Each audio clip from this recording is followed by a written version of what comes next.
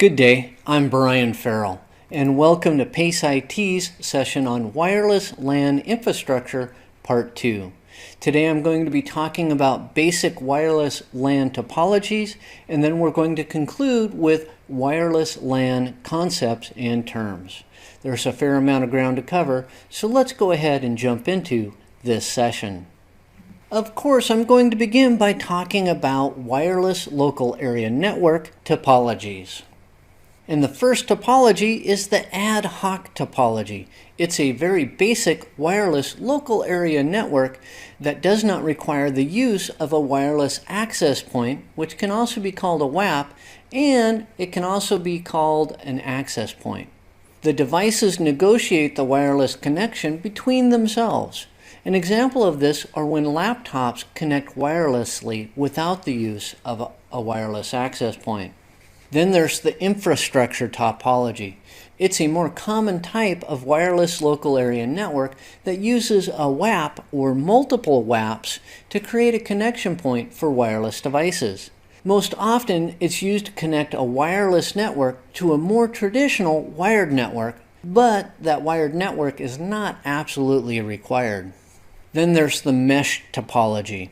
This is a type of infrastructure topology that employs the use of multiple access points to create larger seamless network coverage areas.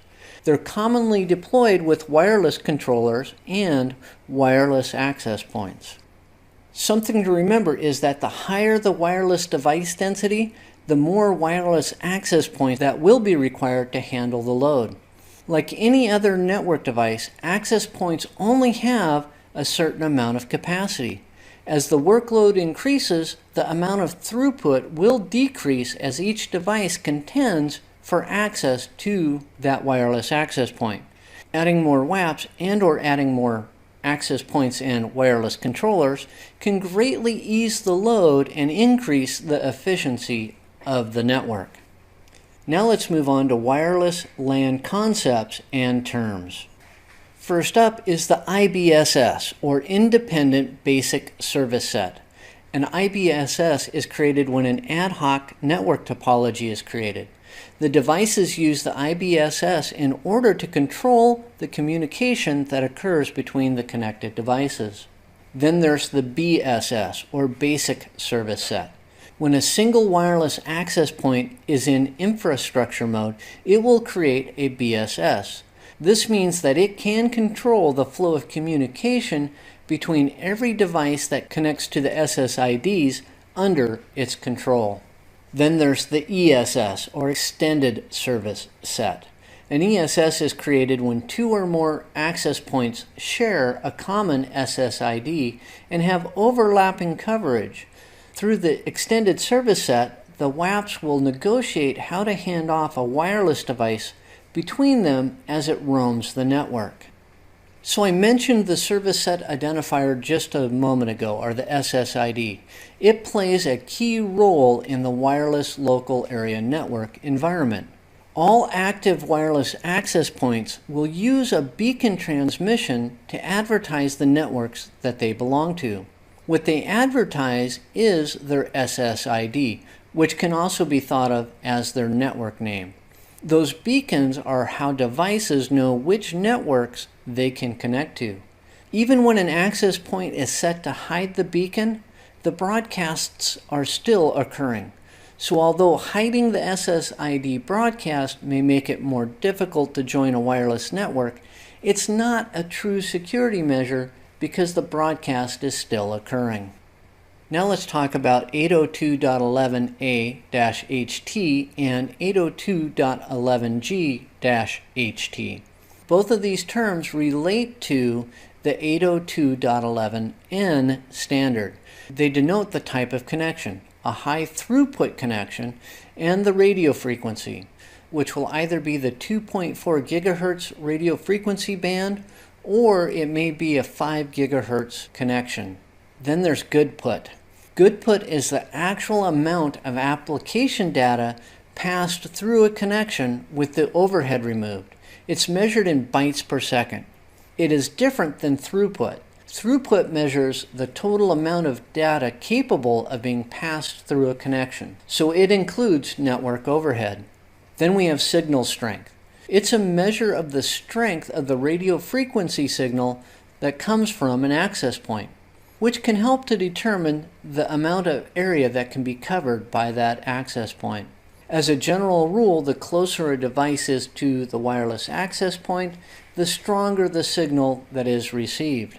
This strength of signal can be affected by wireless access point or antenna placement, the type of antenna used, and interference sources that may be present. A wireless site survey with heat mapping tools can help in the setup of a high-quality wireless local area network, or it can help you to pinpoint problem areas within your network. The heat mapping software builds a visual map by measuring the received signal strength indicator, or RSSI, and the signal-to-noise ratio, or SNR, which can be directly correlated to data throughput. Using these tools allows the administrator to find gaps in coverage as well as areas where the coverage extends beyond the desired boundaries, helping to create a more efficient and secure network. Now that concludes this session on Wireless LAN Infrastructure Part 2. I talked about basic wireless LAN topologies, and we concluded with some wireless LAN concepts and terms. On behalf of PACE IT, thank you for watching this session, and I hope to do another one soon.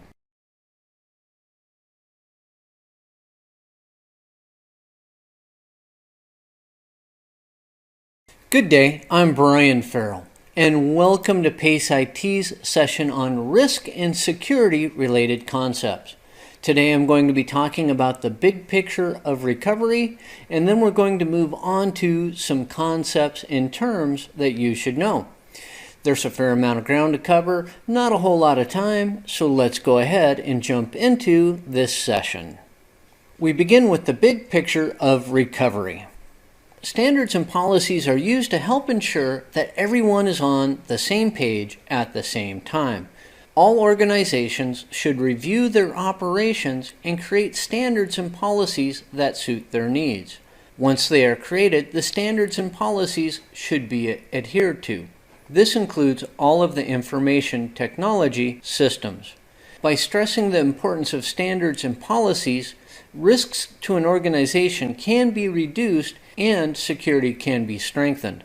All policies and standards should be reviewed on a periodic basis to help ensure that they remain relevant and be updated as necessary. One of the standards or policies that should be created is the Disaster Recovery Plan.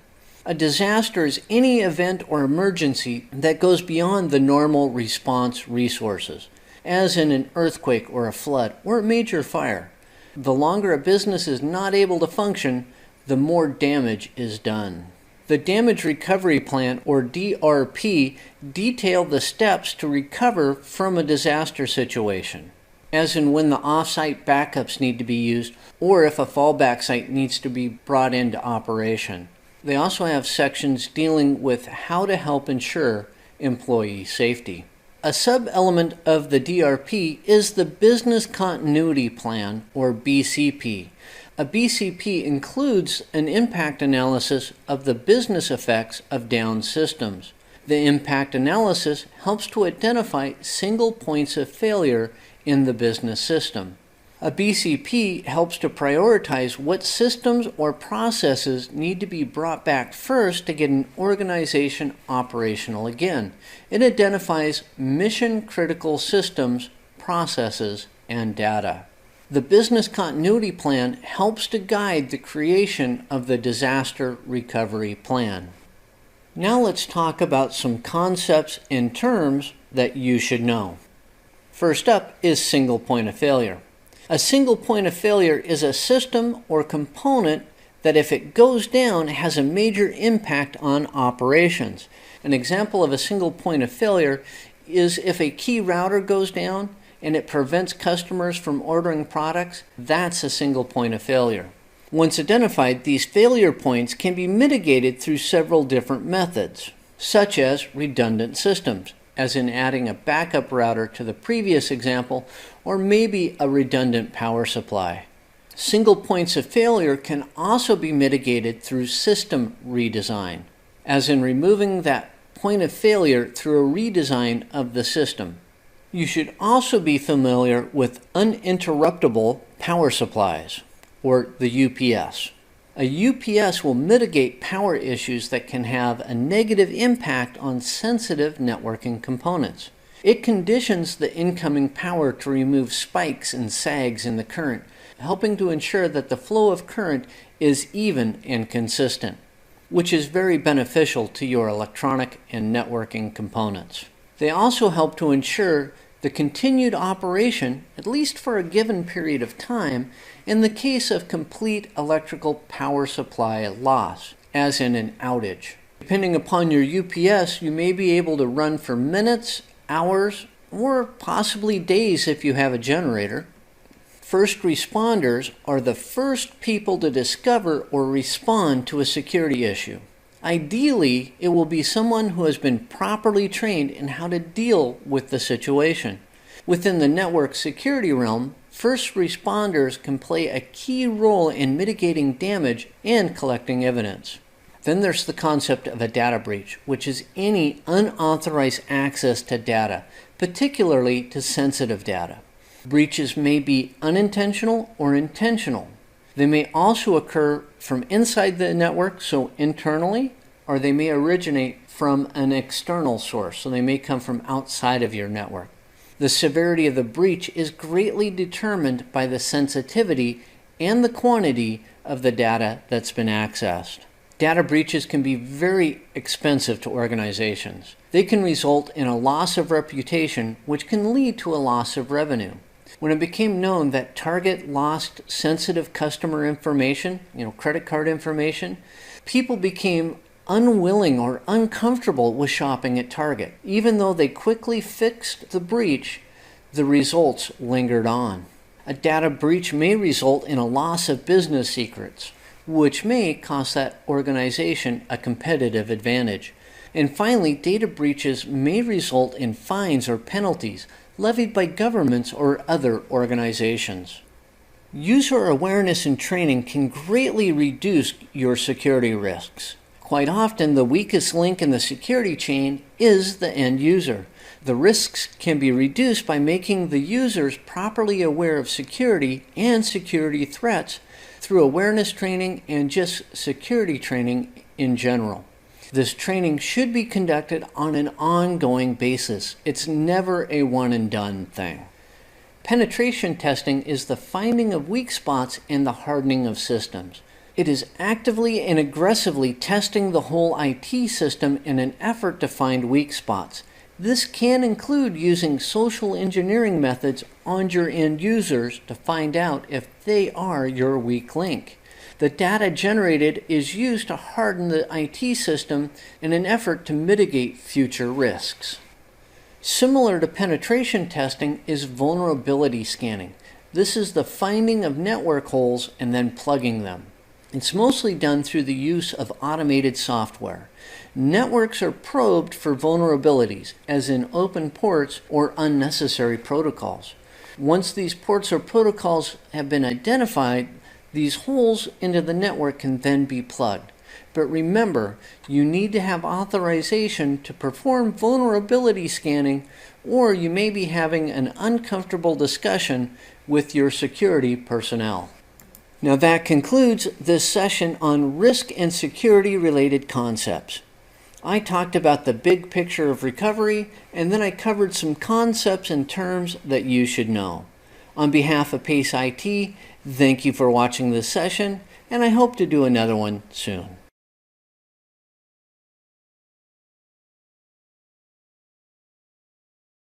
Hello, I'm Brian Farrell, and welcome to PACE IT's session on common network vulnerabilities. Today we're going to be discussing vulnerabilities associated with unsecure protocols, and we're going to conclude with vulnerable network practices. There's a fair amount of ground to cover, so let's jump into this session. I will begin by discussing vulnerabilities associated with unsecure protocols. Network security is never a completely done deal. It often seems as if as soon as one hole is plugged, another one opens up. Vulnerabilities are discovered all the time, making it difficult for network administrators to keep up. While this is true, there are still some steps that administrators should take to reduce the vulnerabilities that exist in the systems under their control. By reducing known vulnerabilities, administrators can then spend their time preparing for and reducing exposure to up-and-coming threats, thus increasing their productivity. The first vulnerable protocol that we're going to discuss is Telnet. Telnet is a protocol that is used to create a virtual terminal connection that is commonly used for troubleshooting. Telnet is very unsecure because all communication occurs in clear text. Telnet does not support encryption. Whenever possible, Secure Shell or SSH should be used to create those virtual terminal connections in place of Telnet. Then there is SNMP, Simple Network Management Protocol, versions 1 and 2. SNMP is a protocol that is used to remotely manage and configure network devices. Due to their lack of encryption support, versions 1 and 2 are unsecure and susceptible to packet sniffers. This can allow an attacker to grab those packets and actually gain control of the configuration and management of your network devices. If you're going to use SNMP, version 3 should always be used as it supports more security, including encryption. FTP, or File Transfer Protocol, is a protocol that is used to transfer files across a network connection. While a username and password are required in most cases to use FTP, it doesn't support encryption, which creates a vulnerability in the process. Because of this lack of encryption support, everything is done in the clear, making it susceptible to being captured, and you could lose sensitive information. Secure FTP or SFTP should be used in place of FTP as it creates an SSH FTP session. TFTP, or Trivial File Transfer Protocol, is a simple stripped-down version of FTP that doesn't support authentication like standard FTP, so it's even more unsecure. It is commonly used to download and upload configuration files for networking equipment. TFTP should only be used when a connection to networking equipment is made through the console port, thus eliminating the possibility of eavesdropping. And that console port should have its own security measures in place. Everyone's fairly familiar with HTTP, or Hypertext Transfer Protocol. It's the protocol that is used to send and receive data over the internet. It is unsecure in its basic format and susceptible to being intercepted due to its lack of encryption. HTTPS, or HTTP Secure, should be used when conducting sensitive business over the internet, as it will provide encryption and other security services. Hopefully your network still doesn't use Serial Line IP, or SLIP. It is an early protocol that was developed for communicating over serial ports and modem connections that required a static IP address. It is very outdated and very unsecure. SLIP does not support encryption. Hopefully you will be using point-to-point protocol in its place. PPP does support encryption and is much more secure. Now it's time to talk about vulnerable network practices. First up are unpatched or legacy systems. Unpatched systems are by their very nature unsecure. Keeping all operating systems and applications up to date will reduce vulnerabilities in the network, and it helps to harden that network against attack. In some situations, it is necessary to keep legacy systems alive. This can create vulnerabilities in the system, as weaknesses in these legacy systems tend to be well known. Special security measures should be taken with legacy systems in order to reduce the opportunity for exploitation. One of the best security steps that you can take is placing these legacy applications or systems on their own network or on their own virtual local area networks. Then there are open ports, and an open port can either be physical or it can be an application port. These open ports create a hole in the security of the network and may be exploited. While not all open ports can or should be closed, security should be placed on these ports that need to remain open to reduce the vulnerability of the network. A good practice is to use a port scanner periodically to verify that only absolutely required application ports are open. Another thing to remember is that you should only use a port scanner if you are authorized to scan that network, or you may end up in a rather lengthy discussion with your security personnel. Unnecessary running services are another vulnerable network practice. Operating system services are used to perform some functions within the system, but it is possible for them to be exploited.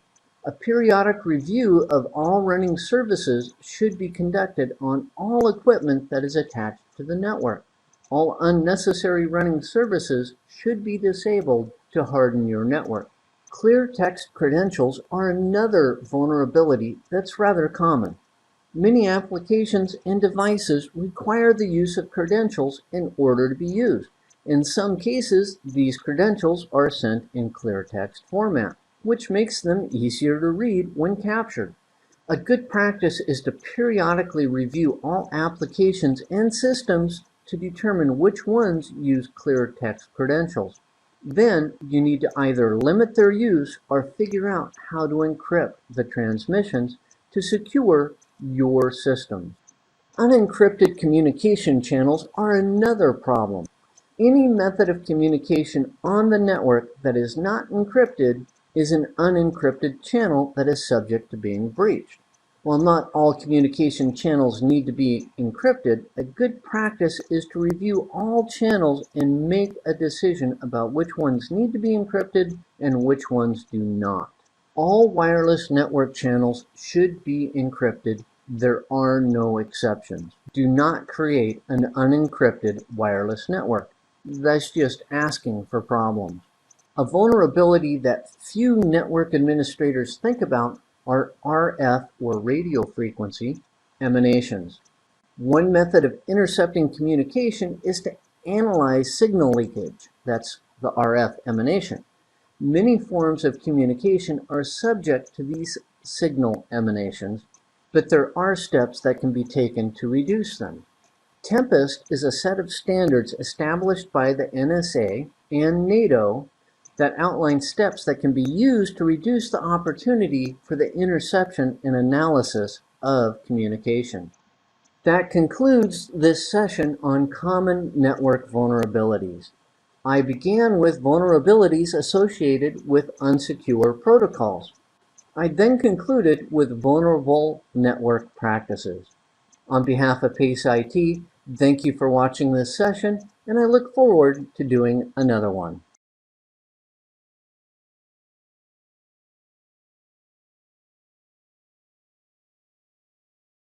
Good day, I'm Brian Farrell, and welcome to PACE IT's session on Common Network Threats Part 1. Today we're going to be discussing inside jobs or threats, and we're going to conclude with some outside threats to your network. With that, let's go ahead and begin this session. Of course, I'm going to begin by talking about inside jobs or threats. First up is malicious employees. We may not know the reason why they're malicious, but they are difficult to defend against as they are already inside the defenses of the network.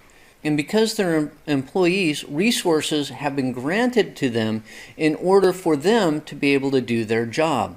One of the best defenses against malicious employees is using the principle of least privilege, only granting the least amount of authorization that is required for a person to get their work done. That's the best defense against a malicious employee. Compromised systems are another threat. Once a PC or network device has been compromised, it is vitally important to isolate it from the system as a whole. A compromised PC could lead to a completely compromised network, as malware may be able to spread across its connections. Once malware has gained access to network resources, it can be extremely difficult to root out and remove. Malware may also degrade the network's performance, causing other issues. Then there is social engineering. This is the process of using social pressure to cause somebody to compromise a system from inside the defenses of the network.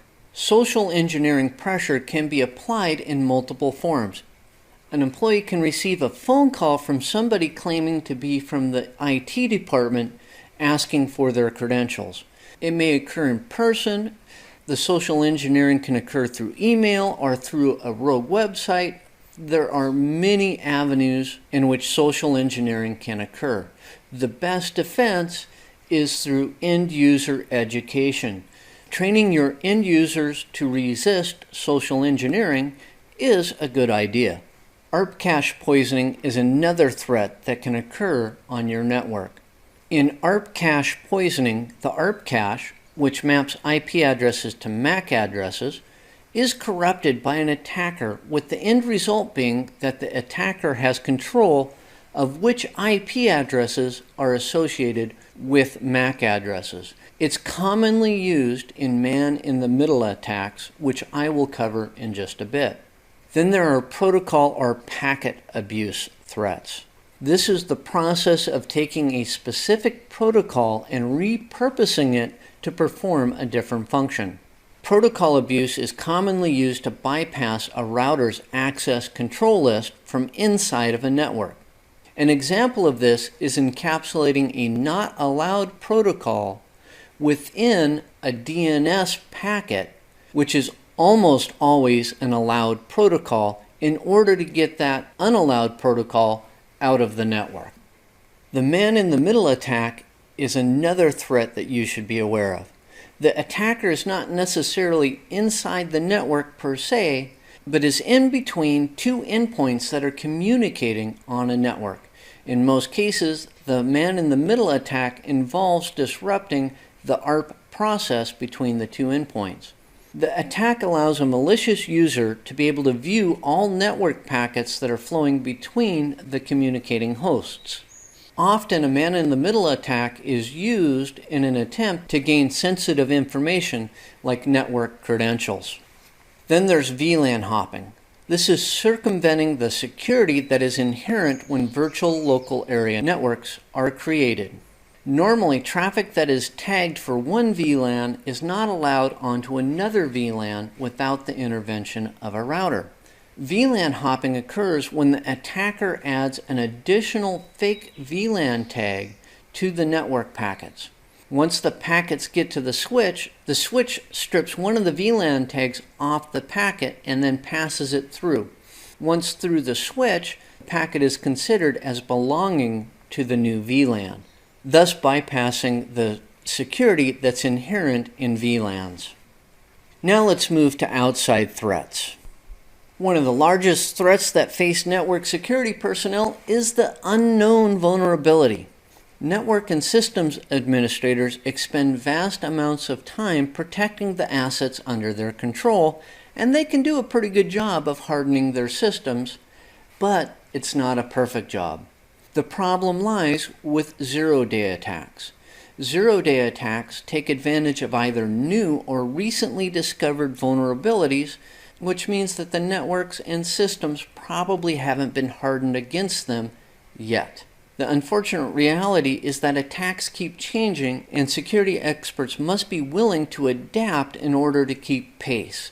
If they can't adapt, they will fall behind and their networks become vulnerable. Let's talk about the brute force attack. This is using computing power and time to compromise passwords. The attacker uses a program that continually tries different password combinations, often in the form of a special dictionary application, in an effort to crack a password. The best defense against this is to limit the number of times that a user can attempt to log on before they're locked out. Then there's spoofing. This is a category of threats where either the MAC address or the IP address of the attacker has been modified to look like a friendly address in order to bypass network security. A common use in the past was for an attacker to spoof their IP address so that the outside attacker was actually viewed as an inside host. A common defense against this type of spoofing is an ACL rule that doesn't allow an inside IP address to come from outside of your network. Then there's session hijacking. An attacker attempts to take over a communication session after a user has been authenticated. The hijacking can occur through various methods, as in using a packet sniffer to steal a session cookie or installing malware on a user's computer that is activated after the user is authenticated. That concludes this session on Common Network Threats Part 1. I talked about inside jobs or threats, and then I concluded with a brief discussion on some outside threats. Now, on behalf of PACE IT, thank you for watching this session, and I hope you watch another one soon.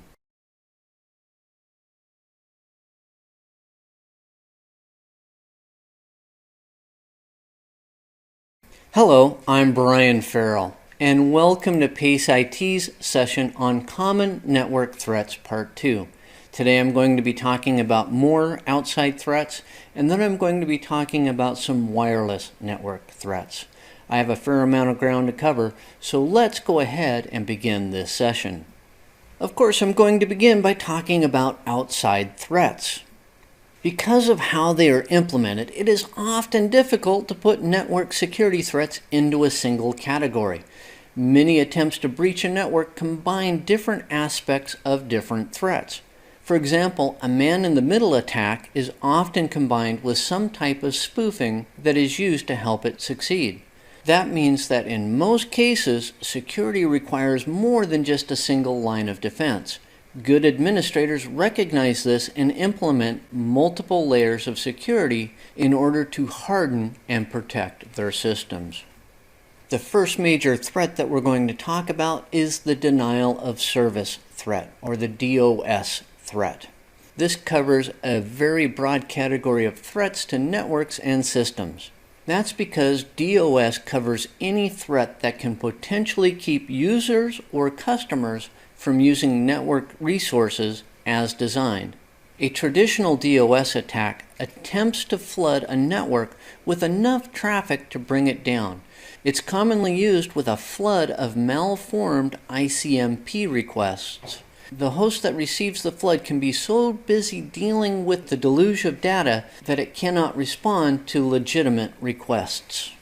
Then there's the permanent DOS attack.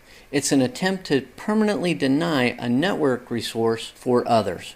It can be achieved by physically destroying or removing the resource, or it can also be achieved through the use of malware that corrupts or damages the underlying digital system to the point where it cannot be repaired and must be replaced. There are also friendly or unintentional denial of service attacks. An unintended DOS attack can occur when poorly written applications consume more network resources than are available. Another unintentional DOS attack can occur when a network interface controller, or NIC, begins to fail. It's quite common when a NIC is about to fail for it to go offline and come back online repeatedly and rapidly. This consumes network resources, which can cause an unintentional DOS. More destructive than the standard denial of service attack is the distributed denial of service attack, or the DDoS attack. It's a denial of service attack in which more than a single system is involved in sending the attack. A DDoS attack has a higher chance of succeeding due to the increased number of participants. The machines used to send the attack may be voluntary participants, this is called a coordinated attack, or they may be part of a botnet. With the botnet, malware has been installed on the machines and they are no longer under the complete control of their owners. Many distributed denial of service attacks involve botnets where the attacker has actually rented the botnet for the sole purpose of performing the DDoS. The goal of the DDoS is to create a large enough spike in traffic that the target becomes unreachable. In some cases, the target system may need to be rebooted in order for it to come back online. There's the reflective denial of service attack. It's also known as an amplified DOS. The attacker uses some method, usually some form of spoofing, to hide the source of the attack. In a reflective DNS attack, the attacker usually spoofs the intended target's IP address and sends multiple requests to an open DNS server. The DNS server responds by sending traffic back to the targeted system, and the attacker's hope is that the response from the DNS server will overwhelm the targeted system. A cousin to the reflective DNS attack is the reflective NTP attack, or the reflective network time protocol attack. It works in the same way. However, instead of using DNS, it relies upon open NTP servers. Not very common anymore, but you still need to know about it, are the Smurf attacks, also known as smurfing.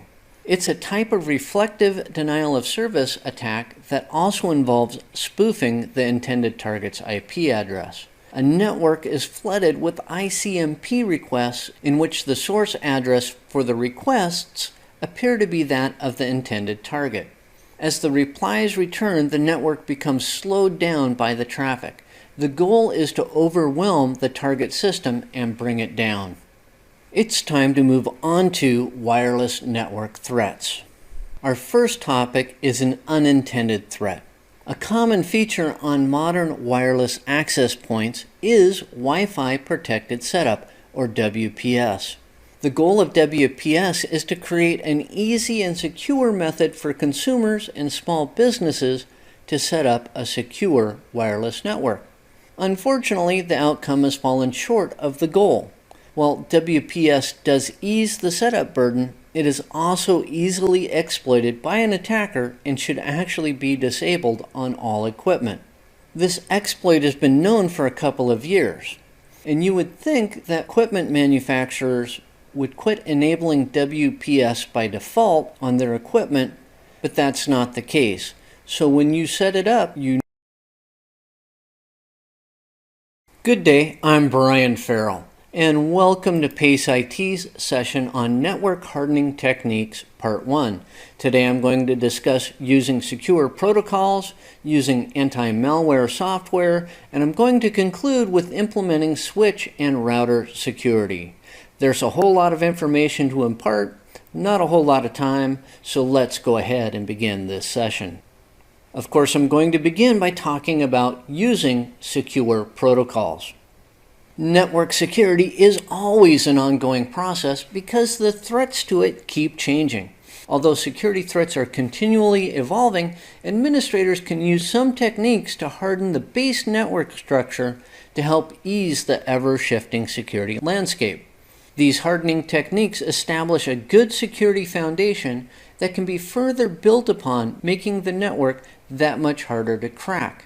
One of these hardening techniques is to use secure protocols whenever possible. So let's discuss some of those protocols. First up is Secure Shell, or SSH. It's a protocol that is used to create an encrypted communications session between devices. It's commonly used to create a secure virtual terminal session.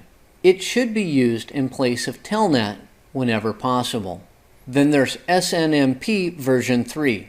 That's Simple Network Management Protocol version 3. It's a protocol that's used to manage and configure devices remotely on the network. It's more secure than the prior two versions because it supports encryption. Secure File Transfer Protocol, or SFTP, should always be used in place of FTP. It's a protocol that's used to transfer data and manage file structures in a secure manner through the use of an SSH session. As I said just a moment ago, it is a better option than FTP, which requires user authentication but does not encrypt the communication. SFTP encrypts the whole process. Then there's TLS, or Transport Layer Security. It's a cryptographic protocol that's used to encrypt online communications. It uses certificates and asymmetrical cryptography to authenticate hosts and exchange security keys. It is a better option than SSL, or Secure Socket Layer, which functions in a similar manner. When performing sensitive online business, you should use HTTPS, Hypertext Transfer Protocol Secure. It's a protocol that is used to secure the communications channel between a web browser and a web server. HTTPS uses either TLS or SSL technology. IPsec, or IPsec, is a network layer IP security protocol suite that can use multiple methods to mutually authenticate both ends of the communication channel. It also will encrypt all data transmissions. Unlike most other protocols, it can provide end-to-end security for any application. Let's move to using anti-malware software. Anti-malware applications help to protect networks and network resources against malware intrusions, as in spyware, viruses, and worms. There are three main options for using anti-malware applications. There's host-based anti-malware. The application is installed on the individual machines and only protects those nodes on which it resides. It's easily tuned to the needs of the individual host, but requires that the user keep it up to date. Then there's network-based anti-malware. The application is installed within the local network and served to the individual clients that require it. It is easily administered, but harder to tune for the individual hosts. But the network administrator can ensure that it remains up to date. And finally, there's cloud-based anti-malware. The application resides in the cloud, so it is outside of the local network. And it is served to the clients inside the local network as needed. This service has a very small footprint on the local machine and tends to be kept more current than the other options. But it is an added cost that must be evaluated. Let's conclude with talking about implementing switch and router security. When is using a password not secure? Well, the answer is when the password is kept in clear text.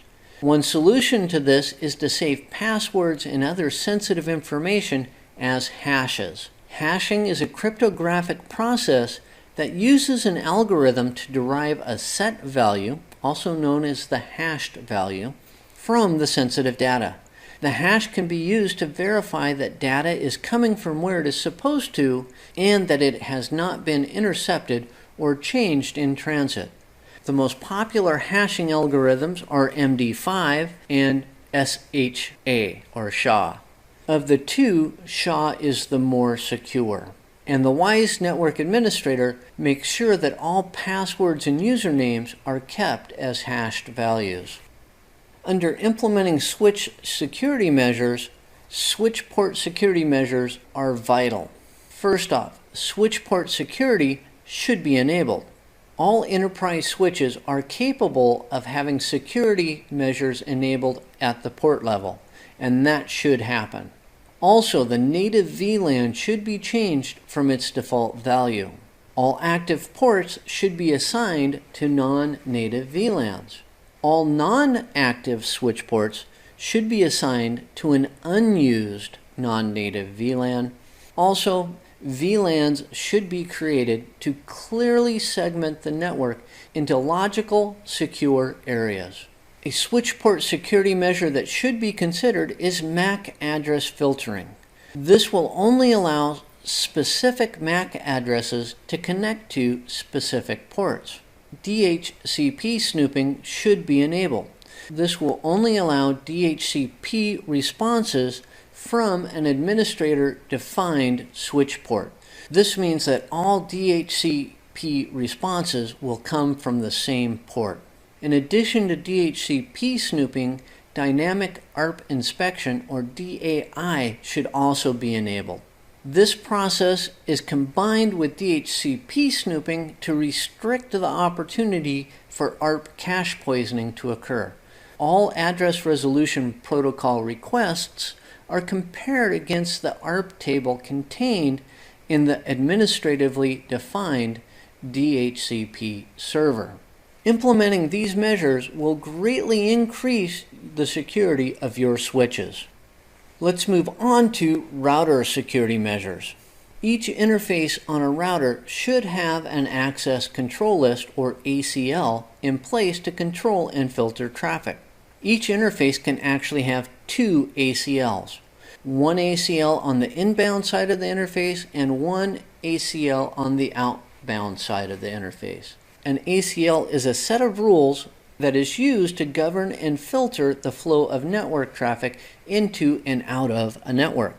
The ACL examines packets against its established rules, beginning from the first rule at the top of the list and continuing down through all the rules. The rules either allow or deny the packet from continuing. Once the packet matches a rule, the rule is enforced and the ACL process is exited. ACL rules can be based on protocols and ports, IP addresses, source addresses, destination addresses, etc. All ACLs end with an implicit deny statement, meaning that if it isn't specifically allowed, then the packet is discarded. The ACL can be time-based, as in day of the week or time of day, and it can fulfill a specific function based on the reason that it is created. As in, an ACL can be used to filter out websites or web content. That concludes this session on Network Hardening Techniques Part 1. I talked about using secure protocols, then we moved on to using anti-malware software, and we concluded with a brief discussion on implementing switch and router security. On behalf of PACE IT, thank you for watching this session, and I hope to do another one soon.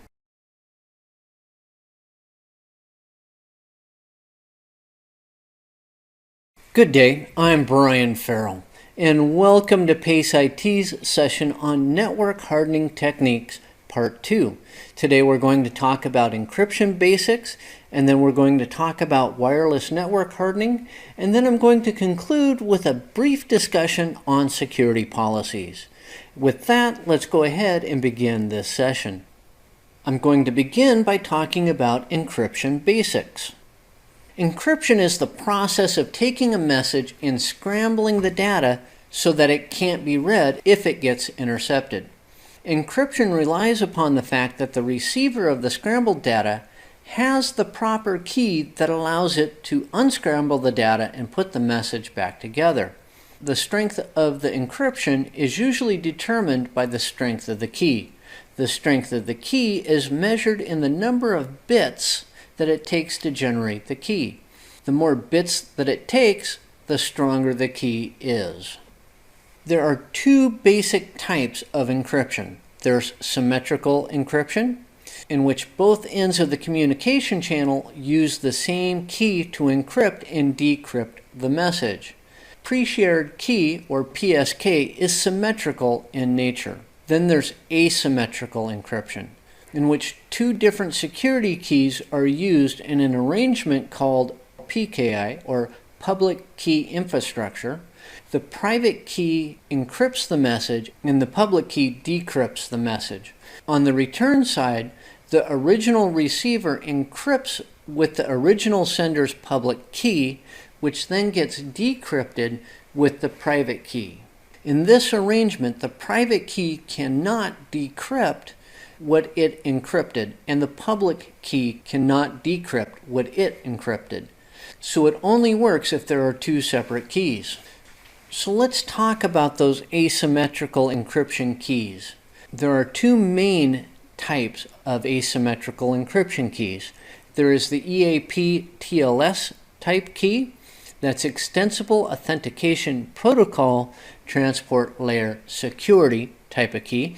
It requires the use of a certificate authority, or CA, that is trusted by both parties. The CA provides the certificates to both parties that allow for the generation of both the public and private security keys. It's very secure, but it is also difficult to manage and maintain. Then there's TTLS, Tunneling Transport Layer Security. It's as secure as the EAP TLS, but only the authentication server receives a certificate for the key generation process, and it's easier to manage and maintain than EAP TLS. With that covered, let's move on to wireless network hardening. Wireless networks can represent a special challenge in the network hardening process. The goal of most hardening techniques is to keep nefarious elements from ever seeing the network traffic. But with wireless networks, that is all but impossible, as traffic is broadcast over known radio frequency channels. This traffic is subject to capture, and the transmissions inform any who care that an active wireless network is present. There are steps that can be taken, as in encrypting the traffic, to make sure that even if the network traffic is captured, it cannot be read. This helps to keep the network traffic safe and the network from being breached. One of the first techniques that you can use to harden a wireless network is MAC address filtering.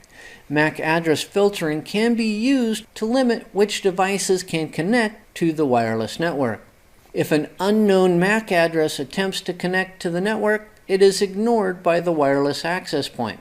So when it requests to join, the WAP checks its MAC filter, and if that MAC isn't in the filter, it just drops that requester. While MAC filtering can be effective, it can also be difficult to manage, and it is also possible to spoof MAC addresses. Which brings us to basic authentication and encryption for wireless networks. First up is WEP, or Wired Equivalent Privacy.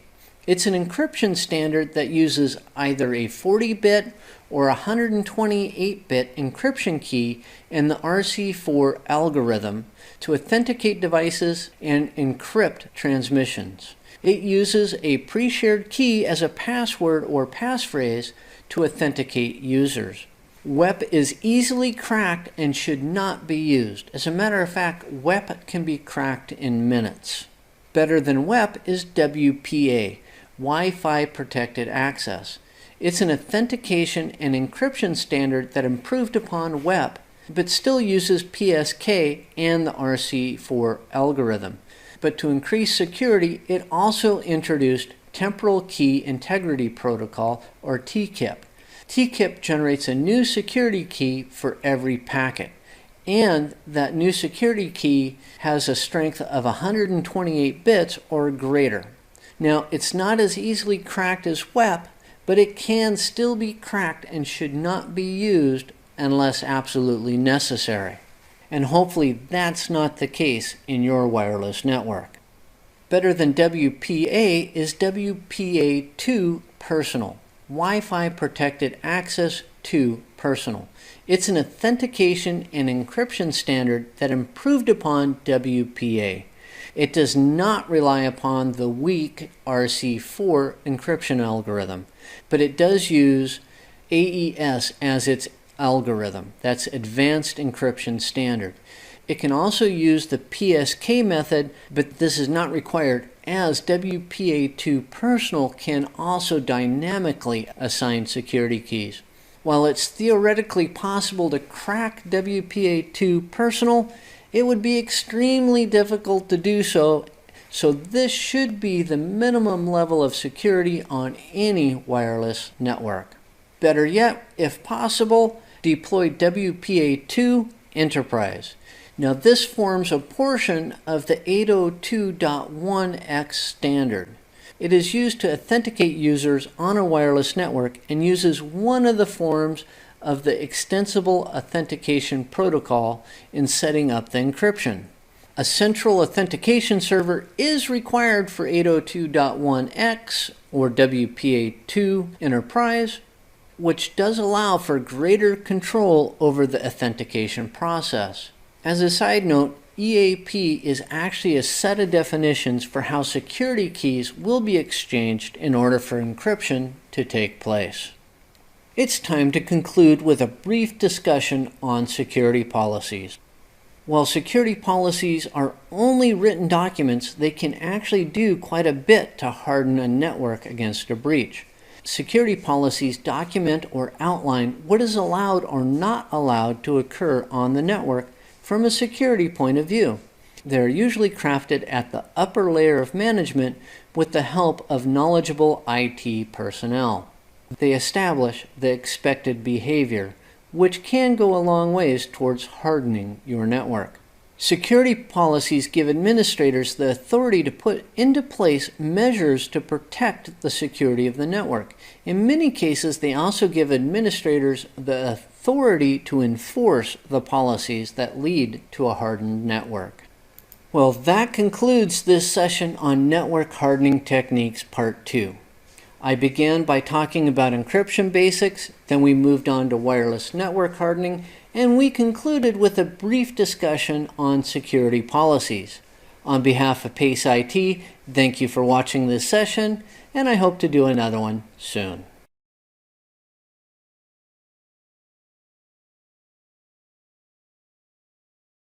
Good day, I'm Brian Farrell, and welcome to PACE IT's session on Network Hardening Techniques Part 3. Today I'm going to discuss user authentication, and then I'm going to talk about some authentication and authorization methods. There's a fair amount of ground to cover, so let's go ahead and dive into this session. Of course, I'm going to start by talking about user authentication. Hardening the network will not do you any good if there is poor authentication of the users and devices that are allowed on the network. The process of proving that you are who you say you are, if you are a person, or that you are what you say you are, if it's a device, is called authentication. Authentication is different than authorization. Authorization is what you are allowed to do after you have been authenticated. There are several different ways in which users can be authenticated, and there are several different methods in which authentication can be implemented. Let's talk about basic authentication of the user. There are three basic factors for authenticating users. There's by what you know. This is the user and password method. By what you are. This is commonly implemented through biometrics. And finally, there is by what you have. This is commonly implemented through the use of security tokens. These are the three basic factors for authenticating users. Now you can combine these in a process that's called multi-factor authentication. That's requiring the use of more than one of the factors of authentication, as in requiring a password and a fingerprint scan, or the code from a security token and a password. Those are multi-factor authentication. Now, multi-factor authentication is used to increase the security of the authentication process. You might also implement a single sign-on process. It's a process in which the user only has to provide authentication once via a single smart device rather than having to authenticate for each and every network resource that they request. So let's talk about authentication and authorization methods. The first method we're going to talk about is PAP, Password Authentication Protocol. When logging into a network resource, the user or device is required to supply a username and password. The username and password are sent in clear text format, so this method is considered unsecure and should only be used as a last resort. More secure than PAP is CHAP, Challenge Handshake Authentication Protocol. It is similar to PAP in that when logging into a network resource, the user or device is challenged to supply a username and secret password, and it authenticates through a three-way handshake process. The way it works, the resource issues a challenge. It wants to know the hashed value of the username and secret password. The user's device sends the hashed value to the resource device. The resource evaluates the hashed value and either accepts or rejects the connection. By using CHAP, the username and password are never sent in clear text. It's much more secure than PAP. There's also MS-CHAP. It's functionally the same as Challenge Handshake Authentication Protocol, but it is Microsoft's proprietary implementation of it. You might also implement one of the forms of Extensible Authentication Protocol, or EAP. It's not a single protocol on its own, but a set of additional authentication methods used by remote access clients. Currently, there are more than 100 different methods defined by the EAP specifications. One of the more popular is Kerberos. So let's talk about Kerberos. It's an authentication protocol which uses TCP or UDP port 88 by default. It's a system of authentication and authorization that works well in environments that have a lot of clients. The main component of Kerberos is the Key Distribution Center, or the KDC. The KDC has two parts, the Authentication Server, or AS, and the Ticket Granting Service, or TGS. Here's how it works. When a user logs in, a hashed value of his or her username and password is sent to the authentication server. If the AS likes the hash, it responds with a ticket granting ticket and a timestamp. So it will respond with a TGT that also has a timestamp. The client then sends the TGT with the timestamp to the ticket granting service, the TGS. The TGS then responds with a service ticket, which can also be called an access token or just a token. The service ticket authorizes the user to access specific resources on that network.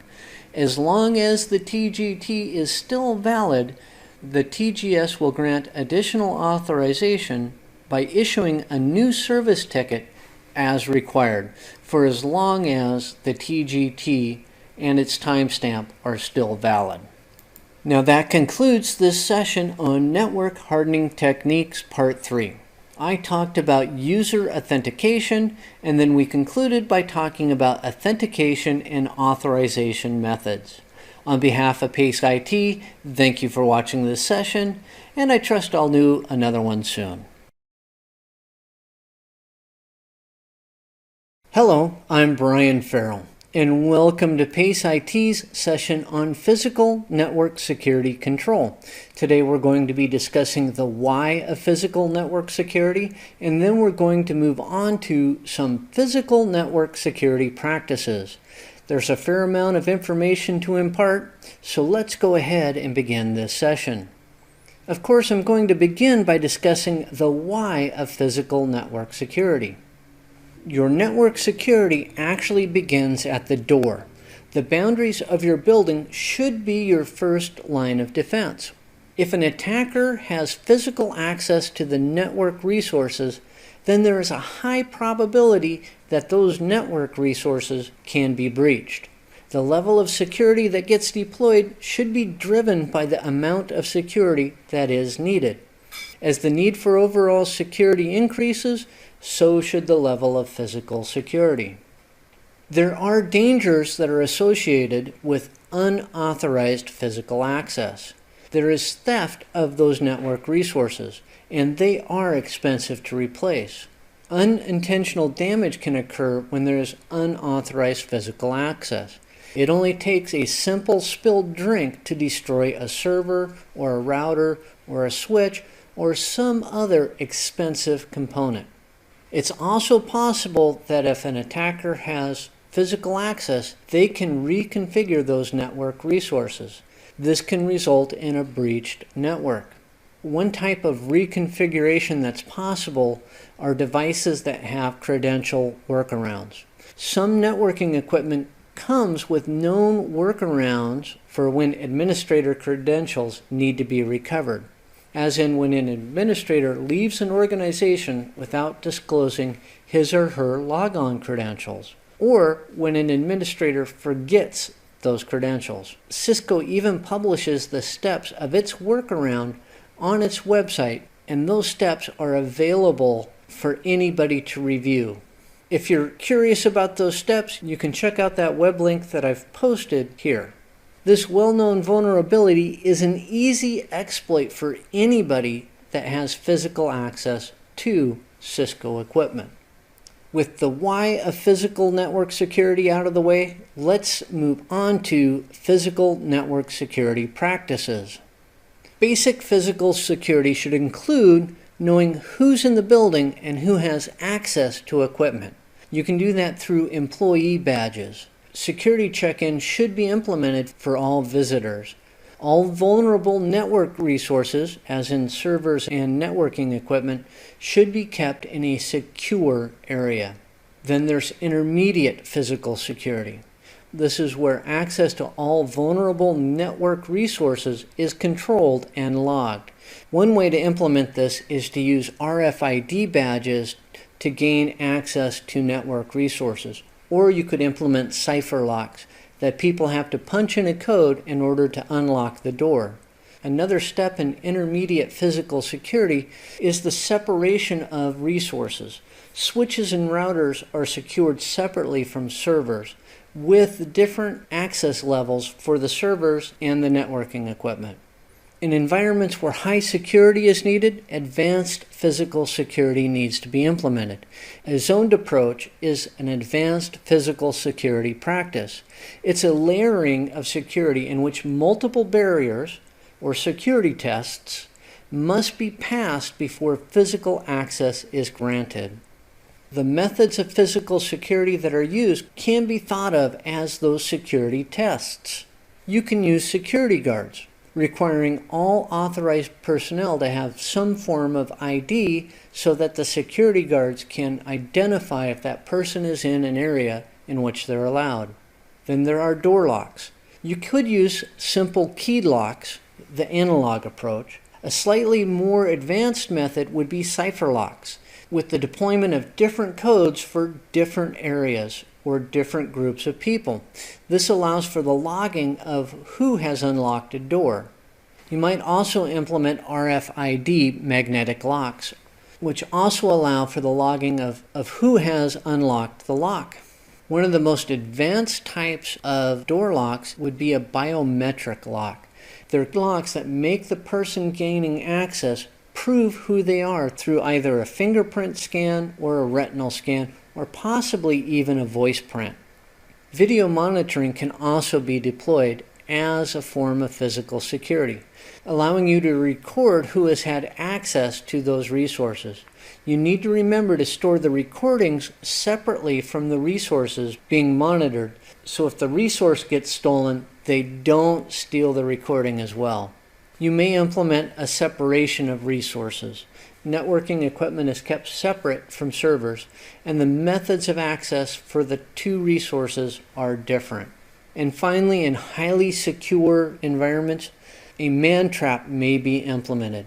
A man trap usually involves at least two doors. Access is granted through one door, but the next door cannot be opened until further verification has been achieved, and the person that's between the doors cannot go back out the other door. That means that ideally the person between the doors is trapped until some action or verification takes place. That concludes this session on physical network security control. We talked about the why of physical network security, and then we concluded with a brief discussion on physical network security practices. On behalf of PACE IT, thank you for watching this session, and I hope to do another one soon.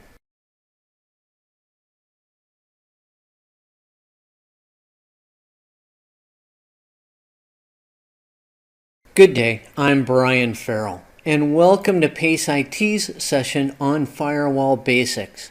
Today I'm going to discuss types of firewalls, and then we're going to move on to firewall settings and techniques. I have a whole plethora of information to impart, Not a whole lot of time, so let's go ahead and jump into today's session. Of course, I'm going to start with types of firewalls. First up are host-based firewalls. These are installed at the node, which is usually a desktop computer. They're often used in conjunction with network-based firewalls. Now, host-based firewalls are always software applications. Then there are network-based firewalls. Usually these are implemented on the perimeter of the network segment that needs the protection. They're used to protect private networks from public or outside networks. Network-based firewalls can be a network appliance, which means that it was specially designed and deployed to provide only firewall services, or it can be a software application, either as part of the router's operating system or as a specialty application on a server that is providing some routing function. It's time to move on to small office, home office firewalls. In most cases, the network firewall is provided by a wide area network connection device. So most often the main firewall is provided by the DSL modem or the cable modem. In conjunction with this, a host-based firewall is often used with the network-based firewall. This provides a little bit more protection and it allows for more granular configuration of the firewall protection part of network security. There are stateless inspection firewalls. These examine all the packets either entering or leaving the network. It examines these packets against a set of rules. This set of rules is called an access control list, or ACL. The ACL rules are defined as static values by an administrator. As I stated, all of the packets are examined against the rules in the ACL, starting with the first rule. If a packet matches a rule, that rule is enforced and then the ACL is exited. Stateless inspection firewalls do not care about the state of the connection. They only care about the packets, and all packets are examined. Then there are stateful inspection firewalls. A stateful inspection firewall doesn't really care about the packets, it only cares about the state of a connection between two endpoints. As a general rule, connections are not allowed to be made from outside of the local network segment to the local network segment being protected. Only the initial packets going from inside the network to a destination outside of the network are inspected against an ACL. If the ACL allows those packets to leave the network and a connection is made, or once the connection has been established, the firewall only monitors the state of that connection. It allows the free flow of packets between the inside node and the outside destination as long as the state of the connection remains valid. There are application-aware firewalls. These are firewalls that not only examine the packets, but also the application protocol that is being used. So it knows if it's FTP or HTTP that's being used. Application-aware firewalls make allow or deny decisions based on the application layer protocol as well as other ACL rules. They are slower but more thorough in protecting the private network than firewalls that are not application aware. There are also context-aware firewalls. These are firewalls that can identify not only applications but also users and/or devices. This is the context of the traffic. So context-aware firewalls can be used to restrict or allow traffic based on the context as well as other ACL rules. Then there are Unified Threat Management Devices, or UTM devices. These are network appliances that include not only a firewall service, but other services as well, usually intrusion detection services or intrusion prevention services. One concern with a UTM device is that it can create a single point of failure in the network. What happens to the network if that UTM device fails? Is your security gone, or does the network go down? That is a concern about using a UTM. Most often, firewalls are implemented on a router's interface or at the host level. When implemented on the router interface, the firewall takes part in the routing process. When implemented at the host level, the firewall protects the host on which it resides. There is an exception to these scenarios, and it's the implementation of a virtual wire firewall. This type of firewall is a network-based firewall that resides between two devices and provides neither routing nor switching functions. It contains two interfaces, and as traffic passes between those interfaces, the packets are compared to an ACL. But it's usually not used to protect a specific host, and it does not take part in the routing function. It's time to proceed with firewall settings and techniques. First up is the ACL. Each firewall interface may have two ACLs associated with it, an inbound ACL and an outbound ACL. The inbound ACL examines all packets inbound on that interface. An outbound ACL examines all packets outbound on that interface. The ACL contains a set of administrator-defined rules that either allow or deny packet traffic. Rules can be based on such criteria as source or destination, IP address, MAC address, protocol, and time of day. When an ACL examines packets, those packets are examined against the set of rules from top to bottom. Once a rule is matched, as in deny FTP packets from leaving the network, that rule is enforced and the ACL is exited. The last rule of any ACL is an implicit deny. That means if the packet being evaluated does not match any of the explicit rules of the ACL, the implicit deny is enacted and the packet is blocked. Care and caution should be used whenever creating an ACL, if nothing else because that implicit deny statement ends every ACL list. You may end up blocking traffic that you did not intend to block.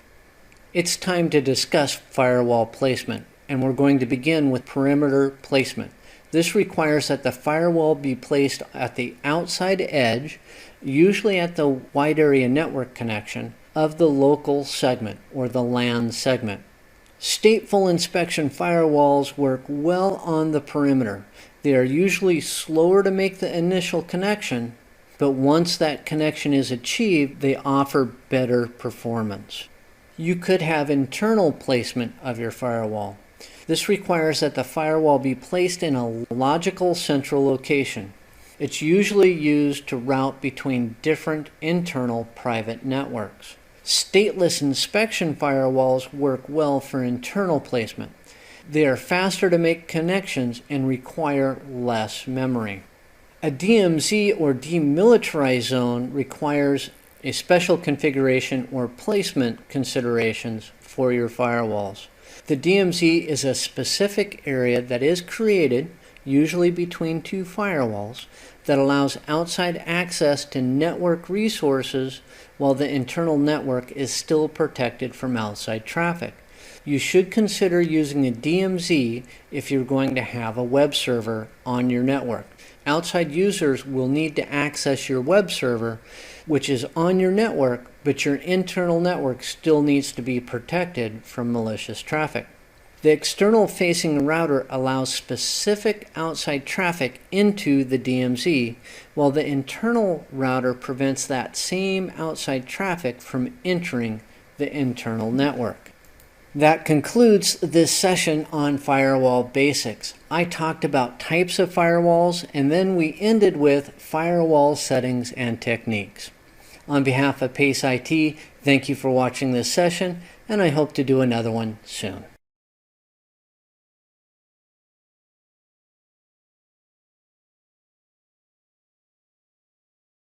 Good day, I'm Brian Farrell, and welcome to PACE IT's session on Network Access Control. Today we're going to be talking about edge versus access control, and then we're going to talk about some access control concepts. With that, let's go ahead and begin this session. Of course, I'm going to begin by talking about edge versus access control. When access to network resources is granted or denied by a firewall, it is considered to be at the edge of the network. So that is edge control. While this may work well in smaller and simpler networks, it can become very complicated and cumbersome as the network grows. Through implementing other access control measures, these complications can be reduced, while at the same time the security of the network may be increased. This idea is called Network Access Control, or NAC. These access control measures do not replace the need for firewalls. They do, however, allow the firewalls to concentrate on controlling network traffic into and out of the network. That is what they do best, and that is what they should be concerned about, not who or what type of device can connect to the network. Firewalls are not very efficient at that aspect of edge access control. Let's move on to some access control concepts. First up is authentication via 802.1x. 802.1x is a popular method of authenticating client devices and users on either Ethernet or wireless networks. When a client device, which is called the supplicant, attempts to join a network, an authenticator, which is usually a switch or wireless access point, requests the supplicant's credentials.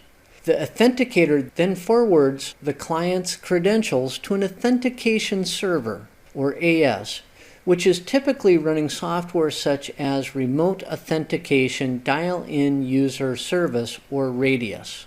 The authentication server evaluates the credentials and either informs the authenticator to allow or deny the supplicant device access to the protected network. If the credentials are validated, the authenticator, that's that switch or wireless access point, grants the supplicant access to the protected network. 802.1x is very popular in enterprise-type networks. Access control can also be achieved through posture assessment. This is the process of evaluating more than just the client's credentials. Commonly, posture assessment is used to evaluate the type of device that is requesting a connection. Is it a tablet, or is it a PC, or is it a mobile phone, so on and so forth. Posture assessment can be used to evaluate the type of anti-malware software that's on the device and how updated that software is. During this process, a check is also performed to determine if malware is present on the device.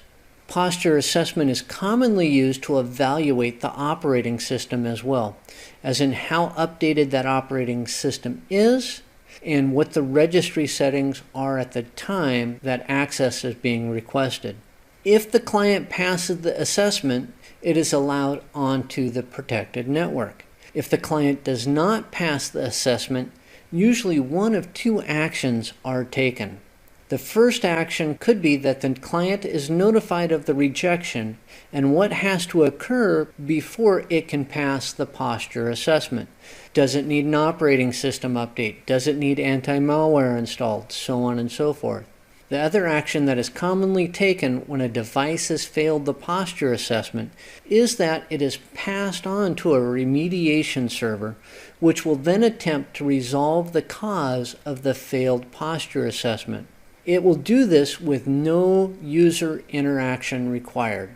Once it has remediated the device and it can pass the assessment, it then goes through the process again and is allowed onto the network if it passes. It's time to move on to the posture assessment process. One of two types of agents, think software code, is used on client devices during the assessment process. It could be a persistent agent, which is permanently loaded on the device and starts when the operating system loads. This type of agent can provide more functionality than the other version. A persistent agent is more likely to be used if that device regularly connects to the network. The other type of agent is a non-persistent agent. When the client device attempts to access the network, the agent is loaded onto the device to help in the assessment process. Once the assessment process is completed, pass or fail, the agent is removed from the device. A non-persistent agent would work best for a guest device. When devices attempt to connect to the protected network, they are placed on a guest network with very limited access. They are left on the guest network until the assessment process is completed. In some cases, particularly when the client fails the anti-malware check, the client device may be placed into a quarantine network, which will only have access to a remediation server, and it cannot move beyond that quarantine network until it can successfully pass the posture assessment. Now that concludes this session on network access control. I talked about edge versus access control, and then we concluded with some access control concepts. On behalf of PACE IT, thank you for watching this session, and I trust you'll watch another one soon.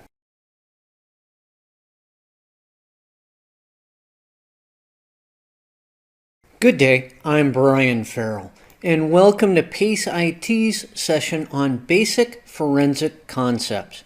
Today I'm going to be discussing collecting the evidence, and then we're going to have a discussion on what to do after the evidence has been collected. I have a fair amount of ground to cover, so let's go ahead and begin this session. We will begin this session by talking about actually collecting the evidence. The first step in basic forensics is the recognition that forensic measures need to take place, as in that a security incident has occurred. Most of us, at least hopefully, will not need to deal with a murder mystery, at least not in the workplace. With that said, it's almost certain that we will have to deal with some type of security or legal issue when supporting an organization's network. The response to security and legal issues needs to be done in a manner such that evidence is recorded and preserved. The first step is recognizing that something has occurred which needs to be documented and that the evidence needs to be collected and preserved. That's the first step in forensics, at least as far as forensics pertains to network administration. Network administrators and technicians are quite often the first responders to a security breach on IT systems. As such, they have some responsibilities. First off, they need to secure the area and limit who has access as much as possible. Also, do not power down computer systems. The restricting of access and not powering down the systems is done to protect possible evidence from being contaminated. Document everyone who has accessed the area after it has been secured. This protects your chain of custody. If necessary, to stop an ongoing computer attack, it is permissible to unplug the network cable from the computer, but that's it. Once the area is secure, if necessary, now is the time to escalate the response. Depending upon the situation, you may need to bring in specialists or even the police. No matter what, it's important that the scene get documented thoroughly, including what is on any computer monitors. Taking photographs is a great way to document the scene. If photographs are taken, they should be done with a Polaroid type camera and film, not with digital pictures.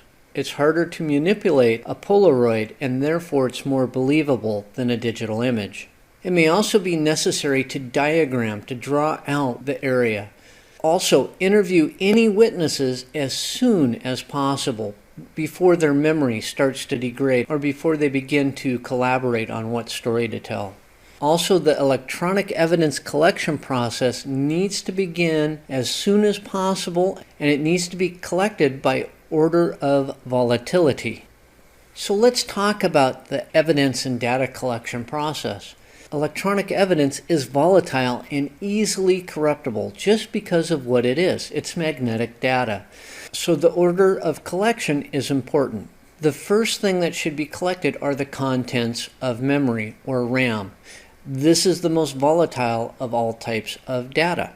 Next are swap files. They're not as volatile as random access memory, but are still very temporary in nature. Then all network processes need to be documented, at least all of those that are active on the affected system or systems. After documenting network processes, next up are the system processes, and that is all system processes that are active on the affected system. After that, move on to file system information, including the attributes of the files. You need to do this before you do anything else so that you have completely documented the attributes of the files.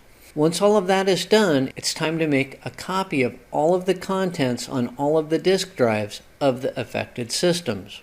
And that would be by raw disk blocks. So let's talk about that a little bit more.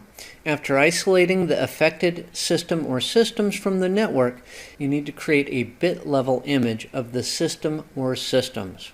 That means an exact duplicate of the disk drives. And actually you need to create two copies, two images. And with those two images, you also need to create a message digest of the image drives to be able to later prove that they have not been tampered with. You can use MD5 or SHA as the hash algorithm to make that message digest. One image should be securely stored to be used as evidence, and with that should go the hashed image. That way you can prove in court that it hasn't been tampered with. The other image can be examined and modified in order to determine what exactly happened. Now let's move on to a discussion about what happens after the evidence has been collected. And the first item is the chain of custody. Now this actually starts during the collection period and survives the collection period on into the future. The chain of custody is a document that identifies who collected the evidence, when it was collected, and who has had access to it since it has been collected. Proper chain of custody document can prove that the evidence has been accurately preserved, and the chain of custody document can also be considered part of the evidence. A chain of custody document will help to ensure that all the evidence that is collected is admissible in court. A broken chain of custody will negate the collected evidence. And by that, if your chain of custody gets broken, your evidence is no longer considered evidence. So now let's talk about the e-discovery process, or the electronic discovery process. In legal situations, the discovery process involves the exchange of evidence between both sides of a litigation or prosecution situation. E-discovery refers to the discovery process as it pertains to electronic data, as in email, database files, or chat records, any data that's kept in electronic format. Once identified in the e-discovery process, a legal hold is placed on the data that has been identified. A legal hold occurs when data has been deemed to be possibly relevant in either a prosecution or litigation situation. If a legal hold occurs, all normal processing of that data needs to cease. That data needs to remain in the state that it was in during the e-discovery process.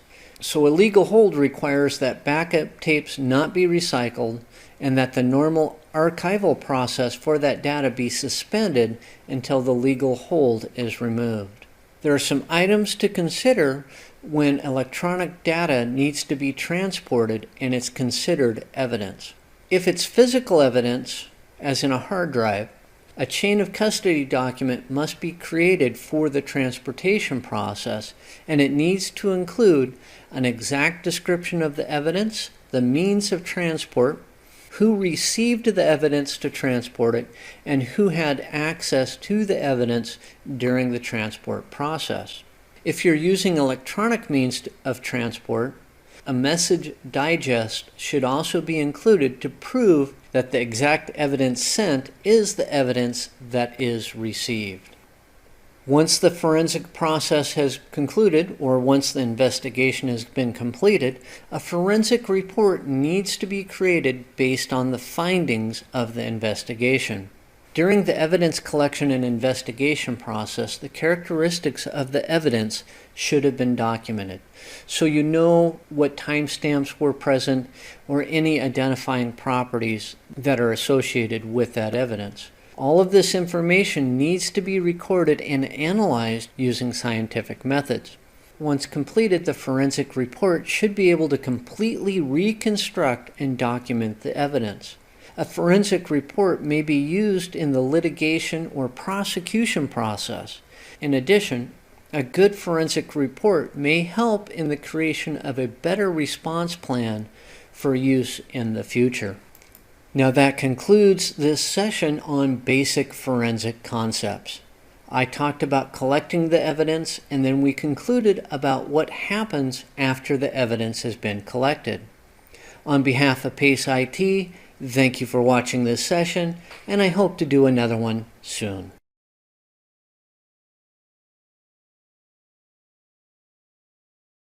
Good day, I'm Brian Farrell, and welcome to PACE IT's session on network troubleshooting methodology.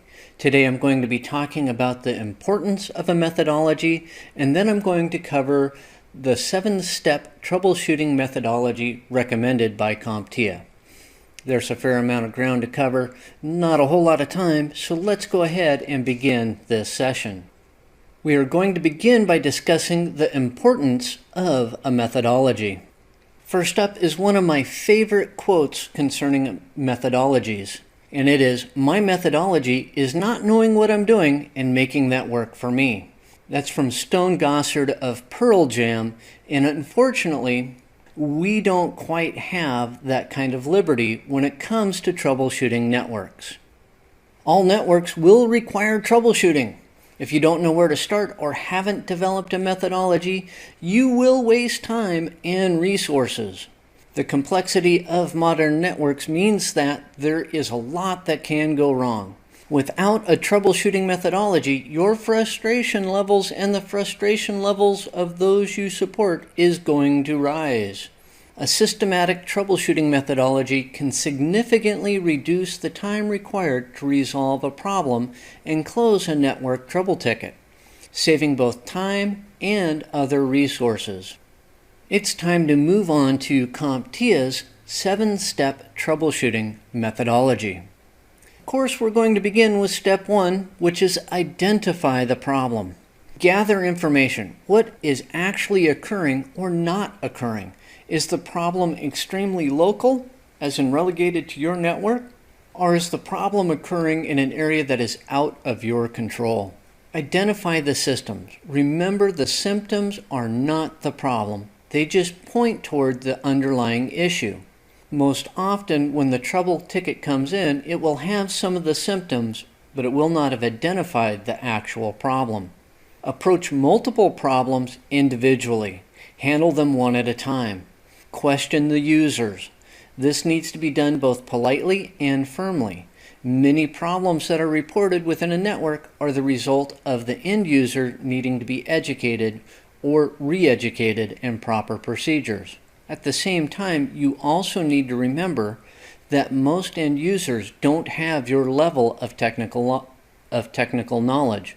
So be patient, but don't patronize. And finally, when identifying the problem, determine if anything has changed.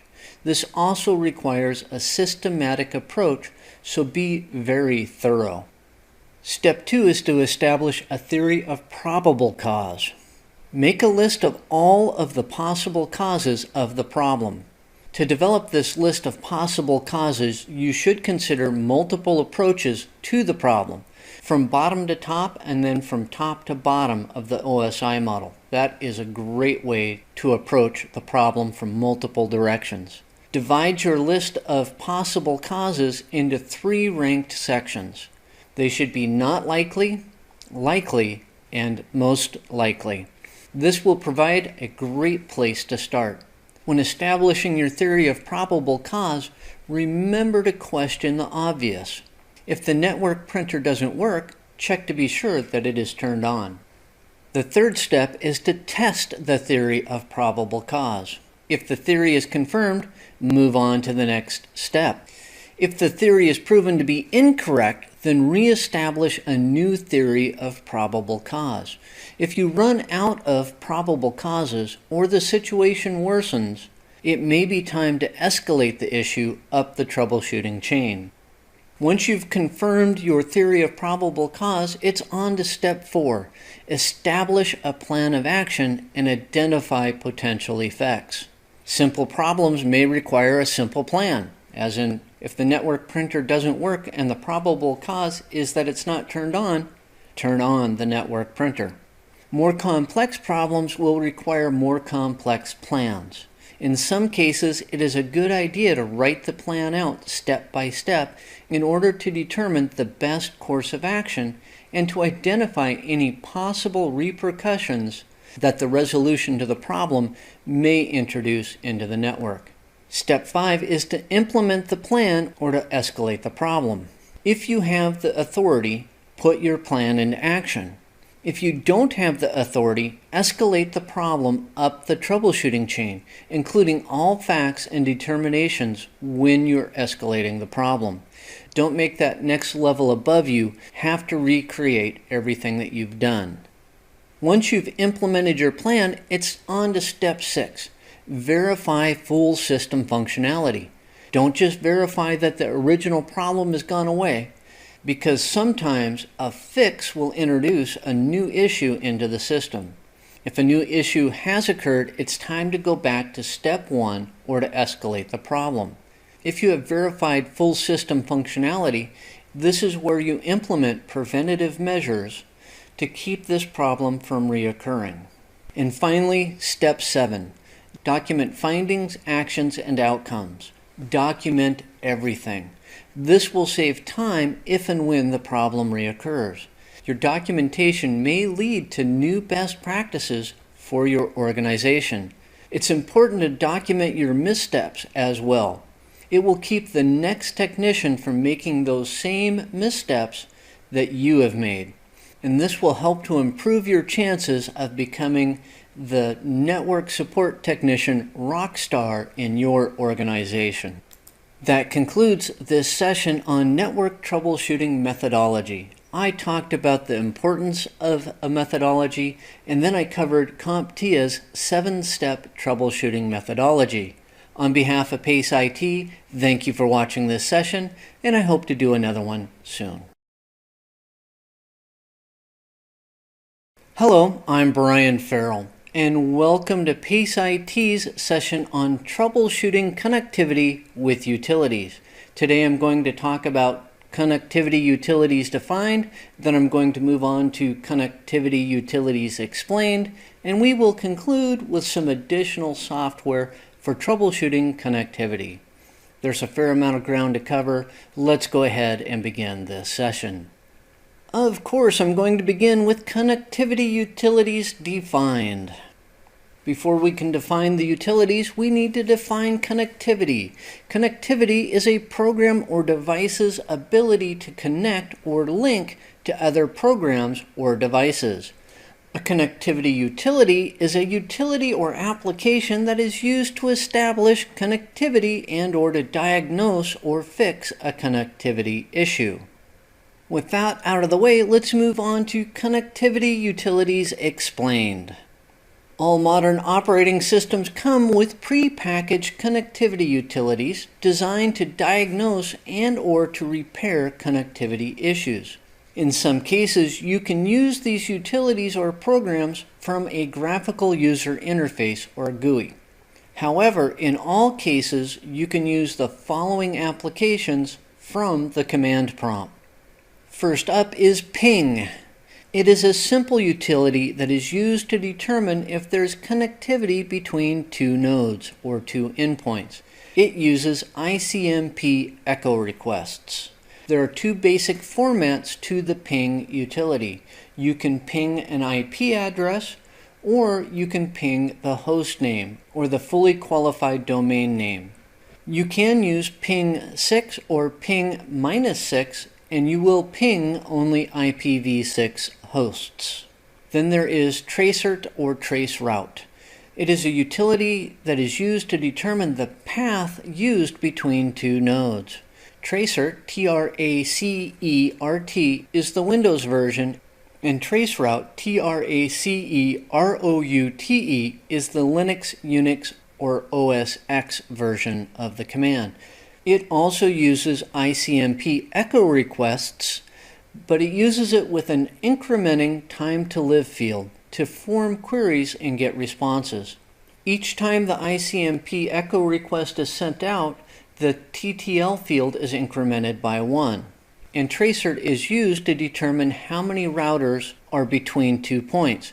It can be of limited value though, as many routers have ICMP disabled. It uses the same basic format as ping. Then there is PathPing. It is a network connectivity utility that has been supplied in Microsoft operating systems since the introduction of NT.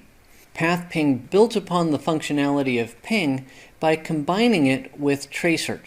When the application is used, it will, in effect, perform a Tracert command, defining the path to the end node, and then it will perform a ping test on each hop.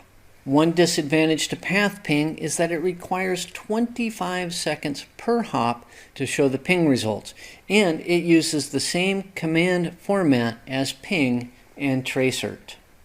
One of my favorite utilities is ipconfig or ifconfig. ipconfig is the Windows version and ifconfig is the Linux, Unix, OS X version. It's used to determine the IP configuration of a given node.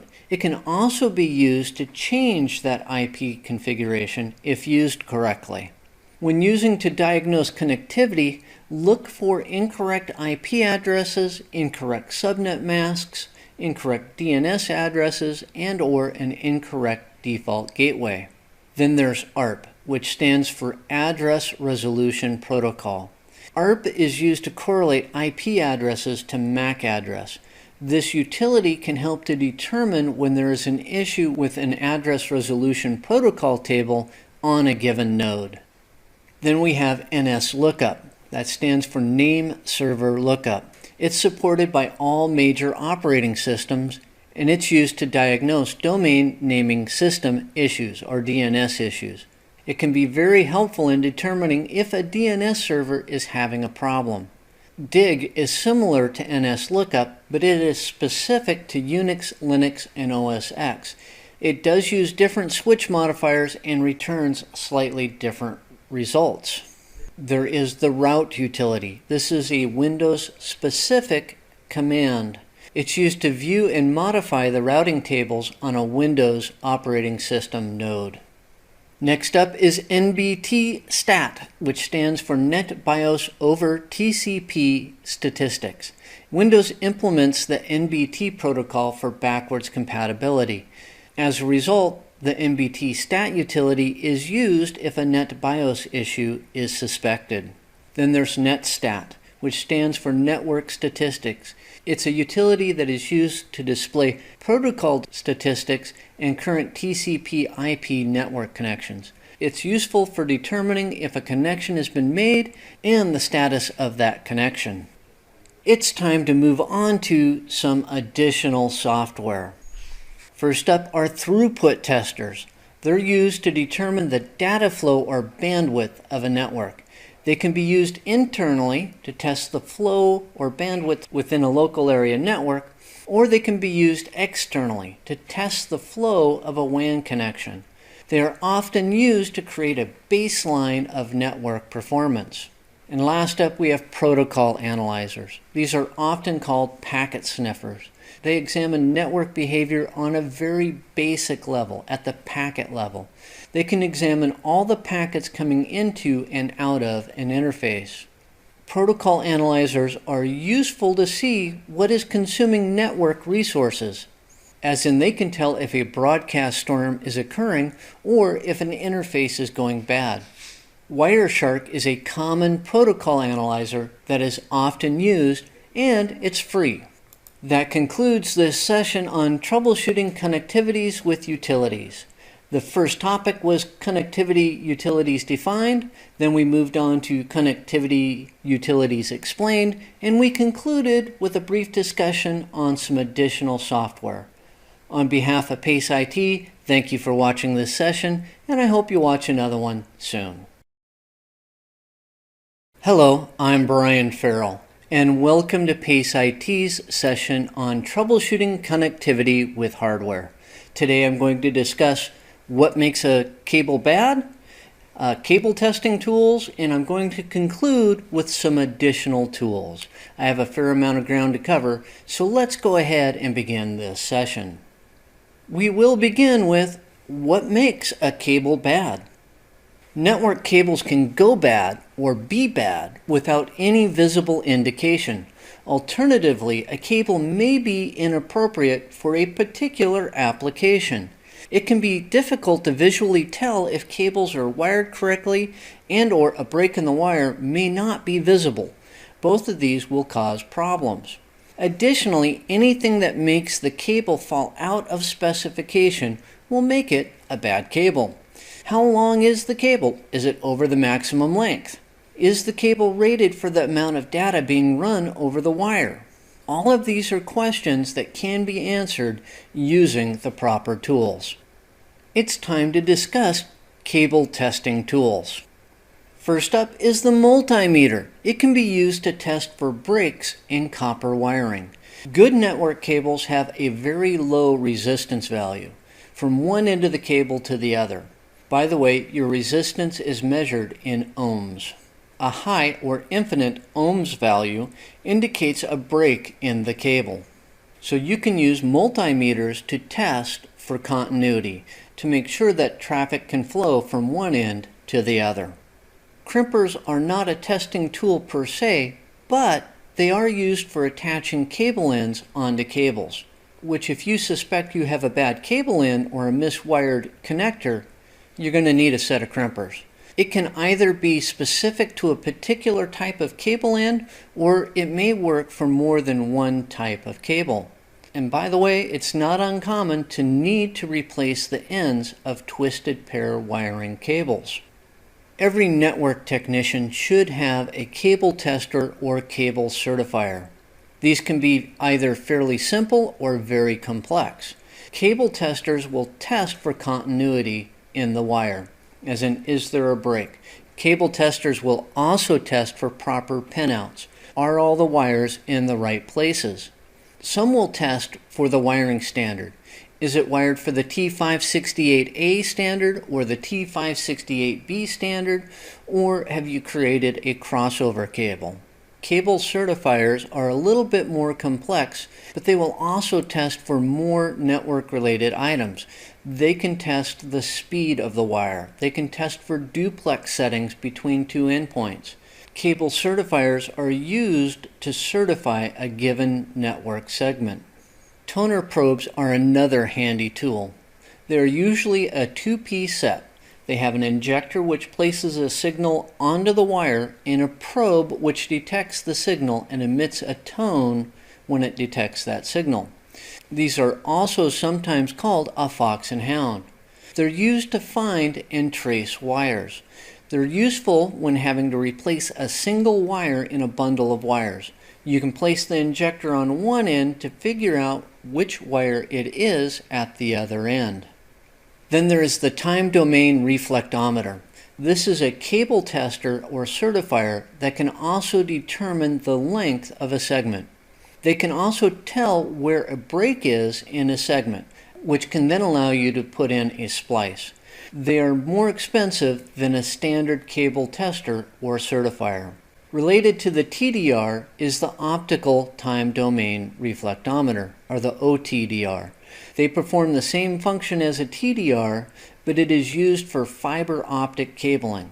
It is often called a light meter, as it can measure the quantity and quality of the light going through a fiber optic cable. Some other thoughts on cable testing tools. Unless your job entails mostly installing cabling, the most important tools are the cable tester, crimper, and toner probes. Personally, I have never been able to justify the cost of a TDR. I have used them, but I've rented them instead of purchased them. Most of the time, you can make do with inexpensive tools. However, spending more on certain tools will usually save time and money in the long run.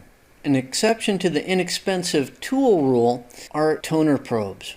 Inexpensive toner probes can be difficult to work with, or they just don't work at all. I would recommend stepping up and spending a little bit more for your toner probe.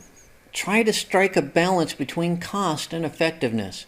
You can spend thousands of dollars on some of these tools, especially TDRs and OTDRs, and never utilize them to their fullest potential. The next topic is additional tools. And we will begin with the wireless analyzer. It is a similar tool to the protocol analyzer, but it is used for wireless networks. It sniffs out packets on wireless networks. This information can be used to help solve wireless connectivity issues. A wireless analyzer can also perform other functions. It can check for bandwidth usage, channel usage, top talkers, and top listeners. It can identify networks by passively scanning the radio frequency channels. It can identify hidden networks if given enough time, and a wireless analyzer can also infer non-beaconing networks based on data traffic, so it can help you to find those rogue access points. Then there are looking glass sites, or LG sites. These are publicly available sites that can be used to view routing information remotely, as viewed from the LG server's point of view. They create a read-only portal on which routing statistics can be generated and viewed. LG sites can be helpful in determining if the connectivity issue is occurring because of problems on the local network or if the remote connection is the issue. That concludes this session on troubleshooting connectivity with hardware. I talked about what makes a cable bad, I talked about cable testing tools, and I concluded with some additional tools. On behalf of PACE IT, thank you for watching this session, and I hope to do another one soon. Good day, I'm Brian Farrell, and welcome to PACE IT's session on Troubleshooting Wireless Networks, Part 1. Today I'm going to be talking about configuration issues, and then we will conclude with some other issues. There's a fair amount of information to go over, so let's go ahead and begin this session. I will begin by talking about some common configuration issues. While wireless networks are a huge convenience to users, they do introduce a new set of troubleshooting issues into the network. Not only do the standard issues that crop up in a wired network need to be considered, the added layer of complexity that adding a wireless access point brings to the table will also need to be considered. When wireless networking is brought into the mix, a very solid troubleshooting methodology becomes just that much more critical. Now on to the actual configuration issues. First up is the Service Set Identifier configuration, or the SSID configuration. When this is an issue, the major symptom is that the user is unable to connect to the wireless network, and the probable cause is an SSID mismatch. The corrective measure is to check that the SSIDs match exactly. Remember, they are case sensitive. Then there is encryption configurations. It has the same symptom as the SSID misconfiguration. The user is unable to connect to the wireless network. Probable cause is an encryption type mismatch or incorrect security key. The possible corrective measure is to check the encryption settings on the wireless access point and on the device to make sure they are the same. Another configuration issue that can cause problems is an incorrect channel or overlapping wireless channels. The symptom is that the user is unable to connect or the wireless network has very poor performance. The probable cause is either incorrect channels or the overlapping channels is causing the signal to noise ratio to be reduced. That's the SNR. The possible corrective measure include adjusting the WAP settings and device settings so that they're using the same channel. Hint, there are only 3 available non-overlapping channels on the 2.4 gigahertz radio frequency. Then there are incompatibilities. And the symptom is, again, the user is not able to connect to the wireless network. The probable cause is you have an 802.11a device being used in an environment in which it won't work, as in you're using 802.11g or n.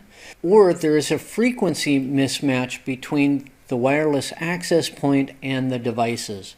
The possible corrective measure is to make sure you're using equipment with compatible wireless standards. Untested updates can also cause a configuration issue.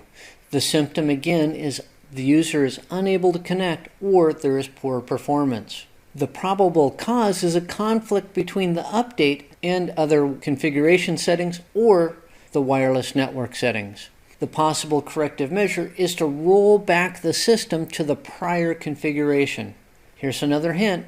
It is a best practice to make a backup copy of a system before installing any updates. Let's move on to other wireless issues. Troubleshooting networks requires a combination of art and science. Some of the best tools in your arsenal will be patience and strategic thinking. Network issues can express themselves in a multitude of ways. One of the best things that you, as a technician, can do is to see if you can recreate the problem. An issue that can be recreated can usually be resolved easily. Also remember that the users you are dealing with are the reason that you have a paycheck. Treat them as you would like to be treated, even if it is the 10th time that you've reminded Bob that his username and password are case sensitive. Interference is a common issue on wireless networks. The symptoms include slow performance and/or intermittent drops. The probable causes can include overlapping channels, walls, or other equipment that operates in the same frequencies. Some possible corrective measures include changing the RF channel or frequency or adjusting the wireless access point placement. Then there's poor signal strength. The symptoms include slow performance and/or intermittent drops, especially towards the end of your wireless network coverage area. Probable causes include low RF power settings, antenna type, and/or the placement of the access point. Possible corrective measures include changing the RF power setting, as in increasing it, or adjusting the antenna and/or WAP placement. There is a caution here. Increasing your radio frequency power or adjusting the equipment placement may cause the signal to go where it was not intended to go. So if you do either of those, you need to check and make sure that you're not putting your signal where you don't want it to be. Bandwidth or device saturation can also become an issue. The symptoms include slow performance and/or intermittent drops. The probable cause is that there are too many users or applications for the available bandwidth.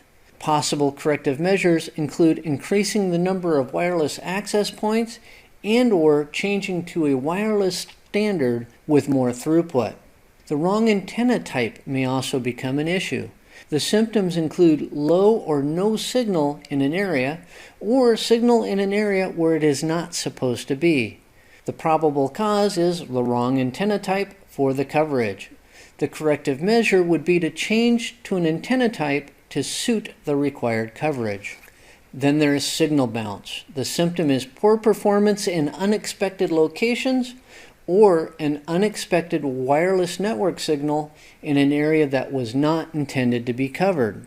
The probable cause is the RF signal bouncing off of a hard object. The possible corrective measure would be to adjust the wireless access point placement. That concludes this session on Troubleshooting Wireless Networks Part 1. I talked about configuration issues and then I moved on to some other wireless network issues. On behalf of PACE IT, thank you for watching this session and I hope you watch another one soon.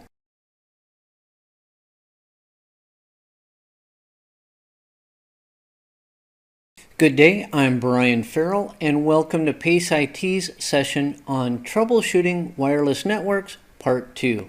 Today I'm going to be discussing wireless environmental factors, and then we're going to conclude with wireless standard-related factors. There's a whole lot of ground to cover, so let's go ahead and begin this session. Of course, I'm going to begin by talking about wireless environmental factors. When planning and setting up a wireless network, quite often environmental factors that may impact the wireless network are disregarded. It is easy to get distracted by all the moving pieces of the wireless network, as in the SSID configuration, encryption, and which standards to use. Dealing with these often leads to overlooking factors in the environment that may impact the quality of the planned network. To get the most out of a wireless network, these factors need to be taken into consideration as they can have a major impact on the overall quality and performance of the installed network. We don't think about it very often, but building materials can influence wireless networks. A wireless network works by sending and receiving radio frequency waves across a given area. Anything that can interrupt the signal or change the path of the waves can create a problem in the network. This is called signal bounce. The signal may return to the wireless access point out of phase, leading to poor performance or dropped packets. Alternatively, the signal may end up being bounced into areas where coverage was not planned, leading to a security issue or an interference issue with other wireless networks.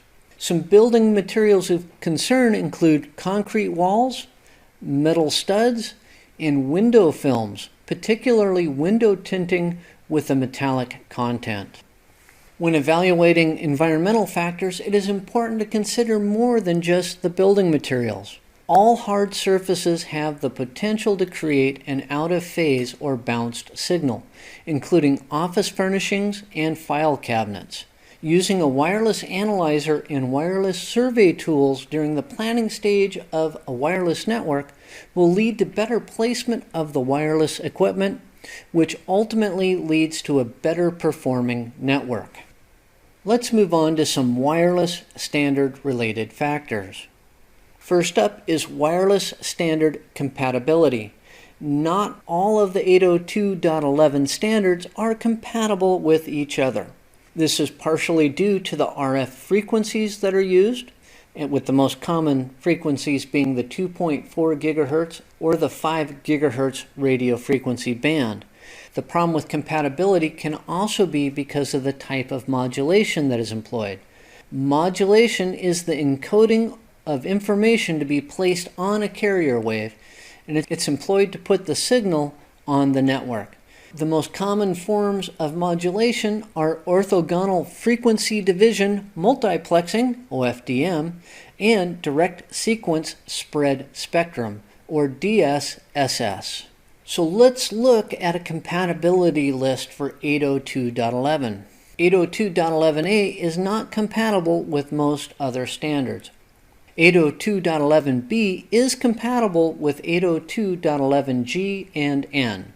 802.11g is compatible with .11b and .11n. 802.11n is compatible with 802.11b, g, and AC. 802.11ac is compatible with 802.11n. So let's talk about the wireless standards. 802.11b uses the 2.4 GHz RF band and DSSS as its form of modulation. It offers up to 11 megabits per second networking with a maximum indoor range of 115 feet and a maximum outdoor range of 460 feet. 802.11a uses the 5 GHz RF band and OFDM as its method of modulation. .11a offers up to 54 megabits per second networking with a maximum indoor range of 115 feet and a maximum outdoor range of 390 feet. Then there's 802.11g. It uses the 2.4 GHz RF band, and it can use both OFDM and DSSS as its methods of modulation. .11g offers up to 54 megabits per second networking with a maximum indoor range of 125 feet and a maximum outdoor range of 460 feet. Then we have 802.11n. It can use both the 2.4 and the 5 GHz radio frequency bands with OFDM as its method of modulation. 802.11n can offer up to 600 megabits per second networking with a maximum indoor range of 230 feet and a maximum outdoor range of 820 feet. Finally, we have 802.11ac. It uses the 5 GHz radio frequency band with OFDM as its method of modulation. It's expected to offer up to 1 gigabits per second networking with a maximum indoor range of 115 feet. At this point in time, we do not have a maximum outdoor range as they're still working on establishing that. That concludes this session on Troubleshooting Wireless Networks Part 2. We talked about some wireless environmental factors, and then we concluded with a brief discussion on wireless standard-related factors. On behalf of PACE IT, thank you for watching this session, and I hope to do another one soon. Hello, I'm Brian Farrell, and welcome to PACE IT's session on troubleshooting fiber cable networks. Today we're going to be talking about using the specific tool for the job, and then we will conclude with some common fiber cable problems. There's a fair amount of ground to cover, so let's go ahead and begin this session. Of course, I'm going to begin by talking about using the specific tool for the job. The nature of fiber optic networks makes troubleshooting them a little more expensive than other types of networks. The reason for this is that the best, and sometimes only, tool that can be used for troubleshooting fiber optic cable problems is the optical time domain reflectometer, or the OTDR. Using the specific tool for the job at hand will ease the burden of diagnosing and resolving any network issues. While an OTDR costs thousands of dollars, or in some cases tens of thousands of dollars, in many cases it can quickly diagnose the problem. A quick diagnosis can lead to a quick solution, often saving significantly more than the cost of the tool by preventing lost productivity and/or revenue. That is why we spend money on OTDRs. So let's talk about some common fiber cable problems. We're going to begin by talking about attenuation or decibel loss. All network transmissions degrade over distance. This is called attenuation or decibel loss. This loss of signal strength can lead to slower speeds, loss or corruption of network traffic, or the loss of the network communication link. The OTDR can not only diagnose attenuation, but it can also help in the placement of a repeater station. Then there's broken fiber optic cables. As with all types of cable media, fiber optic cables are subject to breakage. As a matter of fact, in some cases they are more delicate than other types of media. Certain types of fiber cable can span many kilometers, making it difficult to determine where a break has occurred. The OTDR can be used to determine where a break in the fiber optic cable has occurred, allowing the technician to insert a splice at that point. A common cause of breaks in fiber optic cable is exceeding the bend radius limitations of the cable. Due to the construction of fiber optic cables, it is subject to breakage if it is bent beyond a certain point. It is possible for small form factor pluggable transceivers or for gigabit interface converter transceivers to go bad. The SPF and GBIC transceivers are hot swappable, replaceable modules that are used to add gigabit capabilities to switches, routers, and other networking equipment. A bad transceiver will prevent communication from occurring. An OTDR can be used to help diagnose a bad SPF or GBIC module. It is possible to have a fiber type mismatch. Single-mode fiber and multi-mode fiber use different methods for placing the signal on the optic fiber. If a mismatch occurs, the most common problem is that it will be impossible to make a network connection. This is also referred to as a wavelength mismatch, as the wavelength or color of the light being used is different between the modes of fiber transceivers. The OTDR can be used to determine the types of transceivers that are being used. There are some other fiber optic cable issues that can arise. Anything that can interrupt the flow of light from transceiver to transceiver will create a problem. Dirt or smudges on the connectors may cause an issue with fiber optic cable transmissions. When this is suspected, using a soft polishing cloth to clean the ends of the cable will solve the problem. There is a caution: never look directly into the ends of connected fiber optic cable. If you do so, you run the risk of damaging your eyes. Connectors are also specific to the mode of transmission, as in SMF or MMF. Connecting the wrong type of connector to a cable will prevent proper communication from occurring. Also check to make sure that the proper connectors are being used with the proper type of fiber optic cables. Worn or broken connectors will create an air gap, which will create a network transmission problem. Always inspect the connectors for their condition before use. An OTDR can be used to determine where the loss of signal is occurring, even if it is at the connector. That concludes this session on troubleshooting fiber cable networks. We talked about using the specific tool for the job, and then we concluded with common fiber cable problems. On behalf of PACE IT, thank you for watching this session, and I hope you do watch another one soon.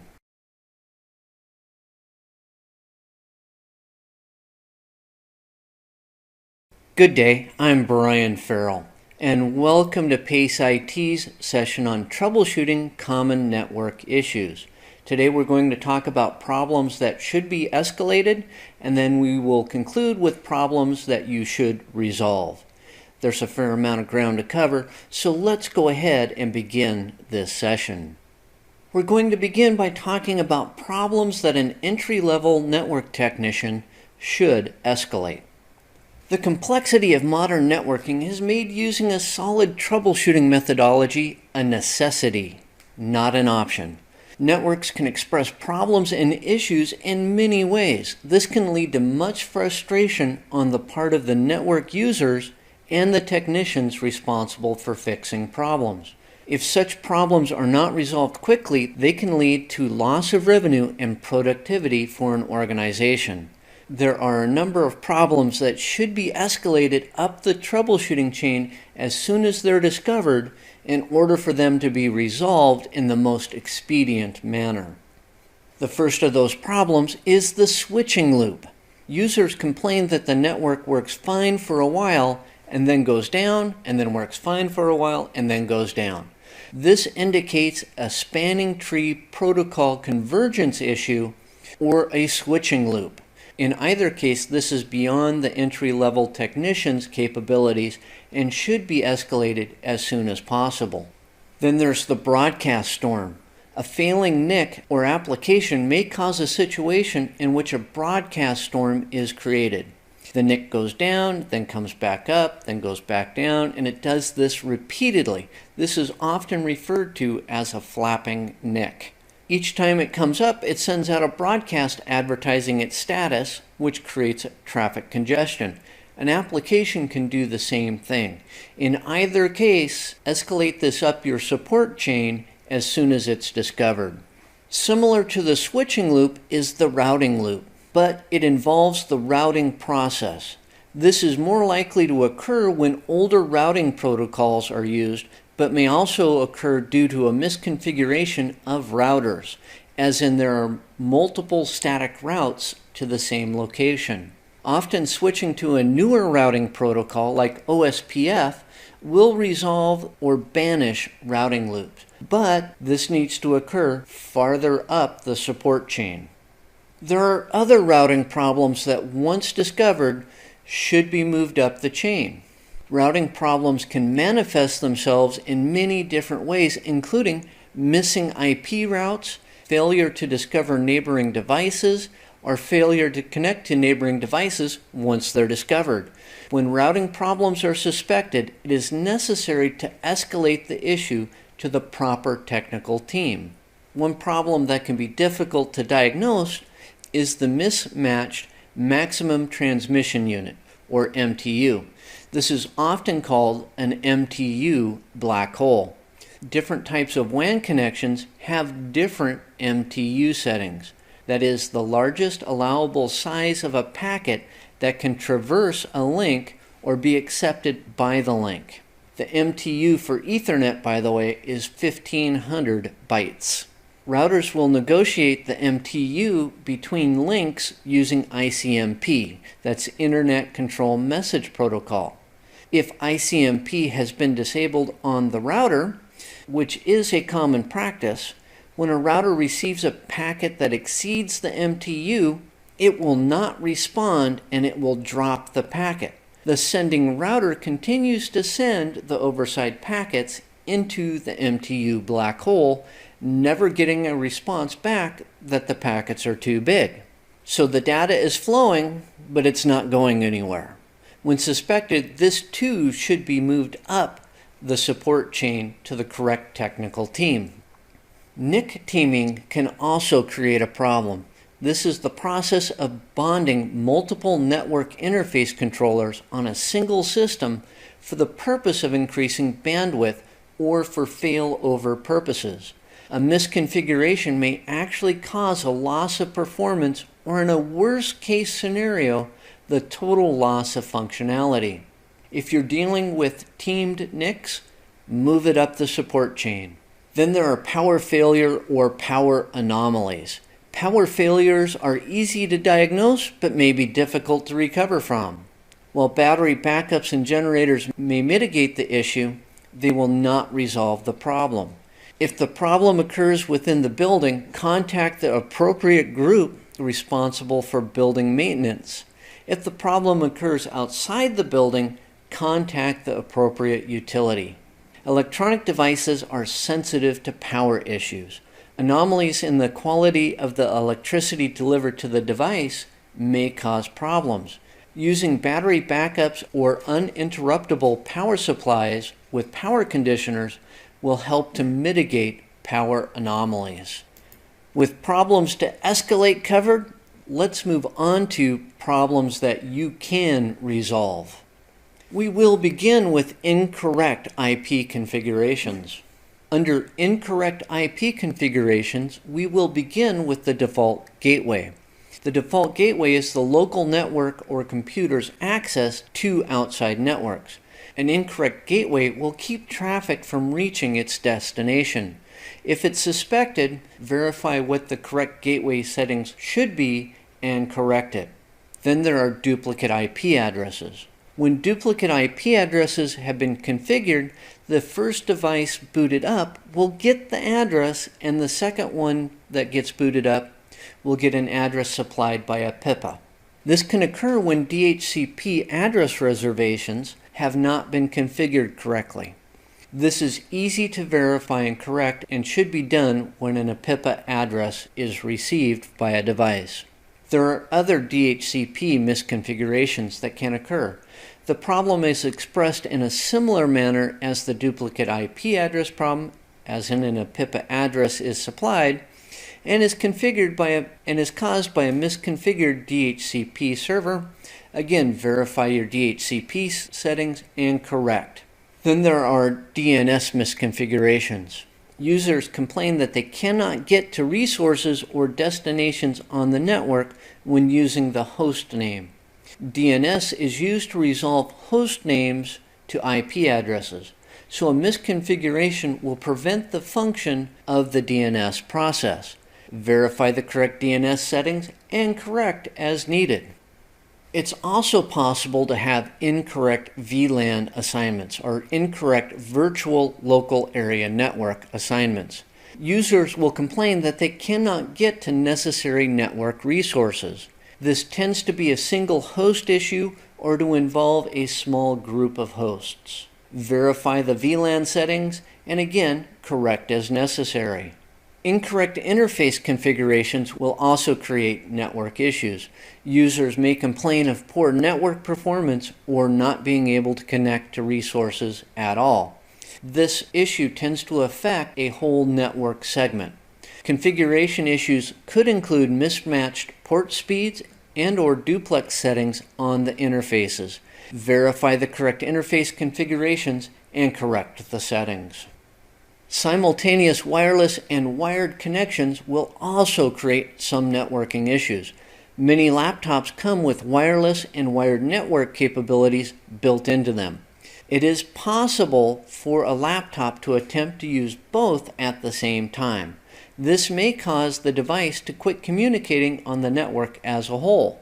Reminding users to turn off wireless capabilities before joining the wired network will resolve this problem. Not having good end-to-end connectivity is another common problem. The complexity of networks will just about guarantee that end-to-end connectivity, the ability to reach remote hosts, will be lost at some point. The ping and tracer utilities can be used to find where the break in communication occurs. This information can then be used to determine the next course of action. Last up is hardware failure. Networking equipment and devices will fail. When this happens, it is usually denoted by the sudden loss or intermittent loss of networking functions or access. The key to resolving this issue is in determining what has failed and replacing it. That concludes this session on troubleshooting common network issues. I began by talking about problems that should be escalated, and then I concluded with problems that should be resolved. On behalf of PACE IT, thank you for watching this session, and I look forward to doing another one.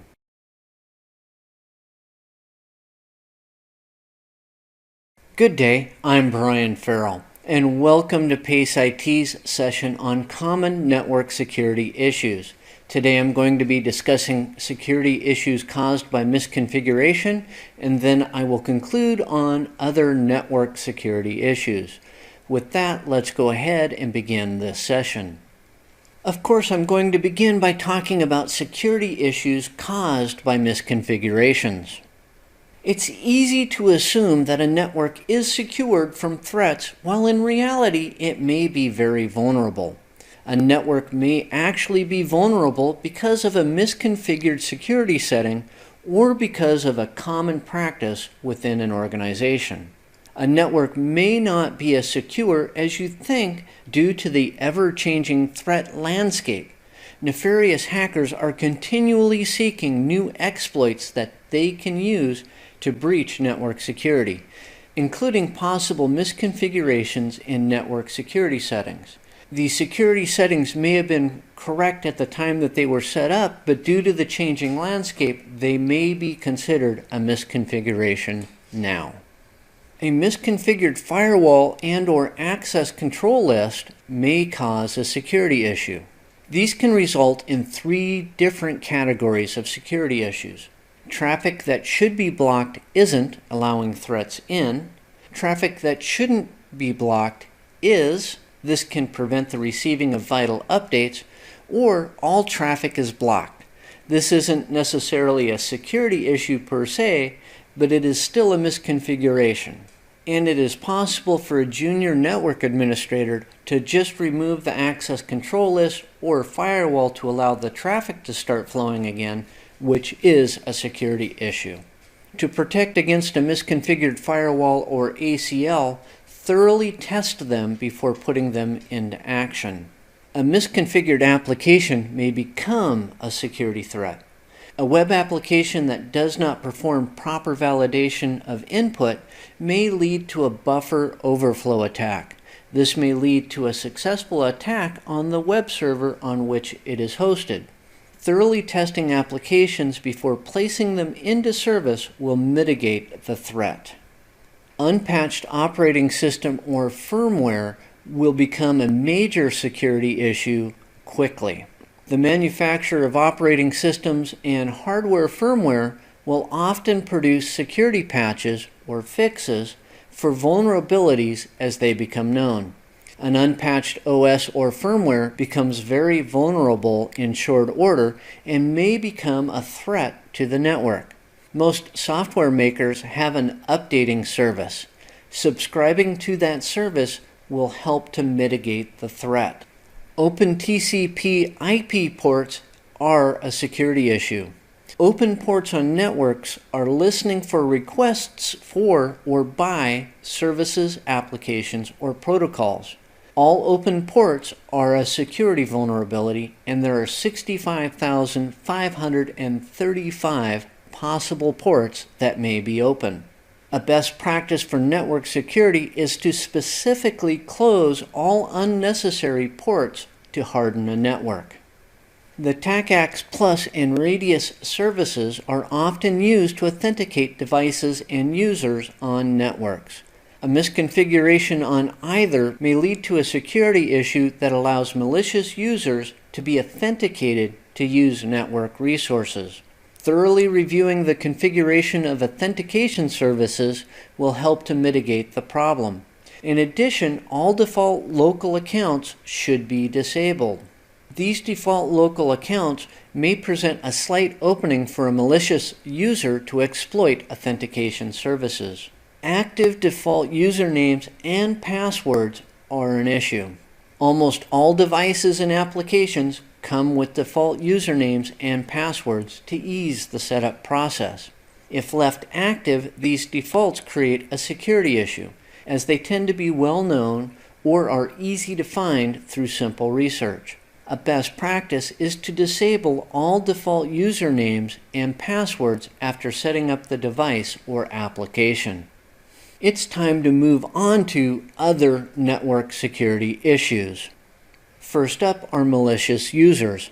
Malicious users may be the single biggest security issue facing any network, and they will fall into one of two categories. There is the untrusted malicious user.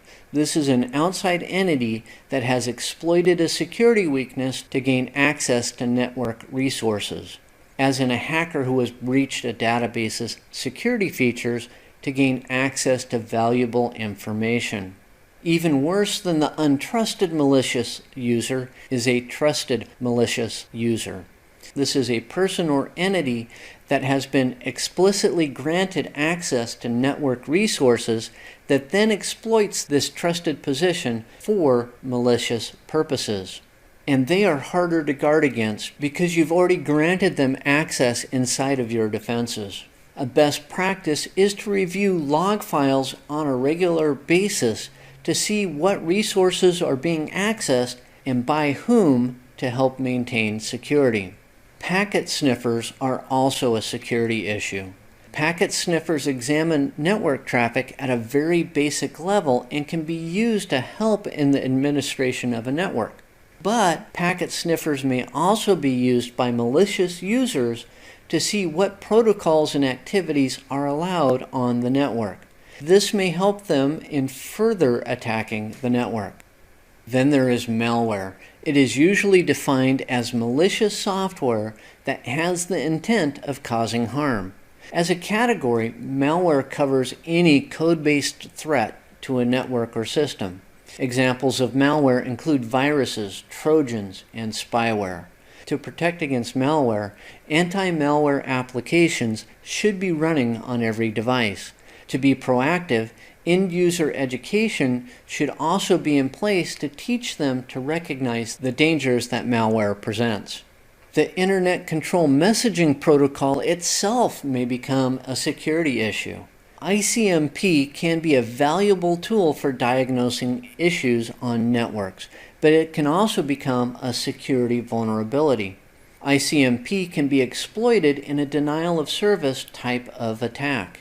ICMP can also be used to redirect legitimate users to a new malicious default gateway, possibly resulting in loss of data or sensitive information.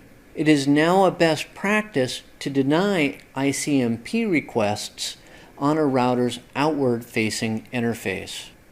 Denial of service or distributed denial of service attacks are becoming more common. In an attempt to bring down a network or website, malicious users will often send thousands or hundreds of thousands of requests for service. The attacker's goal is to make that resource unreachable by legitimate users. Many modern firewalls and other network appliances have been configured to recognize the signature of such an attack and can take steps to mitigate the results. When creating applications, developers often create backdoors into the programs. Backdoors are a method of accessing an application or service while bypassing the normal authentication process. Unfortunately, these backdoors are sometimes left open after the development process has been completed. Once these become known, they can be exploited. In most cases, the application is listening on a specific port for a request for access. The best mitigation technique is to close all unnecessary ports on a network. Kind of sounds familiar, doesn't it? Then there's jamming. All wireless networks use radio frequency channels to transmit data on the network. It is possible to create enough interference on the RF channel that it is no longer usable on the network.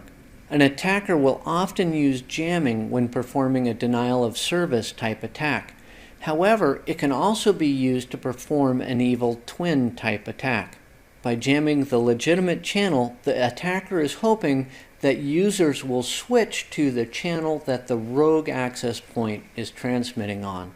Many of the modern networking standards and devices employ techniques to mitigate the threat of jamming, as in both 802.11n and 802.11ac are difficult to jam standards. Then there is banner grabbing. Many network devices display banners when users are signing into or requesting services from network devices. These banners can impart information about the type of device or the type of service that is being requested. This information may be used by a hacker to research possible exploits. The best practice is to disable all unnecessary services and banners on network devices. That concludes this session on common network security issues.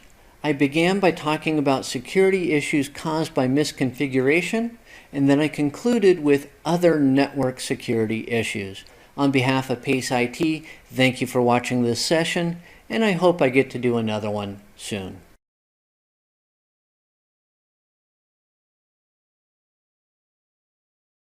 Good day, I'm Brian Farrell, and welcome to PACE IT's session on common WAN components and issues. Today I'm going to be talking about common wide area network components, and then we're going to move on to common WAN issues. There's a fair amount of ground to cover, not a whole lot of time, so let's go ahead and begin this session. Of course, I'm going to begin by talking about common WAN components. First up are copper line drivers or repeaters. These are used to allow network traffic to go farther distances over copper wire type networks.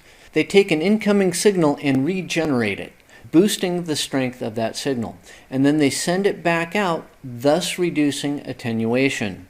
Common to all WANs is the demarc. Demarc stands for the demarcation point. This is the physical point where the telecommunication company's responsibility ends and the customer's begins. The telco takes care of the upstream end of the network, and the customer takes care of the downstream end of the network. The demarc may be simple or it may be very complex, depending upon the size of the organization and the required services. Then there is the Network Interface Unit, or the NIU. In the SOHO environment, the NIU is usually the demarc. Also in the SOHO environment, the NIU is usually provided by the Internet Service Provider, or ISP. An NIU can be a cable modem, a DSL modem, or another piece of hardware that connects the customer to the ISP. One type of NIU is the Smart Jack. It's an NIU that can provide feedback on conditions to the ISP. Smart jacks help the ISP determine if a problem exists on its end of the DMARC through the use of remote loopback capabilities. Many smart jacks can also provide translation between protocols, as in translating a serial PPP communication stream into Ethernet. More than likely on larger networks, you will find CSU DSUs. That's Channel Service Unit, Digital Service Units. This is the interface point that provides the connection between a point-to-point line and the device that is directing network traffic, which is usually a router.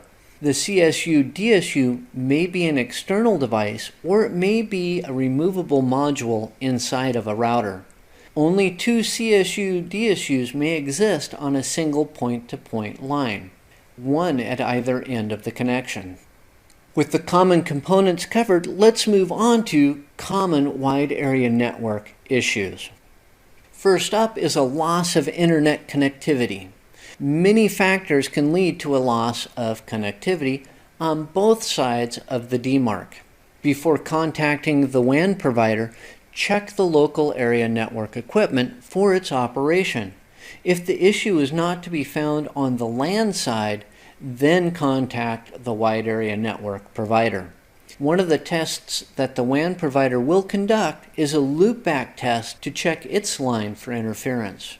DNS issues are also common in a WAN environment. They may look like a loss of internet connectivity, but it isn't.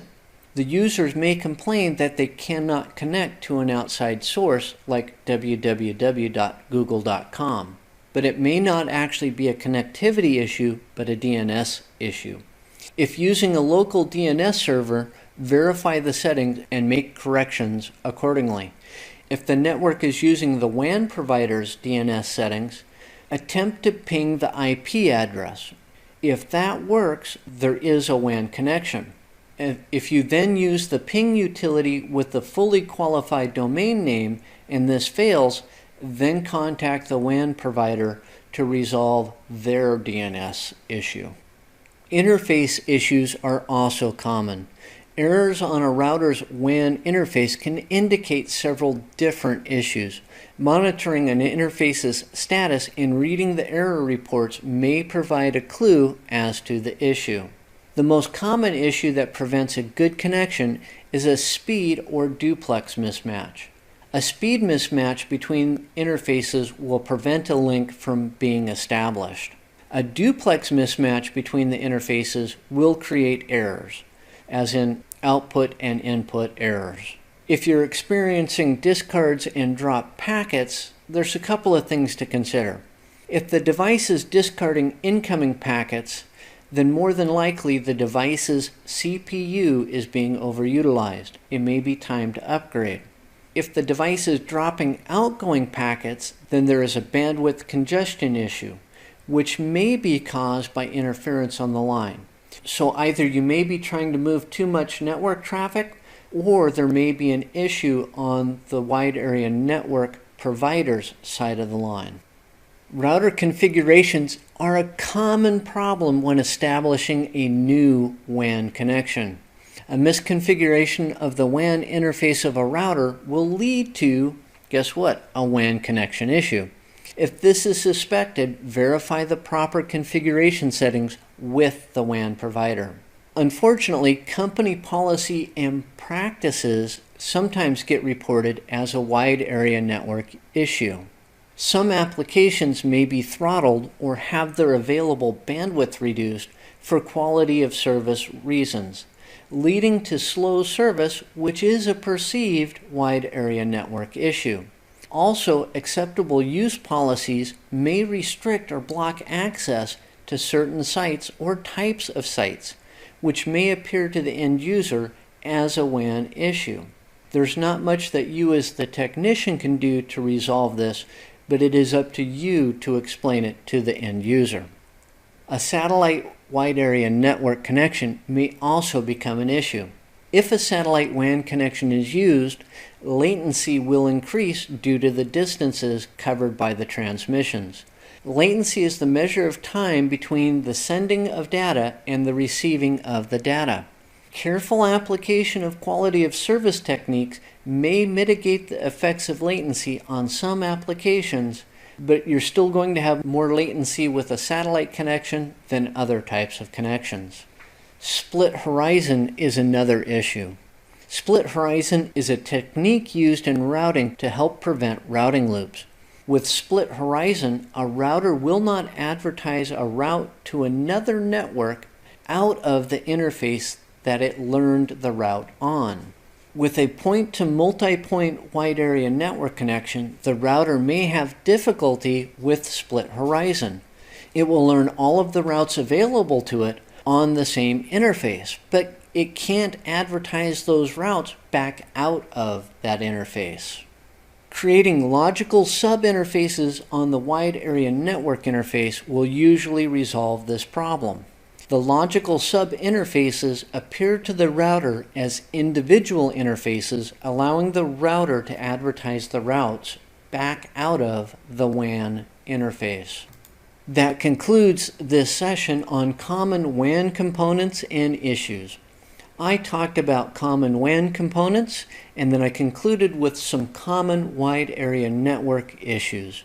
On behalf of PACE IT, thank you for watching this session, and I hope to do another one soon.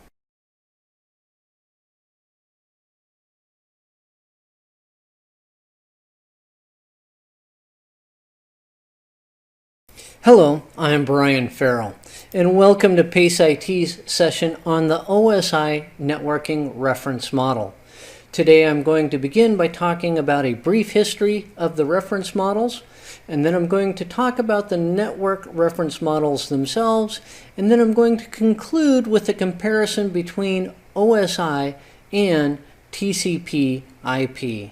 There's a fair amount of ground to cover, so let's go ahead and begin this session. So let's begin with a brief history. The Open System Interconnection Reference Model is a conceptual model with two major components. The first main component of the OSI networking reference model is an abstract model of networking. It's a 7-layer model. The second major component is a set of specific protocols which allow differing computing systems to communicate with one another despite their different architecture. So why was a networking model required? Well, early networks communicated using proprietary languages. Because of those proprietary languages, early networks could only communicate with like systems. So an IBM network could only communicate with another IBM network. In addition to that, the U.S. government desired a robust computer communication system that could survive disaster. The first networking reference model that was developed was the TCP/IP reference model. The Transmission Control Protocol Internet Protocol reference model was published as the United States Department of Defense standard in 1982. All of the major systems manufacturers adopted the TCP/IP reference model beginning in 1984. AT&T moved the Unix implementation of TCP/IP to open source in 1989, further cementing TCP/IP's place in networking. The OSI reference model came later than the TCP/IP reference model. The OSI model was published in 1983, and it defines the relationships between differing protocols and hardware. It's time to move on to a discussion about the networking reference models in more detail. We're going to begin with the OSI reference model. It is a 7-layer reference model. Layer 1 is also called the physical layer. It standardizes the electrical signals that networks use. It also defines cable standards and how the bits of data are placed on the physical media. Network cables and hubs are part of Layer 1 of the OSI model. Then there's Layer 2, which is also called the data link layer. It's responsible for identifying the individual nodes, both the sending node and the receiving node. It also introduces an error correction method known as the Frame Check Sequence, or FCS. Layer 2 is composed of two sublayers. The first of those is the Logical Link Control layer. It is mainly responsible for flow control and error correction. Then there is the Media Access Control layer. It is mainly responsible for node addressing.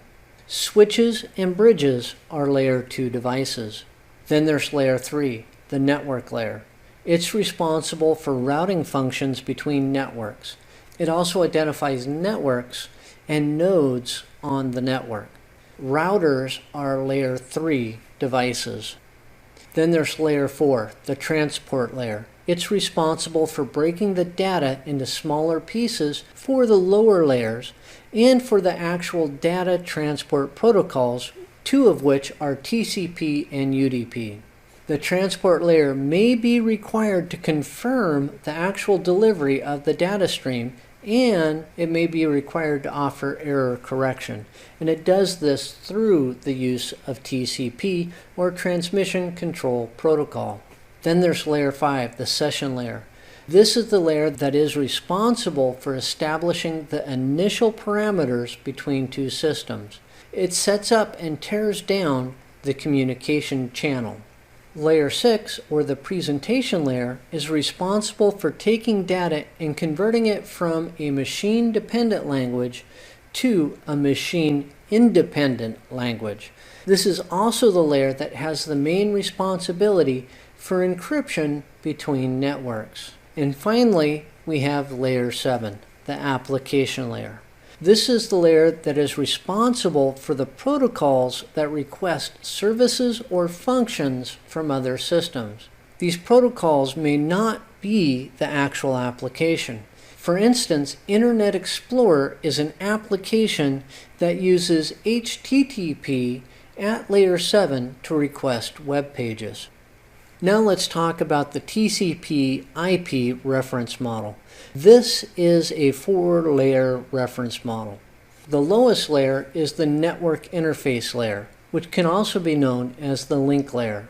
It handles electrical signaling, flow control, error detection, and node addressing. Then there's the internet layer. This layer handles routing functions and identifies network systems and nodes on those networks. Then there is the transport layer, which handles breaking the data into more manageable pieces for the lower layers.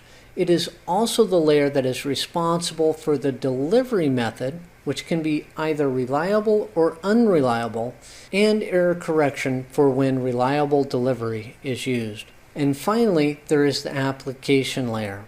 This layer handles requests for services from applications. It also handles translation to machine-independent languages and encryption. It also sets up and tears down communication sessions between systems. So now let's do a comparison between the OSI and TCP/IP reference models. While TCP/IP is the dominant model, most technicians communicate issues using the OSI model because it is more specific. When a problem occurs, and believe me, they will, it is easier to resolve them with the more highly defined set of specifications of the OSI model versus the specifications of the TCP/IP model. It's easier to resolve an issue at the session layer of the OSI model than it is to track down what went wrong in the application layer of the TCP/IP model. Both the OSI and TCP/IP models are reference models only. It is not mandatory that they be followed. Each developer and manufacturer determines its own method of implementing the reference models. While in theory there will never be a problem in communicating between devices and systems, remember, it is only a theory. Now that concludes this session on the OSI networking reference model. I began with a brief history, then I moved on to the networking reference models themselves, and then I did a very brief OSI and TCP/IP comparison. On behalf of PACE IT, thank you for watching this session. and I hope to do another one soon.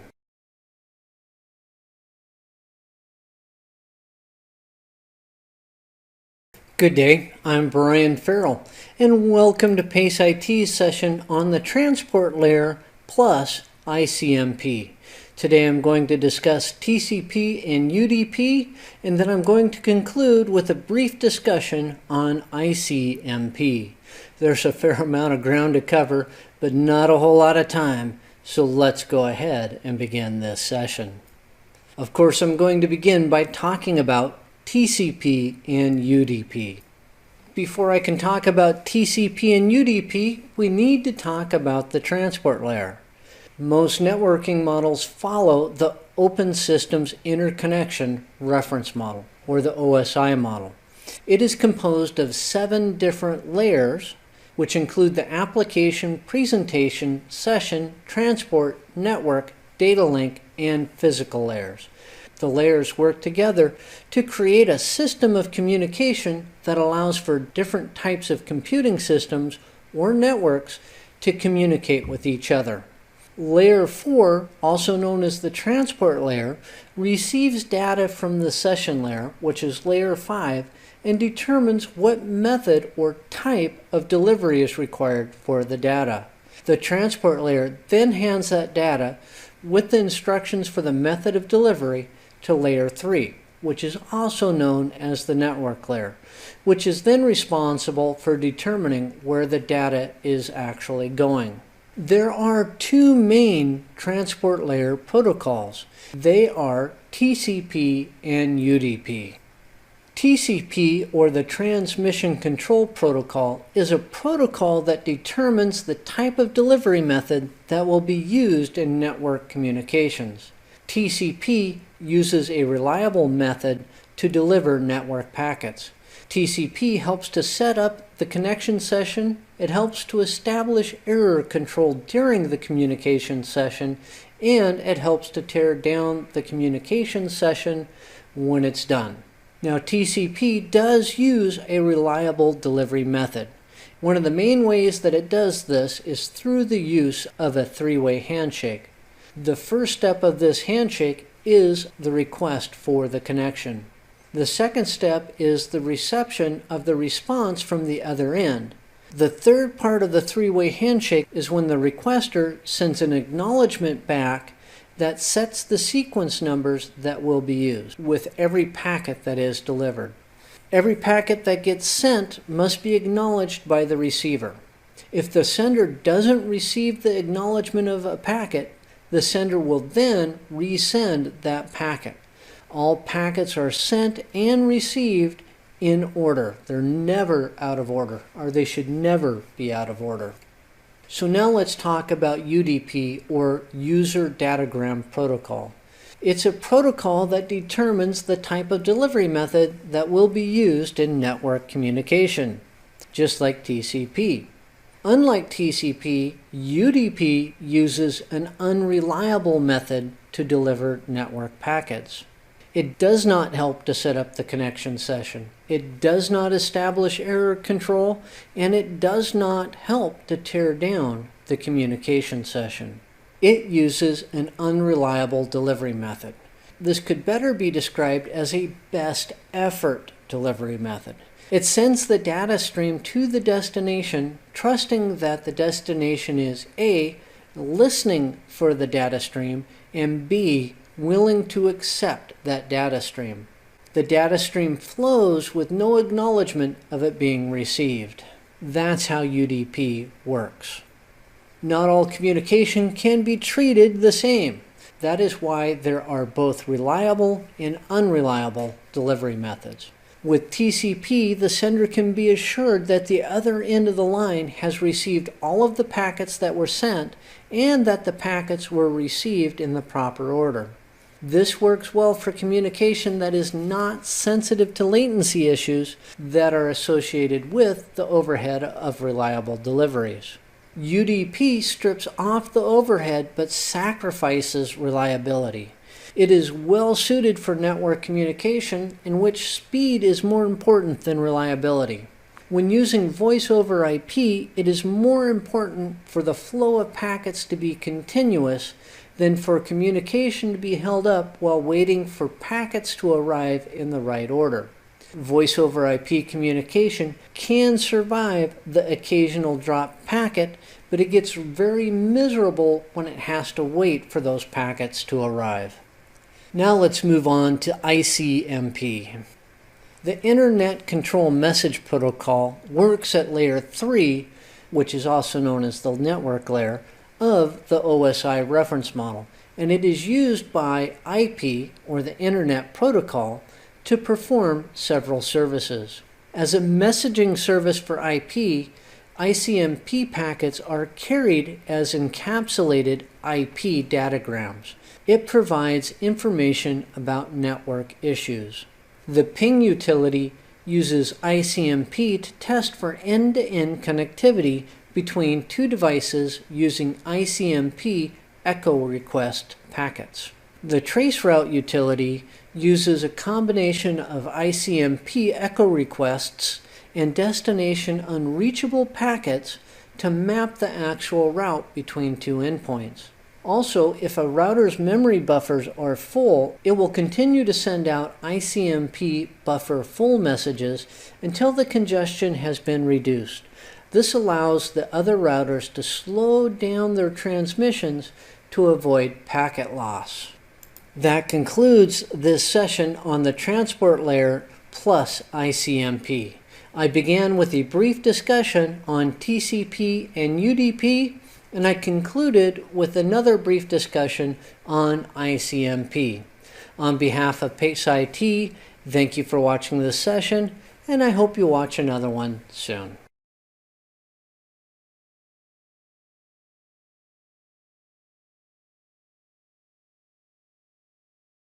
Good day, I'm Brian Farrell, and welcome to PACE IT's session on Basic Network Concepts Part 1. Today we're going to be talking about encapsulation and modulation. There's a fair amount of ground to cover, so let's go ahead and begin this session.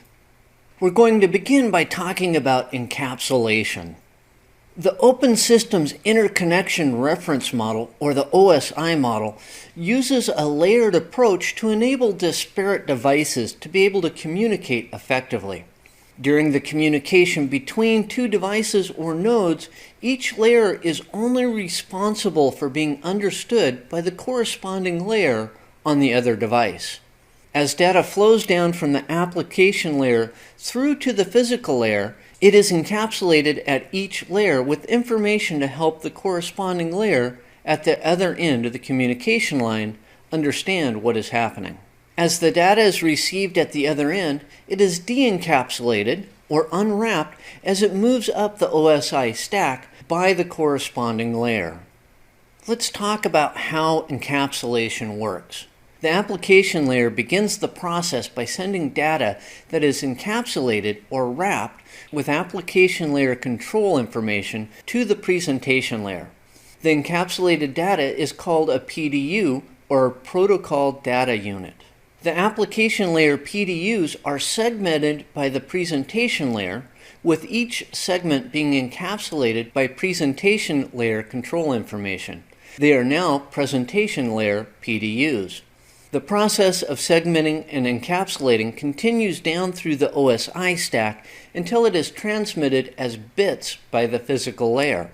The receiving physical layer passes the bits to the receiving data link layer, which reads the data link layer PDU information and then de-encapsulates and desegments it, sending the new packets to the network layer as network layer PDUs. The process of de-encapsulating and desegmenting continues up the OSI stack until it is received by the application layer, where it is finally fully de-encapsulated and fully reassembled. This encapsulation and de-encapsulation allows differing systems to be able to communicate together effectively. With that covered, let's move on to modulation. The physical layer of the OSI stack is responsible for transmitting bits of data across some form of media. So it literally is responsible for transmitting zeros and ones across the media, like a cable. The question arises, how does the physical layer transmit the data across the media? The bits of data are modulated or encoded by the physical layer and placed on the carrier signal of the media, which carries the modulated data onto its next destination. The carrier signal can also be referred to as the carrier channel. Once the bits are received, they are demodulated or unencoded by the receiving physical layer. A carrier signal is a standard waveform, usually in the form of a sine wave, that is used as the base carrier of another input signal. A sine wave is a mathematical curve that is represented by a smooth repeating oscillation. Now let's define modulation. Modulation is the process of varying one or more properties of a carrier signal with an input signal, usually for the purposes of conveying information. Modulation can be used to encode digital network traffic onto media that uses a digital carrier signal, as in using an ISDN connection between two networks. Modulation can also be used to encode a digital signal onto a media that uses an analog carrier signal, as in digital network traffic traveling over the public switched telephone network, or PSTN. Multiplexing is often used with modulation. Multiplexing can be used to increase the number of modulated signals that can be placed onto a carrier signal. So let's talk about multiplexing, and I don't mean your local movie theater. The type of carrier signal will determine if multiplexing can occur. A baseband carrier signal cannot have multiplexing occur, as the modulated signal will consume all of the available frequency or channel width. Multiplexing can be utilized on a broadband carrier channel, as each modulated input is assigned a portion of the channel width of the carrier channel. Multiplexing can use one of two methods to weave streams of modulated signal into the carrier signal. There's frequency division multiplexing. This is the process of mathematically dividing the carrier channel frequency into multiple segments and assigning the results to modulated input signals. Then there is time division multiplexing. This is the process of mathematically dividing the carrier channel width into multiple time segments and assigning the time slots to different modulated signal input streams. It's time to talk about the difference between a baseband and broadband carrier channel. And we're going to begin with baseband. A simple definition of baseband is a stream of data that is sent over a carrier channel as a digital modulated signal. The digital signal will take all of the carrier signal's available frequency or time. While the modulated input does take all of the carrier channel's available frequency, the communication is bidirectional. It can flow back and forth. A simple definition of a broadband carrier channel is a stream of data that is sent over a carrier channel as an analog modulated signal. The analog signal will be assigned a portion of either the carrier channel's available frequency or time. While the modulated input doesn't take all of the carrier channel's available frequency, the communication is not bidirectional. For two-way communication to take place, multiplex channels must be created. That is, a channel for each direction. Now that concludes this session on Basic Network Concepts Part 1. I began with encapsulation and I concluded with modulation. On behalf of PACE IT, thank you for watching this session, and I hope you watch another one soon.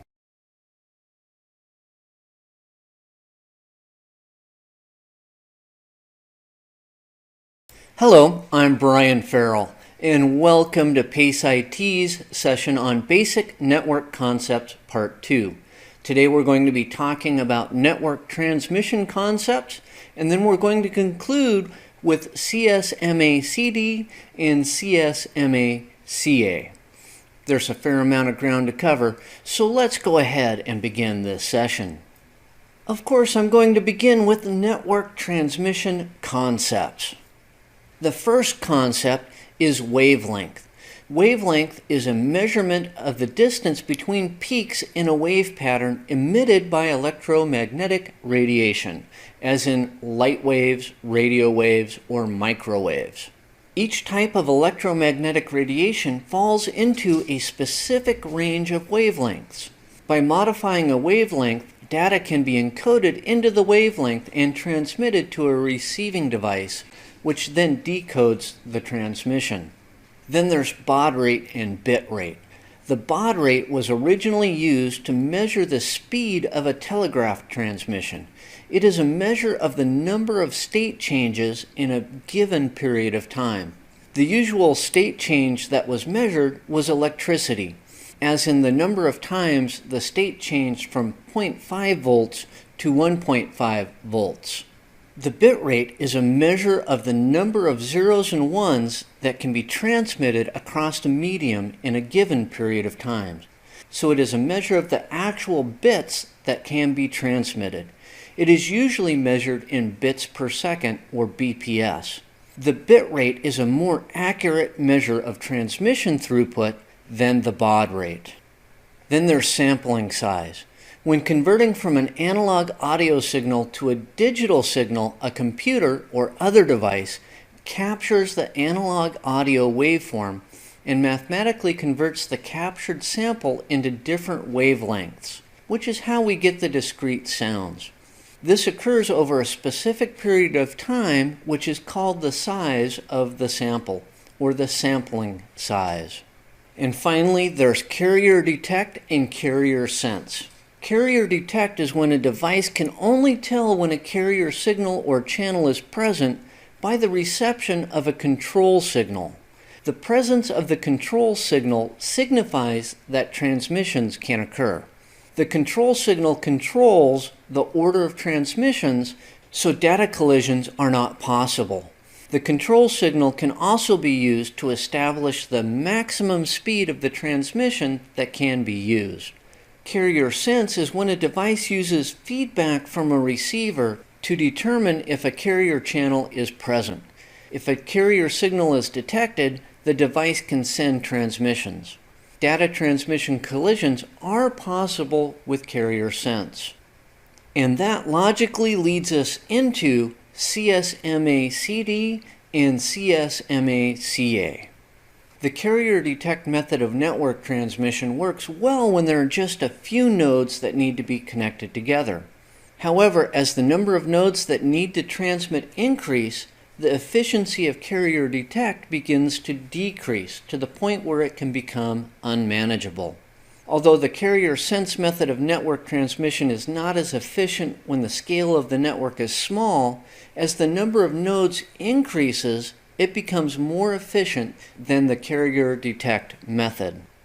So let's talk about CSMA-CD, or carrier sense multiple access with collision detection. CSMA-CD, of course, uses the carrier sense method of network transmission.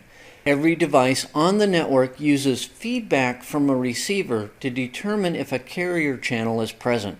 Every device connected to the network has an equal opportunity to place a transmission on the carrier channel. That's the multiple access part of the name. Before placing a transmission on the carrier channel, a device will listen to the channel to determine if another node is transmitting. If it detects a signal on the carrier channel, the node will wait before attempting to transmit. If no signal is detected, the node is free to send. If two devices send a transmission at the same time, a collision between the transmissions is possible. Sending devices will listen for transmission collisions. If a collision is detected, a jamming signal is sent informing all nodes that a collision has taken place. All devices that receive the jamming signal will wait for a random amount of time before attempting to transmit. Now let's talk about CSMA-CA, or carrier sense multiple access with collision avoidance. CSMA-CA operates in the same manner as CSMA-CD with one exception. It uses a collision avoidance scheme through the use of a controlling device. Before attempting to send data, a device will place a specific signal on the network called a request to send packet, or RTS packet. If no other device is utilizing the network, the controlling device will respond with another specific signal called a clear to send packet, or CTS packet.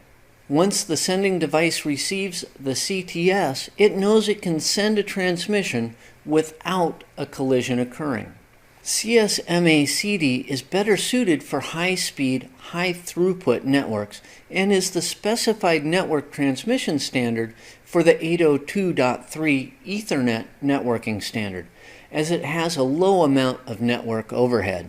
CSMA-CA is better suited for lower speed, lower throughput types of networks where the possibility of data collision is higher.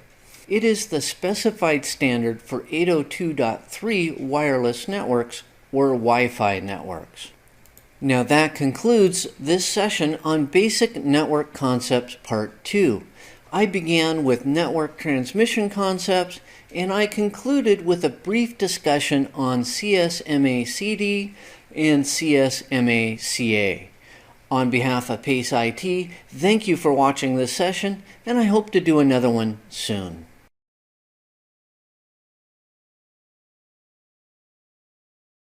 Good day, I'm Brian Farrell, and welcome to PACE IT's session on Basic Network Concepts Part 3. Today we're going to be talking about numbering systems, and we will conclude with a very brief discussion on conversion tables. With that, let's go ahead and begin today's session. Of course, I'm going to begin by talking about numbering systems. While computer code and communication can get very complex, it can also be broken down to a basic bit level. A bit has one of two values. It either has a value of 0 or it has a value of 1. These values can be thought of as being either off, which is a 0, or on, a 1. These bit values are actually the only information that computing devices know. By combining and adding different bits together, computers can communicate with each other and programs can be created. Because of this, technicians need to know how to work with binary, or the base 2 numbering system. Binary is a base 2 numbering system where each position has one of two basic values. It is either a 0 or a 1. It is written from right to left with the potential value of digits being doubled with each additional digit that's added. If a 0 is the placeholder, it has a null value or no absolute value. And if a 1 is present, the actual value is double the potential value of the digit to the right. To derive the final value of a binary number, add all of the potential values together, and that will give you the decimal value of the binary number. The binary numbering system is very important when dealing with computers and networking. You should become comfortable with converting from decimal, or base 10 values, to binary, and from binary back to the decimal format. If you need help with that, there are multiple websites that can help. One website that I recommend is mathisfun.com. You can look on their website for their binary numbering lessons. Now let's talk about bit, byte, and nibble. A bit is a single 0 or 1. A byte is 8 bits, and it can also be referred to as an octet. A nibble is half of a byte, or 4 bits. And these terms are used quite frequently when dealing with binary. Now let's talk about hexadecimal. Hexadecimal is a base 16 numbering system that uses the numbers 0 through 9, and then it uses the letters A through F to represent the values 10 through 15. It functions in the same manner as binary, but with base 16. Each hexadecimal digit has a potential binary value of 1111 or 15, and it can be referred to as a nibble as it's half of a byte. A hexadecimal number can often be recognized by the notation prefix of 0 lowercase x, which directly precedes the hexadecimal number. Hexadecimal is widely used in programming and networking, along with binary. Some examples of binary and hexadecimal use include IPv4 addresses, which can be represented by a 32-bit binary number that is divided into 4 8-bit sets. Each 8-bit set is equal to 1 byte and is often called an octet. An IPv6 address, which is a 128-bit binary number, is usually represented by hexadecimal, and it is divided into 8 2-byte sets, each set being separated by colons. And I recommend that you watch my presentations on IPv4 and IPv6 to get a better understanding of how binary and hexadecimal are used in networking. And now let's move on to conversion tables. When working with binary and hexadecimal numbers, I recommend creating a conversion table before doing the math. I find it to be very useful when I need to convert from decimal to binary or from hexadecimal to binary to decimal.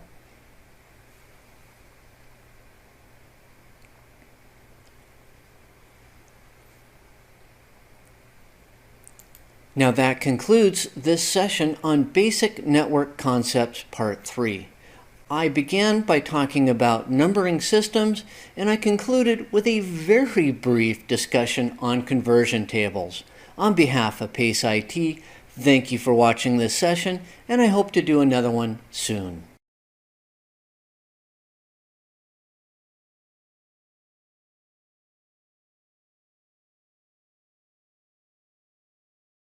Hello, I'm Brian Farrell, and welcome to PACE IT's session on the Introduction to Wireless Standards. Today I'm going to talk about CSMA-CA, and then I'm going to conclude with a discussion on wireless standards. There's a fair amount of ground to cover, so let's go ahead and begin this session. Of course, I'm going to begin by talking about CSMA-CA. All wireless Ethernet standards employ an algorithm called Carrier Sense Multiple Access with Collision Avoidance. That's CSMA-CA. A CSMA-CA network involves a method of transmission that avoids packet collisions. Once a node wants to send a packet, it listens to the carrier wave. If no other node is transmitting, it will then transmit. If another node is transmitting, it will wait a random amount of time and then listen to the carrier wave again to see if it's free to send. This differs from a CSMA-CD, which stands for Collision Detection, type of network, which is all about how to transmit after a collision has occurred. Now let's talk about frequency modulation. Frequency modulation is the process used to encode data into a carrier wave. 802.11 uses two main frequency modulation methods. The first one is orthogonal frequency division multiplexing, or OFDM. OFDM is a frequency division multiplexing scheme that uses multiple subcarrier channels to carry data. It is used to mitigate against attenuation, which is loss of signal strength over distance, and multipath issues that exist in networking. The other frequency modulation method is direct sequence spread spectrum, or DSSS. DSSS is a modulation technique that uses spread spectrum technology to effect data transfer. It is used to mitigate the problem of multiple users on a channel and for effective timing between the transmitter and the receiver. Now let's move on to the wireless standards. Wireless networking standards are established by the 802.11 Committee of the Institute of Electrical and Electronics Engineers, or the IEEE. Quite often the term Wi-Fi is used to describe an 802.11 network, which is technically incorrect. Wi-Fi is actually a reference to the Wi-Fi Alliance, which is responsible for certifying that wireless networking equipment actually meets the 802.11 standards. Wi-Fi has become synonymous with the wireless local area network in the English language, so don't be surprised if you find yourself using the term Wi-Fi when you really mean 802.11. Now let's talk about the standards, and first up is 802.11a. It has a maximum speed of 54 megabits per second, and it operates on the 5 gigahertz frequency band.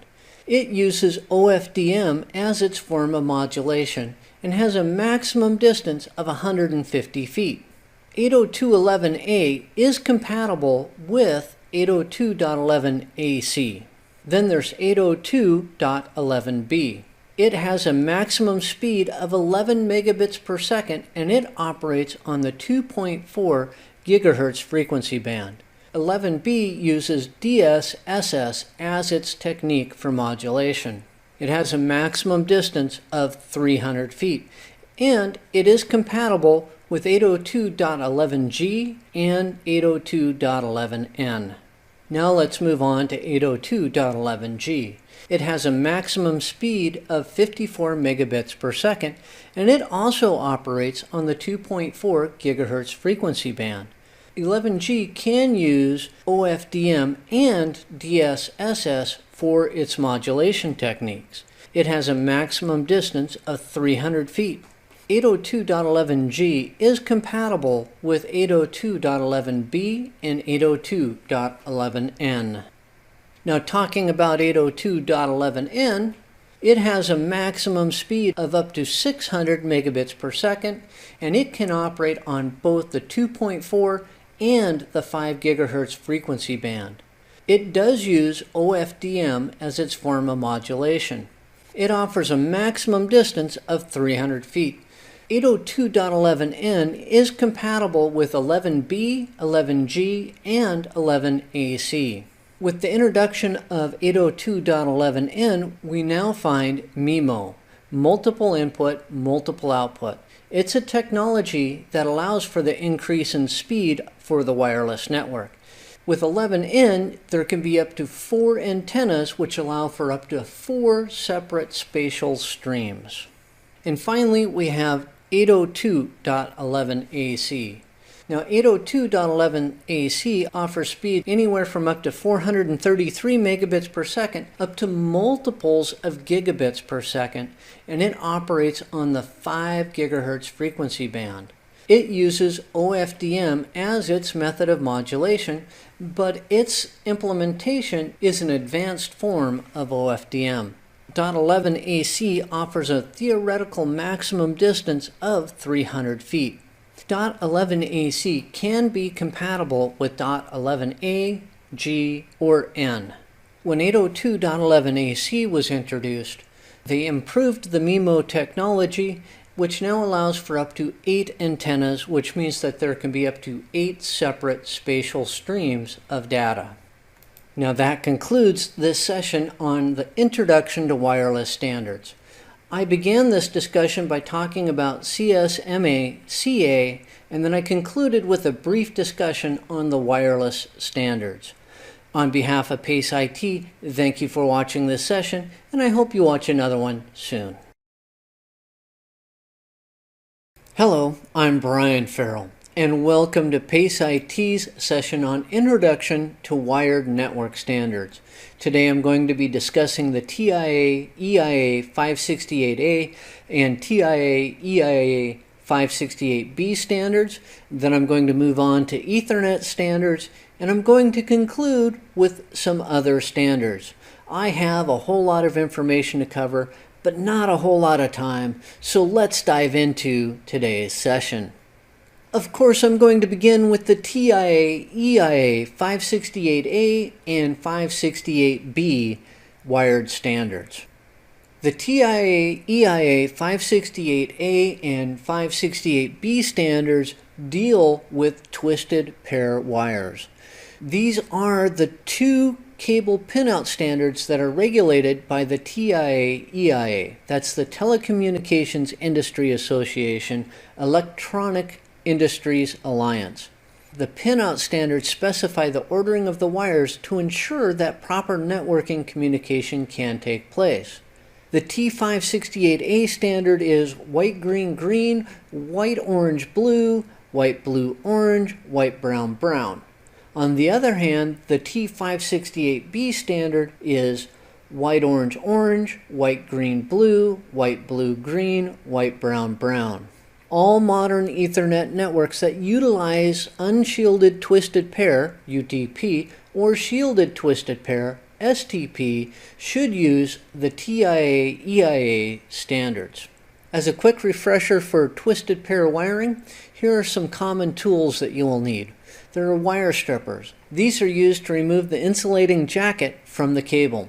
Then there are crimping tools. These are used to secure the wires into modular connectors. Then there are punch-down tools. These are used to secure wires into punch-down blocks. And finally, there are cable testers. These are used to test the integrity of the network cables that you've just created. With that covered, let's move on to Ethernet standards. First up are distance limitations. Twisted pair copper wire is limited to 100 meters without a repeater unless otherwise stated. Coaxial LAN cabling is limited to either 185 or 500 meters depending upon the coaxial cable that is used. As an example, a 10-base-2 coaxial network uses RG58 and is limited to 185 meters in length. On the other hand, a 10-base-5 coaxial network using RG8 is limited to 500 meters. With fiber optics, LAN transmission is limited by the cable type that is used. The current maximum is over 40 kilometers over a single-mode optical fiber, or SMF fiber. Now let's talk about twisted pair cable standards. There's 10-base-T, that's 10 megabits per second, using UTP over a minimum of Cat3 cable. Then there's 100-base-T, that's 100 megabits per second, using a minimum of Cat5. You can also have 100-base-TX. This is 100 megabits per second networking using 2 pair over a minimum of Cat5. Then there's 1000-base-TX. This is 1 gigabits per second networking using 2 pair over a minimum of Cat5e cable. Then there's 10G-base-T, that is 10 gigabits per second networking using a minimum of Cat6, but it's only good for 40 meters. Finally, there's also 10G-base-T, that's 10 gigabits per second networking using a minimum of Cat6a cabling, but that's good for up to 100 meters. Now let's move on to the multi-cable standard, and that's 1000-base-X.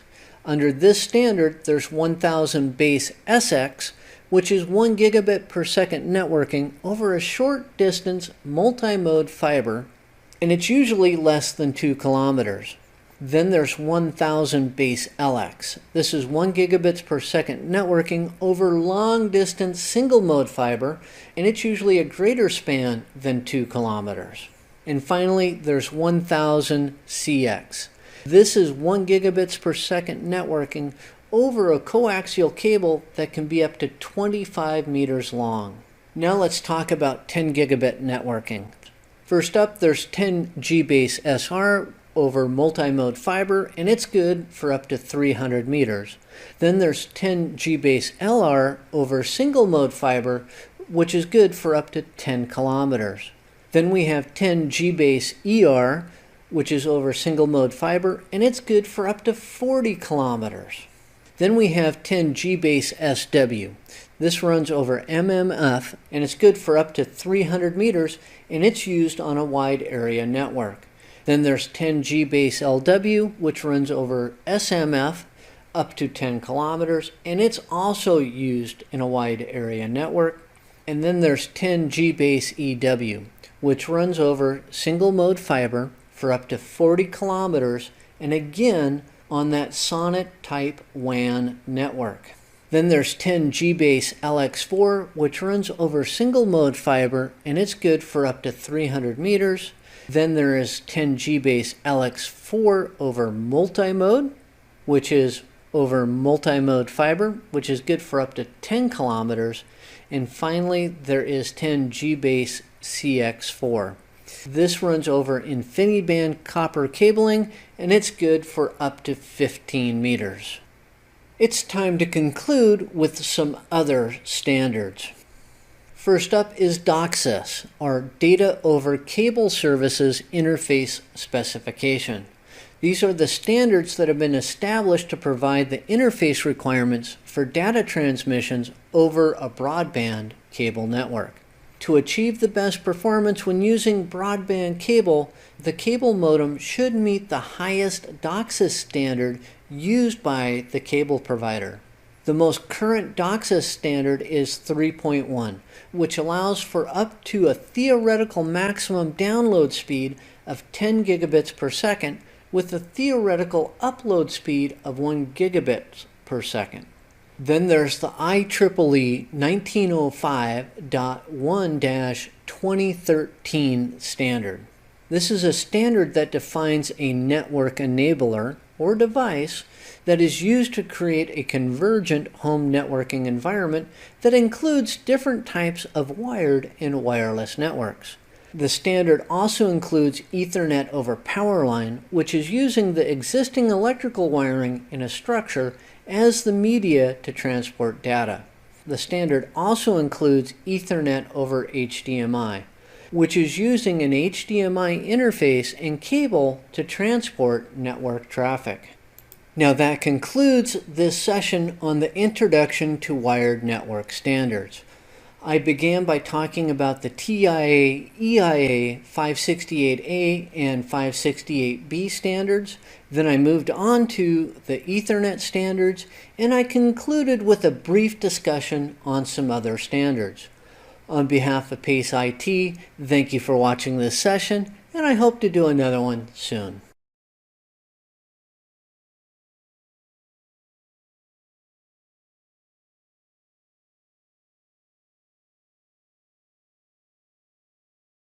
Good day, I'm Brian Farrell, and welcome to PACE IT's session on security policies and other documents.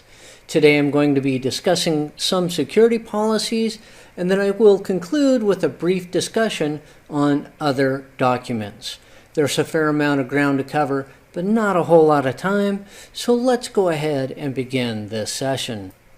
Of course, I'm going to begin by discussing security policies. Policies are a set of guidelines established by management that are used to set the expected behavior in the workplace. Procedures are different than policies in that a procedure is a set of steps required to be taken in a given situation.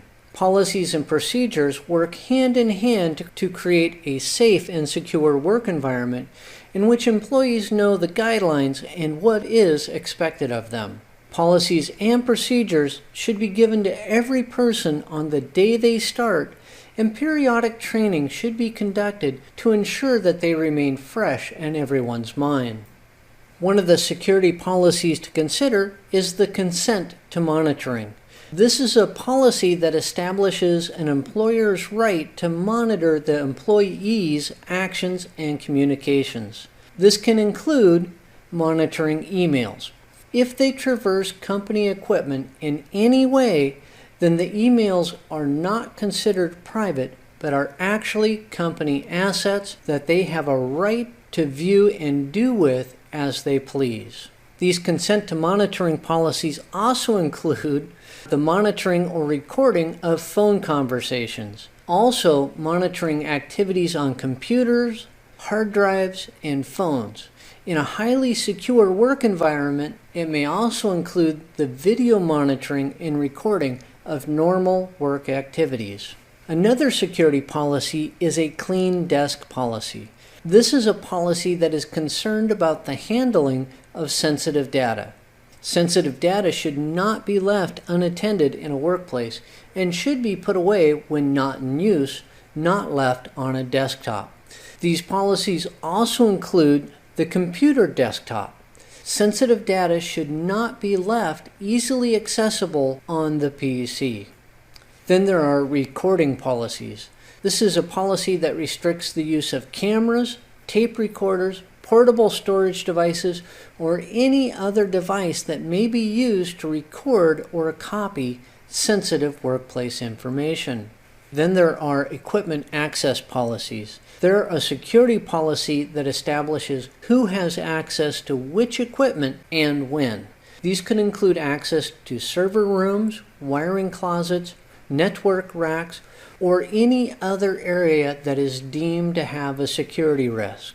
There are security policies that deal with the handling of user or customer information. They're used to establish how to secure sensitive employee and customer information.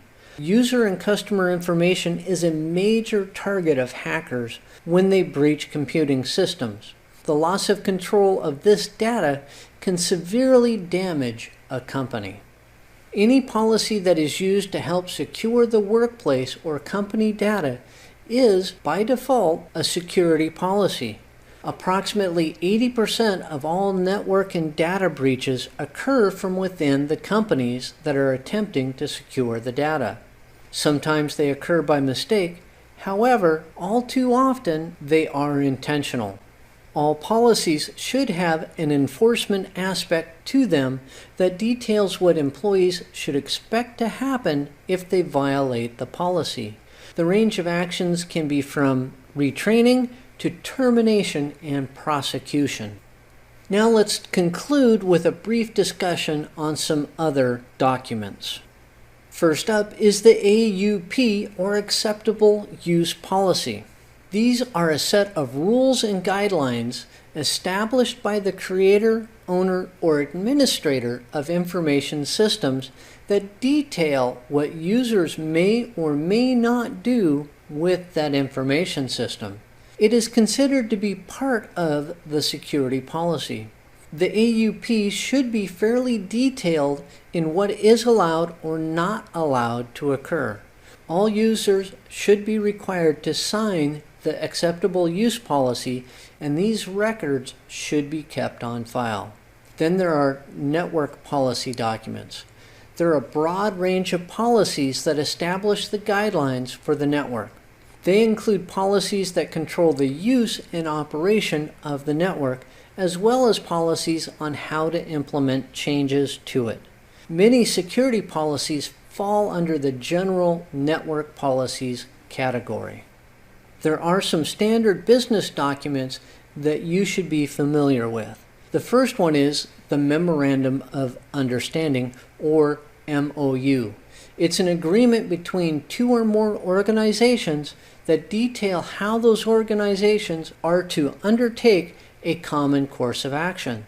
An MOU is often used before a legally binding agreement has been created. Sometimes the MOU is called a Letter of Intent, or LOI. Then there is the Statement of Work, or the SOW. It's a detailed document that specifies what work is to be performed, the expected outcome of the work or the deliverables of the work, and the timelines to perform that work. The SOW plays an important role in project management documentation. Then there is the Master License Agreement, or the MLA. It's a legal agreement between two entities in which one agrees to pay the other for the use of a specific piece of software or a software package for a specific period of time. So the person using the software doesn't actually own the software. The creator or the vendor retains the legal rights to that software or that software package. And finally, there's the Service Level Agreement, or the SLA. It's an agreement that details the allowable amount of response time the vendor has to resolve an issue or problem. The SLA is most commonly associated with a service contract. Now that concludes this session on security policies and other documents. I briefly talked about security policies, and then I concluded with a discussion on some other documents. On behalf of PACE IT, thank you for watching this session, and I hope to do another one soon.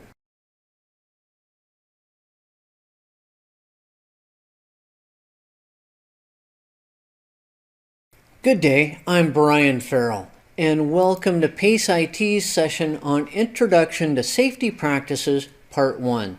Today I'm going to be talking about electrical safety, and then I'm going to move on to installation safety. I have a fair amount of ground to cover, but not a whole lot of time, so let's go ahead and begin this session. Of course, I'm going to begin with electrical safety. Electrical grounding is used to protect technicians and equipment in the case of electrical installation failure. Electrical grounding provides an alternate path for the electricity. This is often referred to as a return to earth. All electrical systems should be connected to properly grounded circuits. This helps to protect both the technician and the equipment. Then there's ESD, or electrostatic discharge. ESD is caused when two electrically charged objects that have different amounts of electrical charge come into contact, creating a sudden flow of energy between the objects as they normalize the levels. This is a static discharge. ESD can damage sensitive components, particularly the CPU and/or your random access memory. Using an ESD mat helps to reduce the chances of ESD. Using an ESD strap will further reduce the chances for ESD. The strap goes around the wrist of the technician and then is clipped to a ground source, usually to an exposed metal surface inside of a piece of equipment's case. You should always practice self-grounding. Self-grounding is a normalization technique used to equalize the amount of electrical charge between the worker and the equipment being worked on. After the case has been opened and the ESD strap is attached to a ground source, touch an exposed metal surface inside the case before actually touching any of the components. This will normalize the electrical charge between you and the equipment that you're working on. In some cases, additional equipment grounding may be necessary. In case of an electrical fire, unplug the power source or turn off the circuit breaker. Always use a Class C or multi-class fire extinguisher on electrical fires. Never use water. You run the risk of electrocution and damaging that equipment even more than the fire is already doing. So let's talk about fire suppression systems. Building codes often call for the installation of fire suppression systems, and there are several different types of common systems. There's the wet pipe. The overhead pipes are pressurized and contain water all of the time. Then there's the dry pipe. The pipes are not pressurized. The water is contained in a holding tank until a fire breaks out, and then it is pumped to the area where it needs to be dispersed. There are pre-action types of fire suppression systems. They're similar to a dry pipe system, but the sprinkler head contains a thermal fusible link that must melt before the water is released. Then there's the deluge fire suppression system. These are designed to release a large amount of water in a short amount of time into a predefined space. The deluge system is the least desirable option for electrical components. On the other hand, a halon type system is the most desirable type of fire suppression system for electrical components. Halon is a non-conducting, volatile gaseous chemical. It works by chemically disrupting the combustion process. Halon does not leave a residue upon evaporation, and unlike water, halon will not ruin electrical components. It is safe for exposure to humans in limited amounts for a limited amount of time. Halon is also environmentally safe. It's also known as a clean agent. Now it's time to move on to installation safety. First up is using proper lifting techniques. Bend at the knees, not at the waist. Keep your head up when lifting. Avoid twisting when carrying items. If the item is heavy or awkward, request help in lifting it. Also remember, most companies establish weight limitations. So if you're going to lift something that is going to exceed that weight limitation, ask for help. More than likely, you are going to need to install equipment racks at some point in time or another. Racks are used to help create a clean, organized environment, especially when they're used with proper cable management techniques. Racks are designed to provide sufficient airflow for the electrical components that are placed in them. When assembling and installing racks, always follow the manufacturer's instructions. Always use the proper tools to prevent damaging the racks or the fasteners that hold them together. Many servers and networking components come rack ready. That means they're specifically designed to be placed into an equipment rack. Let's talk about rack placement. When designing a room that is going to hold multiple racks of computing systems, some thought needs to go into the placement of those racks. HVAC and rack placement should be done concurrently. Heating, ventilation, and air conditioning systems should be designed to control both heat and humidity levels. When multiple racks are going to be installed, creating a hot aisle, cold aisle design is recommended. The hot aisle is the side of the aisle that receives the exhaust airflow from the computing equipment. This aisle should face an HVAC air intake. The cold aisle is the side or aisle that the air intakes of the computing equipment face. This aisle should face an HVAC air vent. Also, whenever possible, a server room should be designed with a raised floor to help protect against water damage. The raised floor, like a drop ceiling, can also be utilized as part of the cable management system. Let's talk about tool safety. Always use the proper tool for the job. That is what it was designed for. Do not use pencils as a probe. It is possible for the pencil to conduct electricity, leading to an ESD situation or shock hazard. Do not use magnetized tools when working on electrical components, as the magnetic charge can be harmful to the magnetically kept data, and that magnetically charged tool may damage sensitive components. When using compressed air to blow out debris, maintain a minimum distance of 4 inches from the nozzle to the component. Always use isopropyl alcohol to clean products in place of rubbing alcohol. Rubbing alcohol contains a higher water content of approximately around 30%, whereas the water content in isopropyl alcohol is lower. Never use a standard vacuum cleaner when vacuuming electrical components is necessary. Due to the design of the standard vacuum, electrostatic discharges are a common occurrence. There are specifically designed vacuum cleaners that can be used on electrical components. Now that concludes this session on the Introduction to Safety Practices Part 1. I talked about electrical safety, and then I concluded with installation safety. On behalf of PACE IT, thank you for watching this session, and I hope to do another one soon.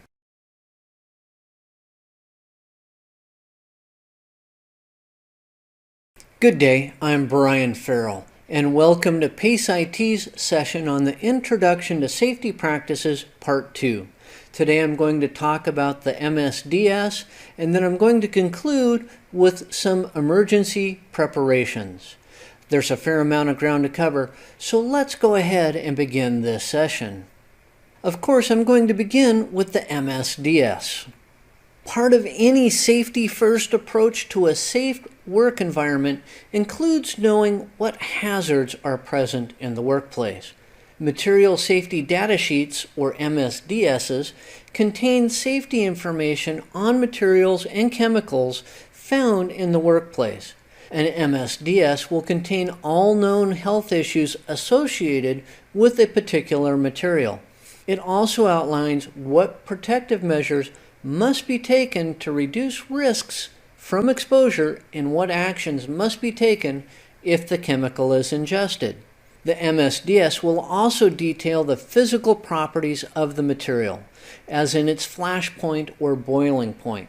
And the MSDS will outline the proper steps to take when disposing of it.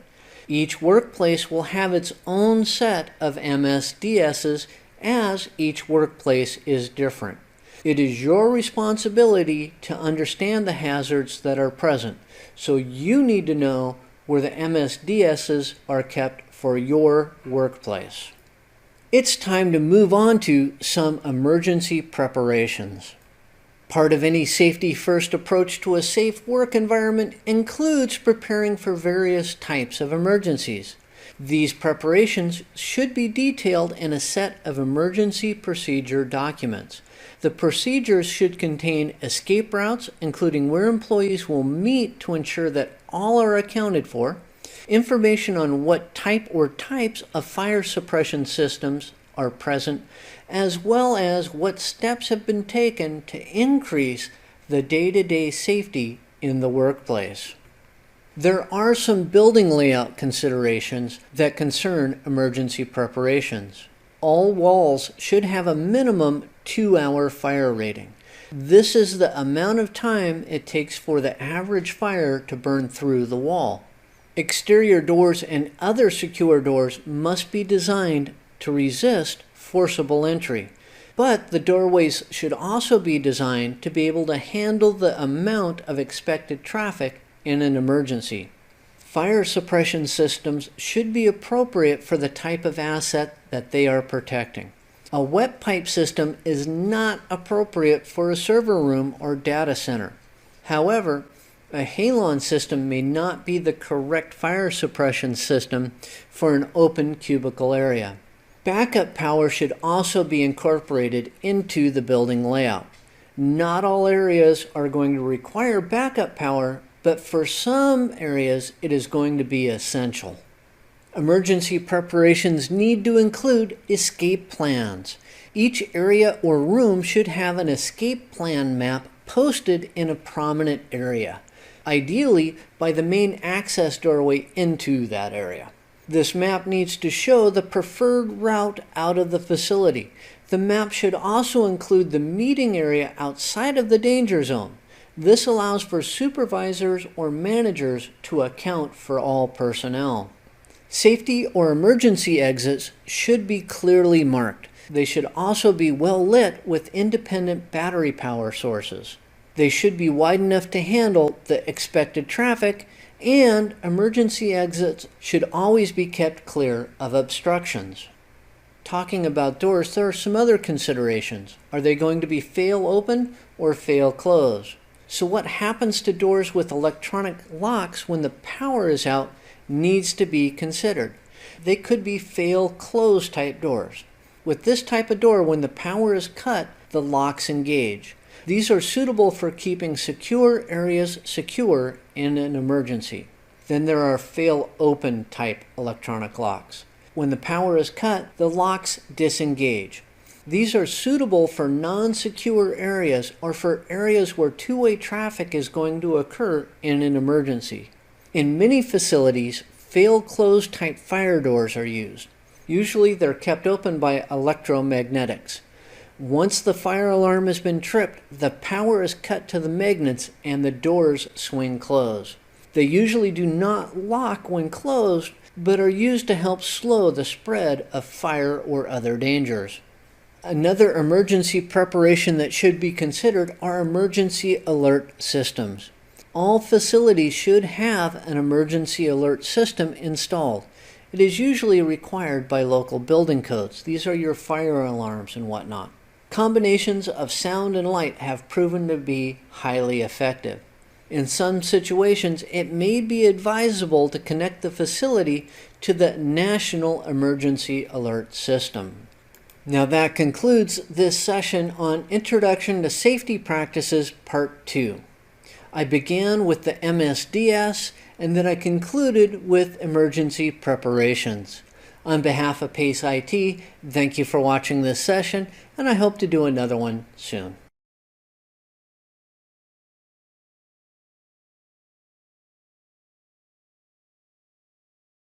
Good day, I'm Brian Farrell, and welcome to PACE IT's session on rack and power management. Today I'm going to talk about rack management, and then I'm going to conclude with a brief segment on power management. With that, let's go ahead and begin today's session. I'm going to begin by talking about rack management. Rack systems are specially designed racks used to hold networking and computing equipment. Sometimes they are referred to as server racks. These rack systems follow one of several different designs. However, they all follow the same height specification. That specification is the standard unit, and it's designated by the capital letter U. Now, the standard unit involves the amount of vertical space that can be used to hold equipment. A standard unit is equal to 1.75 inches.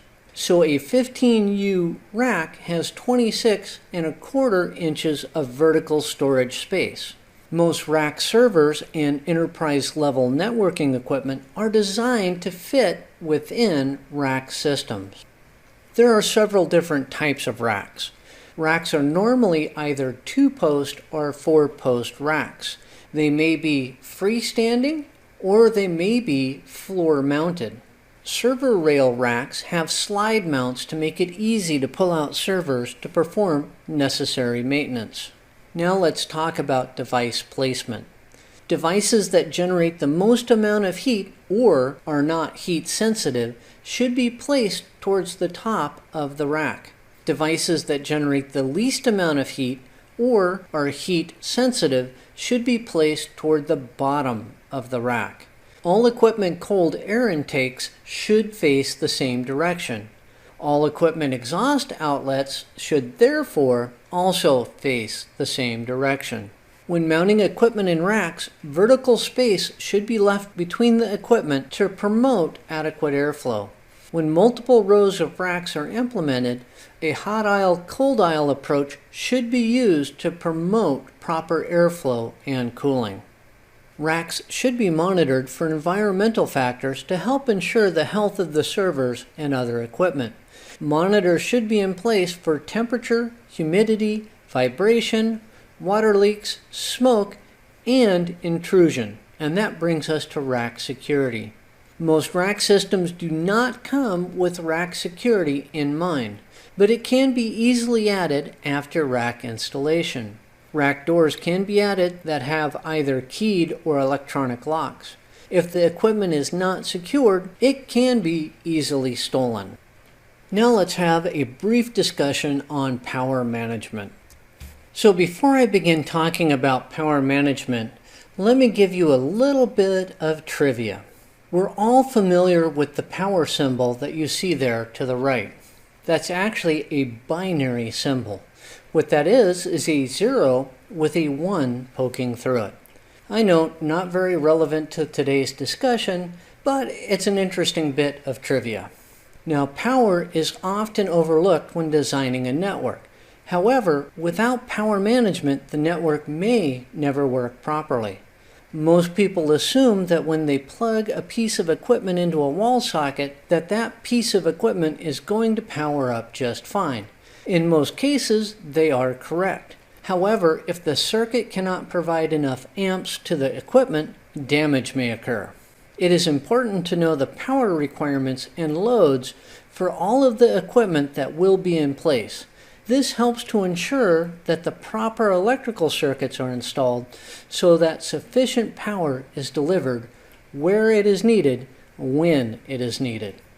Power converters convert electrical energy from one form to another, as in from AC to DC, or from one voltage level to another.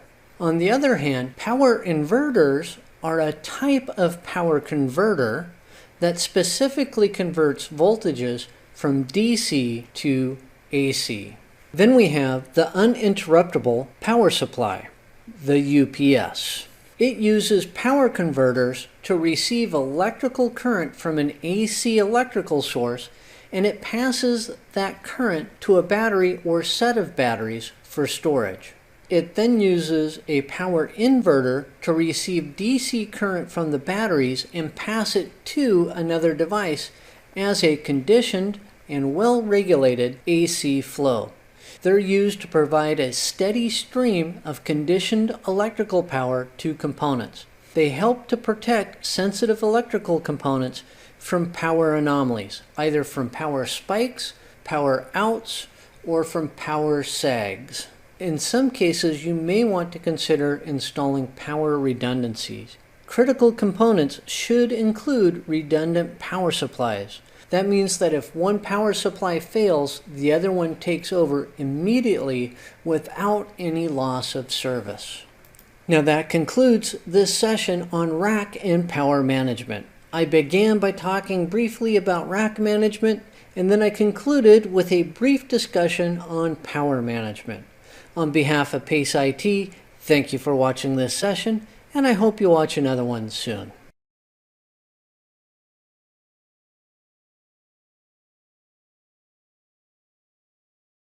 Good day, I'm Brian Farrell, and welcome to PACE IT's session on cable management.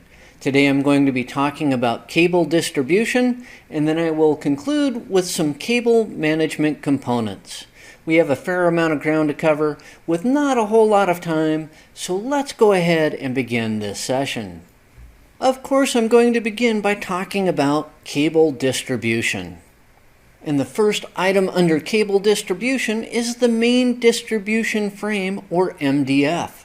This is the location where the DMARC extension, main switch or router, and patch panel are placed.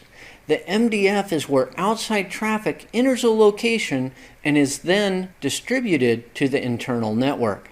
It is possible to also have an intermediate distribution frame, or IDF.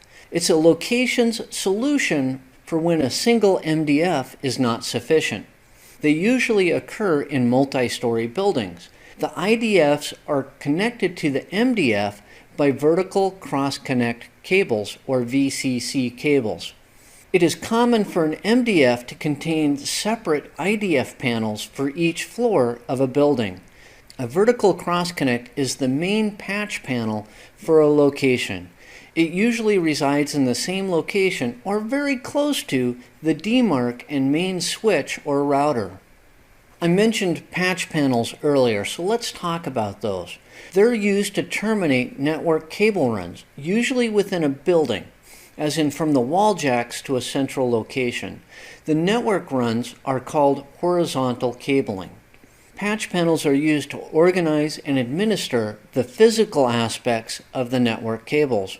Network runs are punched down to the back of the patch panel, which normally contains either a 66 or a 110 block, with an associated port on the front of the patch panel. Patch cables are used to connect the patch panel ports to networking gear, quite often a switch. Workstations connect to the patch panel using horizontal cabling. This location is called the Horizontal Cross Connect, or HCC, and is usually located in the IDF. Switches may or may not be present in this location.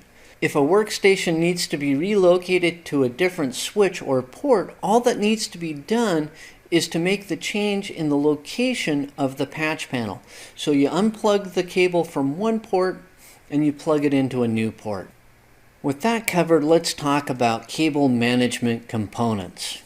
Labeling is an important part of cable management. It can cause stress when working with networks, but it doesn't have to. The key to proper labeling is to create a naming convention, which is a systematic and consistent method that makes sense for the situation. Proper labeling will ease the management of the physical aspects of the network, especially when dealing with cables. Labels should be placed on everything that deals with the network, beginning from the wall jacks all the way through to the patch panel, switches, and routers.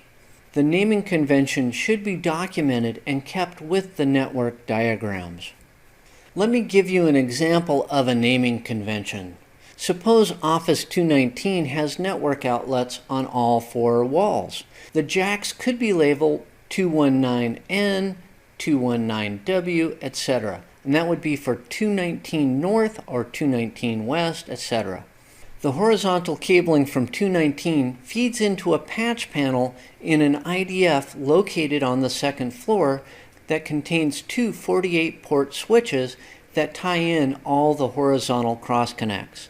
The cables coming in from Office 219 to the patch panel could be labeled 219W or 219S, etc., as it relates to their location in the office.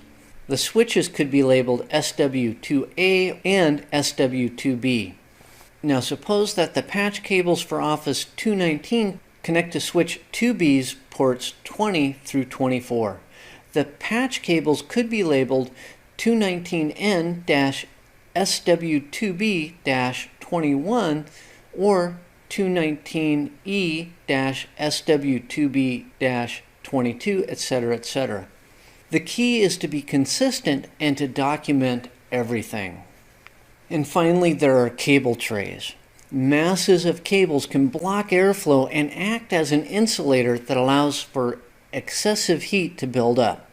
Cable trays are used to organize cabling and to keep it away from areas where cabling may cause heat to build up. Cable trays keep bundles of cables neat and fairly well organized.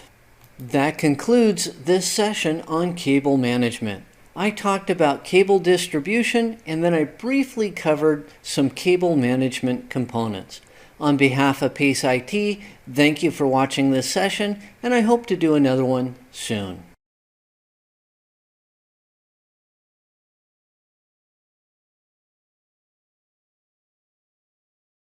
Good day, I'm Brian Farrell, and welcome to PACE IT's session on the basics of change management. Today we're going to be talking about the reasons for change management, and then we're going to conclude with some different change management processes. I have a fair amount of ground to cover, but not a whole lot of time, so let's go ahead and begin this session. Of course, I'm going to begin with the reason for change management. In a fairly simple network, it is fairly easy to evaluate not only the necessity for a change, but also the possible impacts of that change. However, as the network system increases in size and complexity, it becomes more difficult to not only determine what changes are necessary, but also the possible impacts that the proposed changes will have on the system as a whole. It is quite possible, even highly probable, that a single change will have a ripple effect on the whole system. Change management processes are used to introduce changes to a system in a controlled manner to minimize possible disruption and potential pandemonium. With the reason for change management covered, let's move on to different change management processes. First up is document the reason for a change. Proposed changes should have a solid reason for occurring. A best practice is to include why the change is needed for IT reasons and also for business reasons. As the change proceeds through the process, more documentation may be added to the reason for a change. So let's talk about the change request. A formal change request procedure is used during the approval process and should include several other subdocuments that can be used to gain approval. One of those documents is the configuration procedures documents. These document the exact steps required to implement the change, including affected devices, applications, and processes. The change request should also include a rollback process. As all change carries risk, a plan to reverse changes is required in order to gain approval. Then there are potential impact documents. The potential impact documents are a good faith effort to identify all possible impacts to the overall system, both the positive and the negative. Then there is the notification procedures. After the potential impacts have been identified, the people responsible for the affected systems must receive notification of the proposed change. Keeping your stakeholders informed and involved will greatly increase the chances of a successful change. Let's talk about approval processes. Proposed changes should be vetted and approved, not only by management, but also by senior IT personnel, security experts, and by a selection of those affected by the change. Some companies create change control boards to not only evaluate proposed changes, but to also implement a means of approving changes. These boards also assure that all approved changes have been fully tested and documented. The change boards meet periodically to assess the status of an approved change. This helps to keep it on track for implementation. Change boards maintain responsibility for the change and verify that the process is proceeding according to the configuration procedure. And finally, change boards help to ensure that approved changes are implemented correctly. When planning out a change to an IT system, it's important to involve a maintenance window procedure. A maintenance window is the amount of time that a system will be down or unavailable during the proposed change. Before the final schedule is developed, an evaluation of all affected systems must be performed with particular attention paid to mission-critical systems. It is possible that the proposed maintenance window may exceed the allowable downtime for critical systems, which will affect when the maintenance window can be scheduled. A sub-procedure to the maintenance window procedure is authorized downtime. Once a maintenance window has been identified, it is then possible to determine the optimum time to implement the change. In many cases, system changes need to occur during off hours, as in after the close of business or during weekends when systems are not utilized as much. Then there's the notification of change procedure.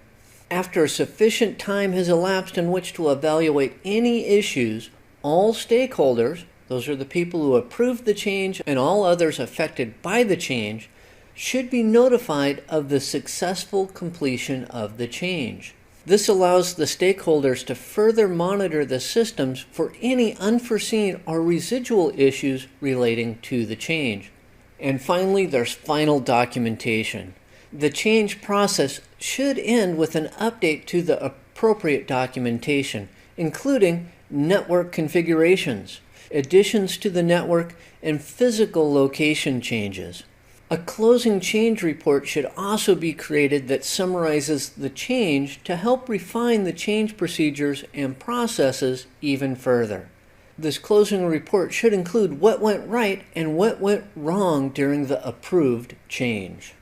That concludes this session on the basics of change management. I talked about the reasons for change management, and then I concluded with different change management processes. On behalf of PACE IT, thank you for watching this session, and I hope to do another one soon.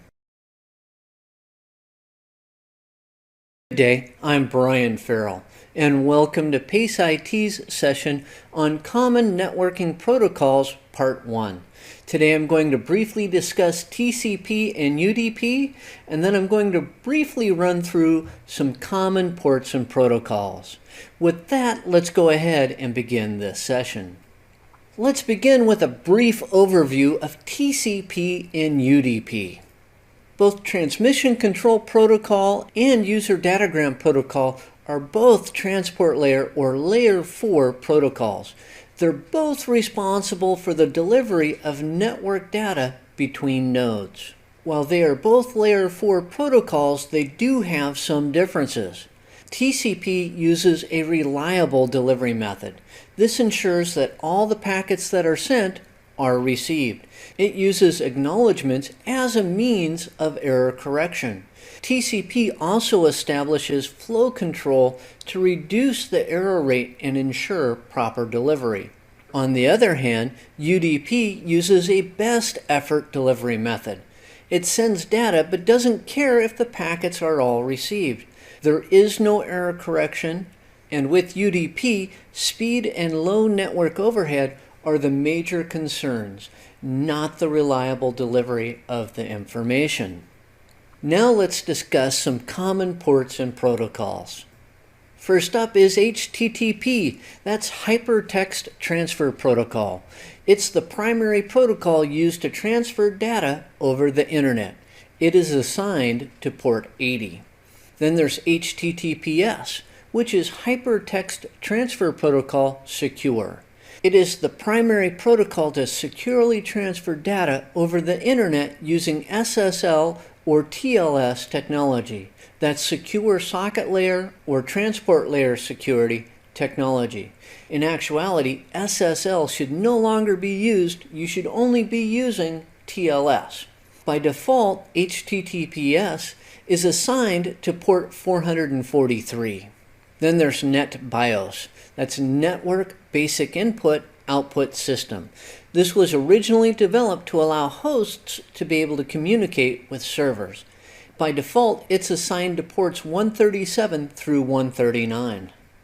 Then we have SMTP, or Simple Mail Transfer Protocol. This is the protocol that's used to transfer email from a client to an email server or to transfer email between different email servers. By default, it's assigned to port 25. Post Office Protocol version 3, or POP3, is the protocol used by clients to retrieve email from servers. Once engaged, POP3 downloads all the messages from the servers. The user cannot access email messages until they have been downloaded by the POP3 protocol. POP3 is assigned to port 110. In contrast to POP3 is IMAP. That's Internet Message Access Protocol. It's a protocol used by clients to access email on email servers. Allows the client to administer and organize email on the server into folders without having to download it first. By default, IMAP is assigned to port 143. Next up is SIP, or Session Initiation Protocol. It's a protocol that is most commonly used to set up and tear down multimedia communication sessions, as in Voice over IP. In a Voice over IP session, SIP is used to establish and to terminate the session. Session Initiation Protocol is commonly assigned to either port 560 or to port 561. Often used in conjunction with Session Initiation Protocol is RTP. That's Real-Time Transport Protocol. This is the protocol that is commonly used to format and deliver multimedia or streaming content. As an example, RTP handles the flow of packets in a Voice over IP session after Session Initiation Protocol has established the connection. RTP is commonly assigned to ports 5004 and to port 5005. Then there's Media Gateway Control Protocol, or MGCP. It's a protocol that defines a means of communication between a packet-switched network and a circuit-switched network, as in the PSTN. It can be used to set up and maintain and terminate calls between multiple endpoints, as in teleconferencing. It's commonly assigned to ports 2427 and or to port 2727. Last up, we have H323. This is a protocol that provides a standard for delivering video over IP networks. It defines how real-time audio, video, and data are to be transmitted. It provides signaling and bandwidth control. It's commonly assigned to port 1720. That concludes this session on Common Networking Protocols, Part 1. I did a brief summary of TCP and UDP, and then I briefly ran through some common ports and protocols. On behalf of PACE IT, thank you for watching this session, and I hope you watch another one soon.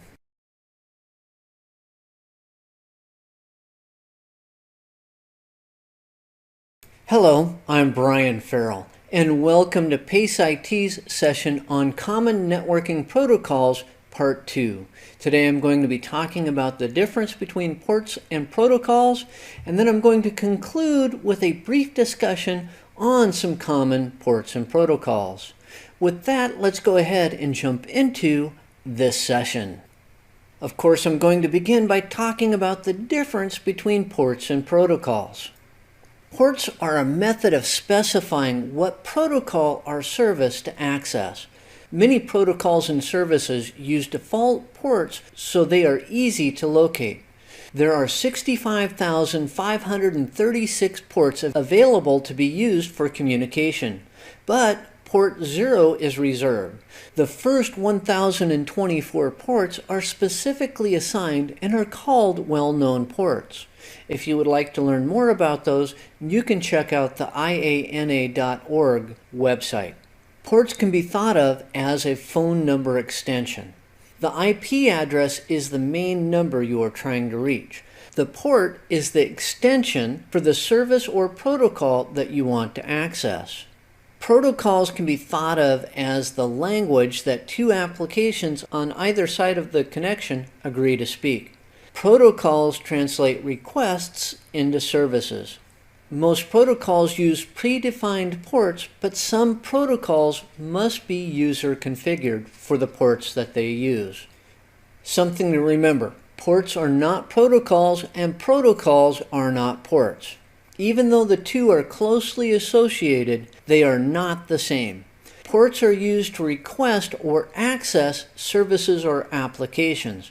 Protocols are the services or applications that are being requested. When a requester seeks to connect to a specific port, the requester is dynamically assigned a port number to listen to for the response.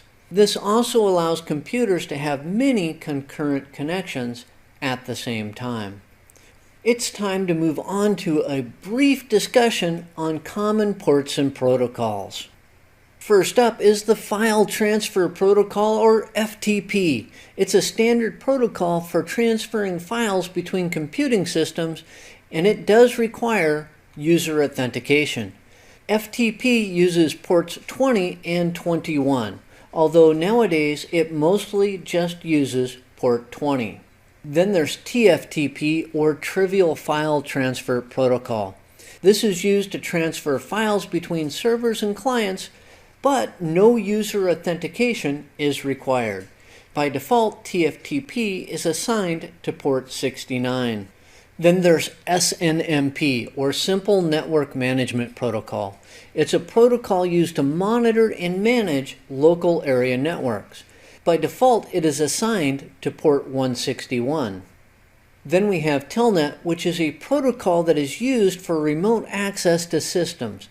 It is unsecure, but it is also a bidirectional terminal service that comes in handy on occasion. By default, Telnet uses port 23. More secure than Telnet is SSH, or Secure Shell. It's a protocol that's used to encrypt data traffic on networks. It can be used in place of Telnet to provide a secure bidirectional terminal connection. By default, SSH uses port 22. A very useful protocol to have is DNS, or the Domain Name System Protocol. This is the protocol that's used to map computer names to their IP addresses. DNS is assigned to port 53 by default. Then there's DHCP, or Dynamic Host Configuration Protocol. This is the protocol used within networks to automatically configure computers with the correct IP configuration. There are two ports used with DHCP. Requests are assigned to port 67. Responses from the DHCP server are assigned to port 68. Remote Desktop Protocol, or RDP, is used in Microsoft networks by both the Remote Desktop Connection and Remote Assistance applications to make remote connections. RDP is assigned to port 3389. Last up, we have SMB, or Server Message Block. It's a protocol used to transfer files over a network. The process is transparent to the user. The user never sees SMB. SMB can be configured to run over NetBIOS on ports 137 through port 139. But by default, SMB is assigned to port 445. That concludes this session on Common Networking Protocols Part 2. Today I talked about the differences between ports and protocols, and then I briefly discussed some common ports and protocols. On behalf of PACE IT, thank you for watching this session, and I hope to do another one soon.